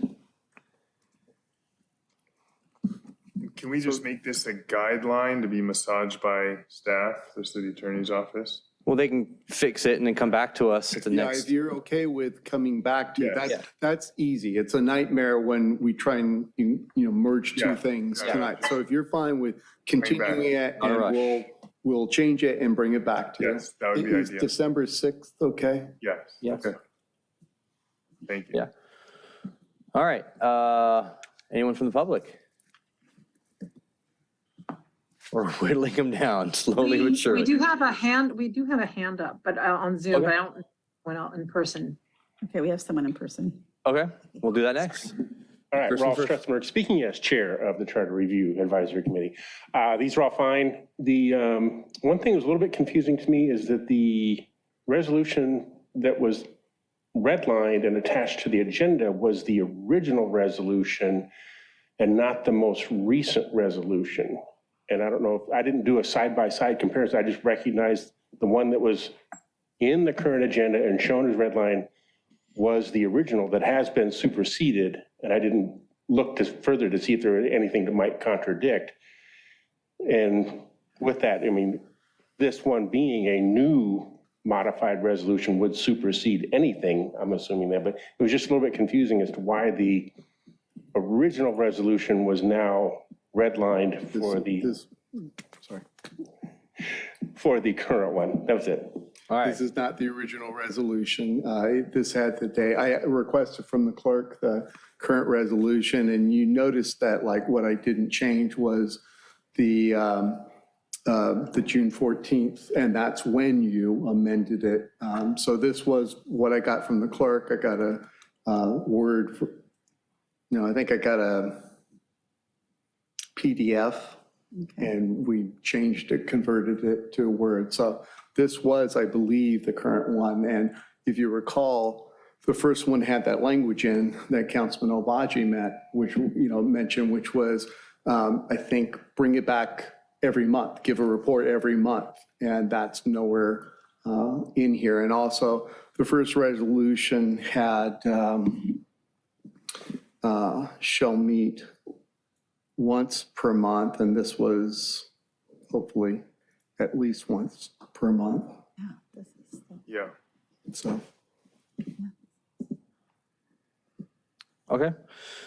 Any other comments from the public? Oh, Vicki, you said you had some for Zoom. We do have a hand raised, but it's Mr. Chesson, and I thought he was going to speak on the item for RCV, but I'll allow him to talk. Maybe he is asking to speak on this item. I can't tell. Hands up just a second.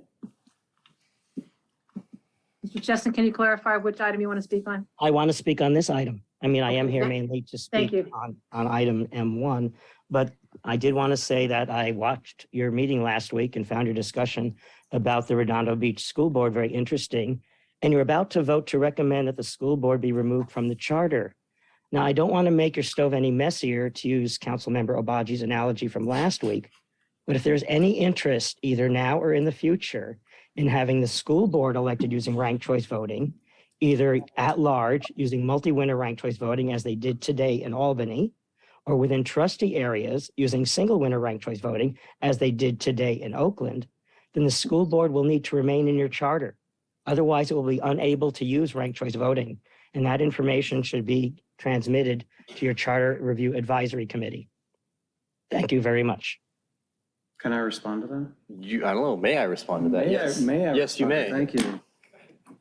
It's the top vote getters, so it doesn't matter. It's not 50% plus, like, yeah, that would go to a runoff. So there's no runoffs in school board races. Exactly. And that's the point of having ranked choice voting is to eliminate runoffs. There's also the multi-winner form of ranked choice voting, which is what they use today in Albany, Doesn't matter. which you would need to study, obviously. But like I said, you take the school board out of the charter, they can't, and if they go to trustee areas, they can't use the single winner form. And if you take them out of the charter and they want to use proportional ranked choice voting, they can't do that either. So you are, by taking them out of the charter, you are foreclosing certain options that you might want to consider later. No. I don't think Thanks for the input. I agree with you. Okay. Any other comments? And this one I have. How does that happen, by the way? That's what happened. How is it that, if I may ask, how is it the school board is top vote getters, but without having, you can win without having 50%? That's what the charter says. Okay. Yeah. All right, anything else? And we have one e-comment and they support. Okay. All right, there's no motion on the floor? The motion on the floor to adopt these, or to have these 6 sentences on the screen incorporated into the resolution by the city attorney's office. The changes that he's got? Yes, and come back on December 6th. Correct. Thank you. And, okay, perfect. Before we vote, how are we with the item that's coming back next week?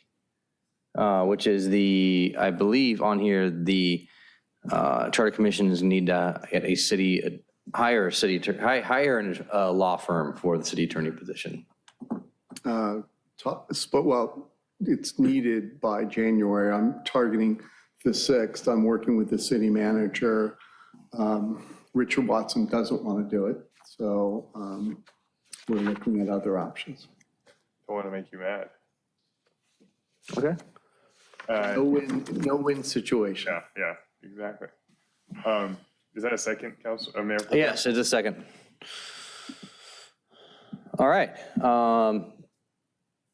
Any more public comment? No one else? All in favor? Aye. Anyone opposed? Anyone abstaining? All right, passes unanimously. Thank you for writing that out. You're welcome. Proud of you, Councilmember Wajid.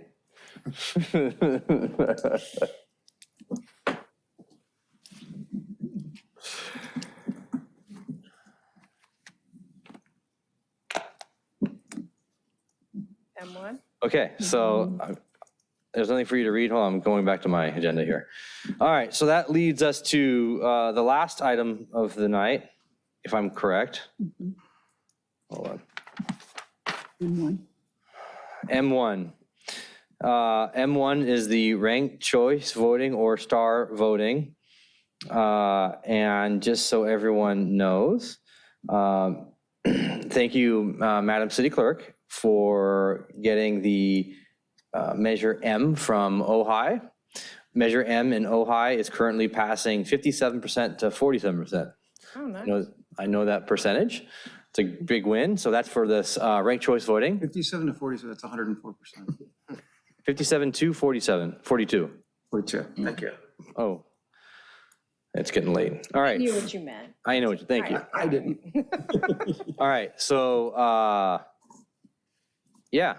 So on November 9th, 2021, you asked us to bring it to go over ranked choice voting. Then in January 11th, 2022, you wanted to look also at star voting and to come back now. And star voting at this time has no California that is doing star voting, any cities. So as Stephen Chesson mentioned, Eureka is doing their ranked choice voting today. Albany, I think, Berkeley, and then city and county of San Francisco has been doing it since 2004.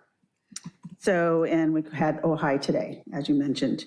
At this point, I wanted to find out whether you still want to move forward and bring it to the March 7th, 2023 election, and for us to work with the city attorney so we can get that on the ballot for come back on December 6th. So that's what I'm looking at For now. ranked choice, Ranked choice vote. or not star. Or star. Correct. Ranked choice voting. For a ranked choice, yes. I'm not in favor of star. I'm not either. So I'd be in favor of doing ranked choice voting. The net positives are a lot positive. Let's just save time. I'm also Yeah. for this. Can Let's we go. just take a straw poll? Yeah, let's go. I move that we Anyone bring else? this back on December 6th with The using ballot a arguments? ballot argument and everything. Get it ready for March. Title? You have to say what you're bringing back. Oh, we're bringing I know, back. I got you covered. There Okay, there thank you. are a Thank number you. of different options. All right, go And they ahead. range from one end, so Ojai is not a charter, it's a municipal, Right. it's changing the muni code. So, okay, you got one. Perfect. No, I'm just saying what the result was. Oh, no, but I'm just saying, like, so you have everything ranging from, this is the section, but then you got to know exactly what you want to implement. And the good part is the voters know exactly what you're going to implement. The downside is you're frozen in time with, I think it was Eureka. Eureka, which What we they have. did was they said they just changed one line in their charter and said they took care of the runoff stuff and it will be through ranked choice voting, and then the council could, by ordinance, before the next election, after the March election, have ordinances getting into the specifics. So you have those range of things, and you have, what was the one that was, I think San Francisco was one of the most extensive. So you really need to give direction to us as to what, you can't just say, all right, ranked choice voting, ballot statements. You have to come up with ballot title and all that stuff. And I'm aware it's 1038, but. I think what we had discussed previously was allowing the residents to vote Okay, on Eureka's- it, and then allowing the council to make a determination if they were in support of it to make changes by ordinance. Yeah. So then look at the Eureka one, if that's the way you want to go. I found it. Hold on. Eureka. It's a charter city. Yes, it is. So they have Charter a city. resident. And that's why the clerk used that, and that's one of the reasons we put it in the packet. Would you have made that joke at 7:30? That was not the same Obaji. He already said it. He already said it. I think your prediction is proving true. Yes. Oh, hi, found Eureka. All right. Councilmember, your hand was still up. Okay, You're still so, for. all right, I get what you're saying about the Eureka, but do we really want that kind of uncertainty? I mean, because then they change, we just keep changing back and forth. Wouldn't that be a bit of a confusion on that? I think that would dissuade voters, yeah. Yeah, it could, but then you have to buckle down and decide tonight and give specific direction. That's what she was doing. Okay. Right, okay. You know what, let me look at it again and let me figure this out, okay. I saw the Eureka verbiage in there, and I don't want to give future councils directions. I want to set it in the charter that we are doing ranked choice voting with a majority, no runoffs, instant runoffs. And what else was there? Change it in the charter, so a charter amendment. Eureka did that, but it was the specifics. So the only reason, it said ranked choice voting, and then you had the specifics by ordinance later on. You can have the specifics in the charter, that may be better, but you have to come up with the language in the ballot I title. think the language in the ballot title, Mayor Pro Tem and I, Brown acted on, and he wanted to take Ojai's if it was successful. So you want to take Ojai's ballot language, right? Yeah. Ohio has an ordinance. Yeah, so That's the thing. So you can't use Ojai because it's changing the Ojai municipal code, and you need to change the charter. Okay, but just substitute in charter for Ojai, for municipal code. Ojai Valley. But then that Can't we do Eureka and Ojai? is Combine the them? opposite of what Councilman Nierenheim just said. He doesn't want to leave it to the discretion because it shall the voters authorize at the discretion of the city council. So if you put that in the charter, even if you change the language, you decide. I'm just letting you know, now's the time to decide so that Okay, so let me do this. All right, on the council, straw poll. We have this go to the voters as a charter change and choosing specifically ranked choice. Are we all favor of that? Or you want No, council to have discretion? That's the question. yeah, well, that's basically a charter change to go to ranked choice voting. What if we had a ground? I would Of too. what? But what if, I would too, but what about if we, something else comes along, then we're gonna have to go to another vote? I mean, No, it it's just- gonna be stuck at ranked choice until there's another charter change, Right. Right, which is good. which I could go We either want to way on give that. voters definicy. Right. Definite. And if Definitely. star. Making words up as I go on. Definitiveness. All night long. You and your Definitiveness. abstention. If star turns out to be a star after all, then we can go on another charter change. We can do that later. Yeah, exactly. I prefer charter change. Yeah, charter I change. think so, yeah. Okay, so definitiveness to the voters with a charter change to ranked choice voting. Correct. Yes, instant runoff. Instant Well, then runoff. Doesn't that make the argument that the Eureka option would be just? We can I think the Eureka massage. option is basically then it, which comes back to, we always go full circle to what you said in the first place. So yeah, okay, well then let's just go with the Eureka option. I think that's the the easiest. To massage the Eureka. What's the ballot question? And then the Well, ballot. they have to come up with a ballot question separately. Right. But massage the Eureka option to fit within, to change our charter to go to ranked choice voting, Yeah, not putting discretion with the council. not putting discretion with the council.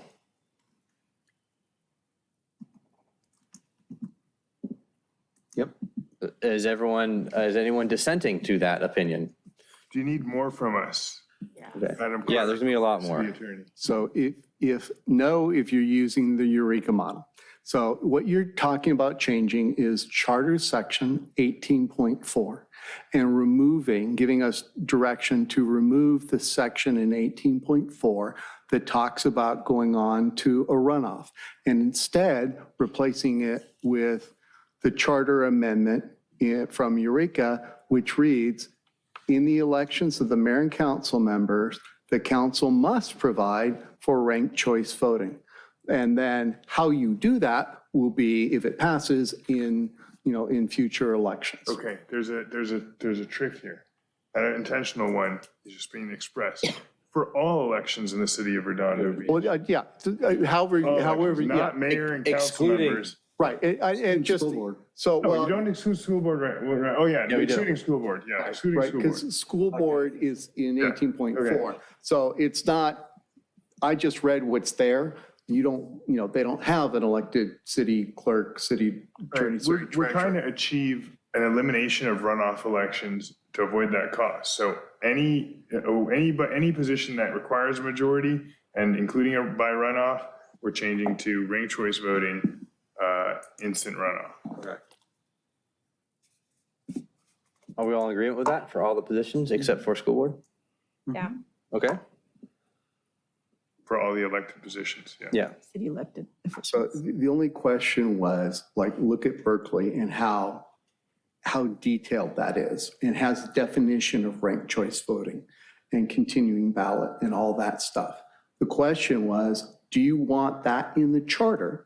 If so, decide tonight. If not, you use the Eureka model where it's saying for all elections, except for the school board, the council must provide for ranked choice voting. And then in the future, the council will pass an ordinance similar, something like the Berkeley ordinance, or you could put it in the charter where they know what's in there, but you've got to do that tonight.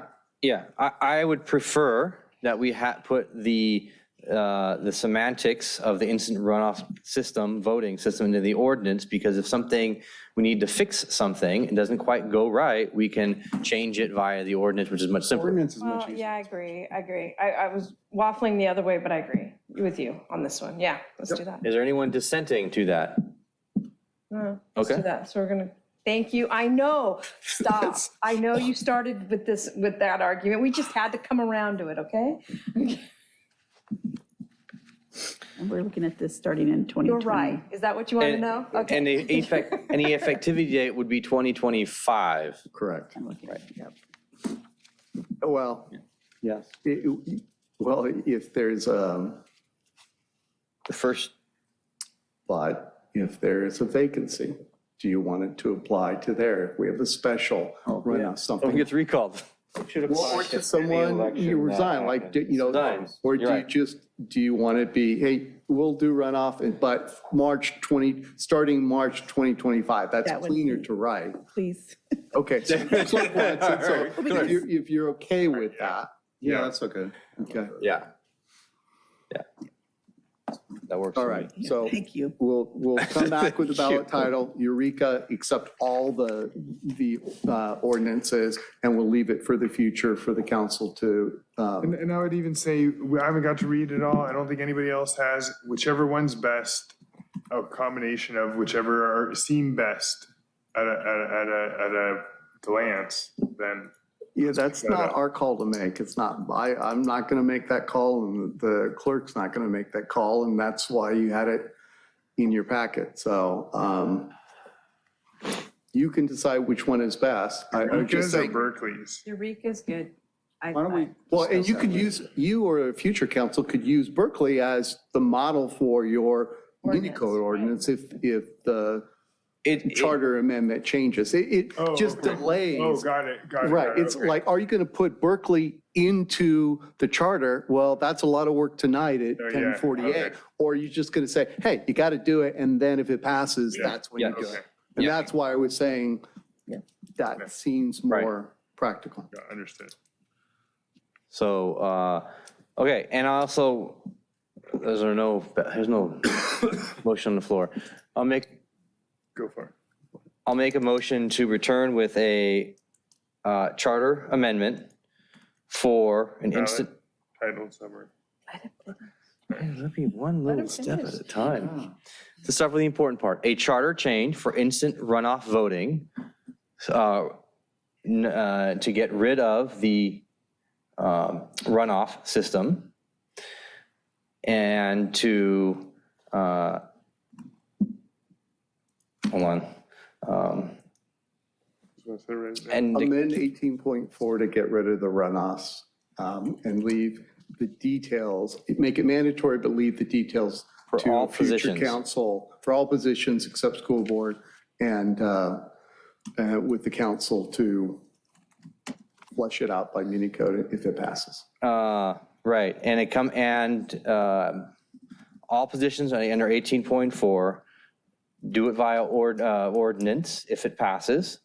The Berkeley, well, we'll deal with it later. We'll The deal with details, it later, details later, yeah. right. And come back with a battle title, question, impartial analysis, and letter, as well as arguments pro and con.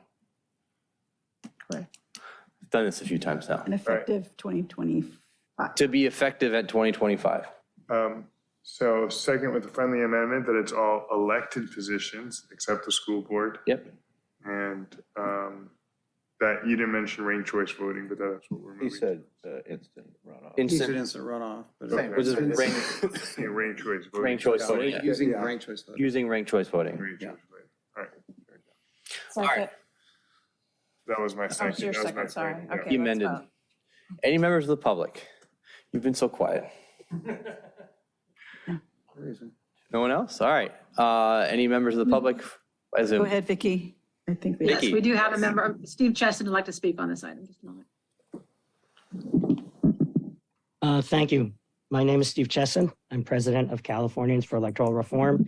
And with Diane Silver Fair Vote, I participated in your discussion of ranked choice voting at your January meeting. I'm here mainly as an expert to answer any questions related to any aspect of RCV that you or your staff may have, and to share any advice based on my experience with other cities that have contemplated switching to ranked choice voting.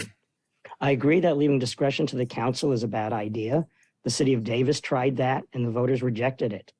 But there are different models to choose from. The city of Berkeley, like Eureka, put into their charter that ranked choice voting would be used to elect their city offices, but left the implementation language to an ordinance. On the other hand, Oakland and San Francisco both put the implementation language into their charters. You can go either way. That's totally up to you. I think the way that you've chosen tonight, where you're going to put in the charter that the offices get elected by ranked choice voting, and you're going to do the implementation in an ordinance, that's a perfectly acceptable method to use. But I am available to answer any questions you may have. And I can also report on the other ranked choice voting measures that have been on the ballot all across the country, if you're interested in those besides the one in Ohio. Thank you very much. The only question I have for you on that is, do they generally pass, number one? And, well, actually, I got a couple questions. Do they generally pass? What are the campaigns, pro and con? And thirdly, when they do fail, why do they fail? Okay, let me go to the page that I have. It passed. It's with a third of the votes counted so far in Nevada, a statewide ranked choice voting measure similar to Alaska's is currently ahead with 54% of the vote. Evanston, Illinois adopted it with about 82% in favor. Portland, Maine adopted it with about 64% in favor. In Fort Collins, Colorado, it won with 57% in favor. Portland, Oregon, vote's not final, but it's about 56% in favor so far. And in Multnomah County, Oregon, it's currently about 67% support. Oh, by the way, Portland's going to use the proportional form of ranked choice voting. Ohio, as you said, it's leading with about 57% in favor of Measure M. Seattle, Washington has a two-part measure. The first is, should they change their system from the current two-round runoff to something else? And that is 50-50. But then the second part is, if they do change, should it be to approval or ranked choice voting? And ranked choice voting is winning on that part of the question, 74% to 26%.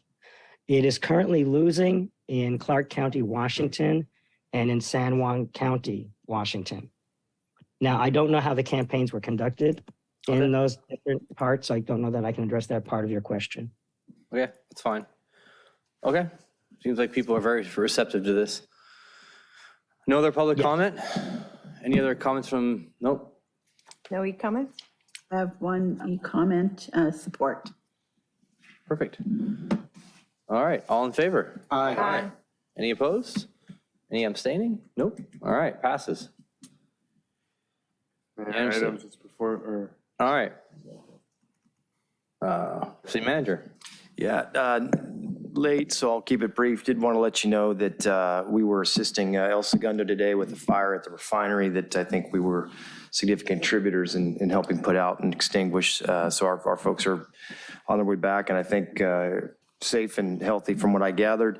And then secondarily, we did have a fairly, thus far, I'm not sure, we're not done yet with the rain, but thus far we haven't had any major flooding. A couple of complaints here and there that we've been following up on.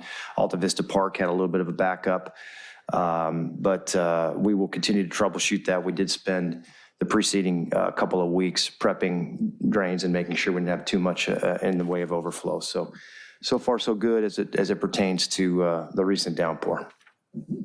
Yeah, about a half an inch of rain dropped within 30 minutes, actually. Yeah, it poured pretty good. It poured. Yeah. And I want to apologize to Public Works. They asked me to make an announcement earlier regarding checking your sump pumps and your drains. Reminding people that our Public Works has sandbags, if everyone needs sandbags, because it might be a wet winter, we don't know, but we have those sandbags available from Public Works. Where do you get them? Yard, typically. Sometimes we have them down at the pier as well. We typically sandbag down at the pier for major events, particularly king tides and the like, but generally at the yard. Sometimes we'll have a special delivery if there's an issue. Or I shouldn't say delivery, special location for pickup. Okay. Anything else? Anything else? Nope, not this evening. All right. Mayor and council referrals to staff. So we missed you last time. All right, I would like to make a referral to, for either next week or the week thereafter. I'd like to have I'd like to have us pass a resolution condemning the Iran's morality police and having a resolution passing for the equality movement happening in Iran. For those of you that don't know, there was recently a group of cars that came down PCH supporting the movement that's happening in Iran, specifically for women's rights in Iran. And Beverly Hills just passed a resolution condemning the Iran's morality police. It was actually went very far into it. Not necessarily we need to go as far as they did, but City Carson actually passed a resolution for the equality movement. And I'd like for us to take a stance on this and to bring awareness really to what's happening over there. I think it's very changing, dramatic, worldly changing event that's happening over there in Iran. So I have two sample resolutions to provide for staff. So is there a second for that? Second. All right, there's a second for that. And then I will provide the Receive and file. motion. Okay, perfect. I will send that to city staff and you guys can work on that, go from there. All in favor? Aye. Aye. Okay, that's all I have for me on my side. Councilmember Lowenstein. I'd also like to do a resolution condemning the racist flyer that was found in North Redondo. I think we need to take a stand against that. I think the public needs to know that. So. I'll second that. Oh, yeah. I didn't hear about that. Probably a good thing we didn't hear about it because a lot of these people get, what is it? Visibility, news visibility, and visibility by include publications. the year prior as well. Right. This is the second instance. Second incident. Yeah. All right, all in favor? Aye. Anyone opposed? Thank you. All right, is that it? That's it. Councilmember Horvath. No, thanks. Councilmember Obaji. All right, I have one for the city clerk. It's not anything they're gonna have to deal with anytime soon. I'd like this, so we had, for example, polling taking place at Perry Park from Saturday until today, that you could go in and vote. But that wasn't clear on any county website, and it certainly wasn't clear for the Redondo Beach website. So I would like the city clerk, provide direction to the city clerk to basically make that information available to our public when we do have extended polling over several days in all the locations in Redondo Beach where people can vote in person. I'll second that. Anyone have issues or anyone all in favor? Aye. All right. Thank you, Madam Clerk. Is that it? That is, Public Works is gone, but I'll ask for, I do want to get at least a study done on this lawsuit that was mentioned, but I'll reach out to them first and then I'll. Which lawsuit? Slauson. Oh, Slauson. What was Oh, mentioned. got it, By yes. Ms. Skiba when she called in. All right, Councilmember MD. I just want to say congratulations to all the races that happened tonight and all those who succeeded, and condolences to all those that lost. And then, but a special shout out to Melissa Hammond, who's a District 5 resident, for winning her judge office, number 118. So Awesome. Saw her signs everywhere. That's awesome. Judge Hammond. And Measure M is failing in Hermosa, and it's also failing in Manhattan Beach. And miserably in Manhattan Beach. Miserably. Yeah. MB for miserably. And in El Segundo, the city-sponsored one is actually passing, failing as well, excuse me. So. Interesting. yeah, that is interesting, isn't it? It's very interesting. Probably got caught up They with all the modeled bad it after press the other around one. cannabis, yeah. So, can we get a motion to adjourn? So moved. Second.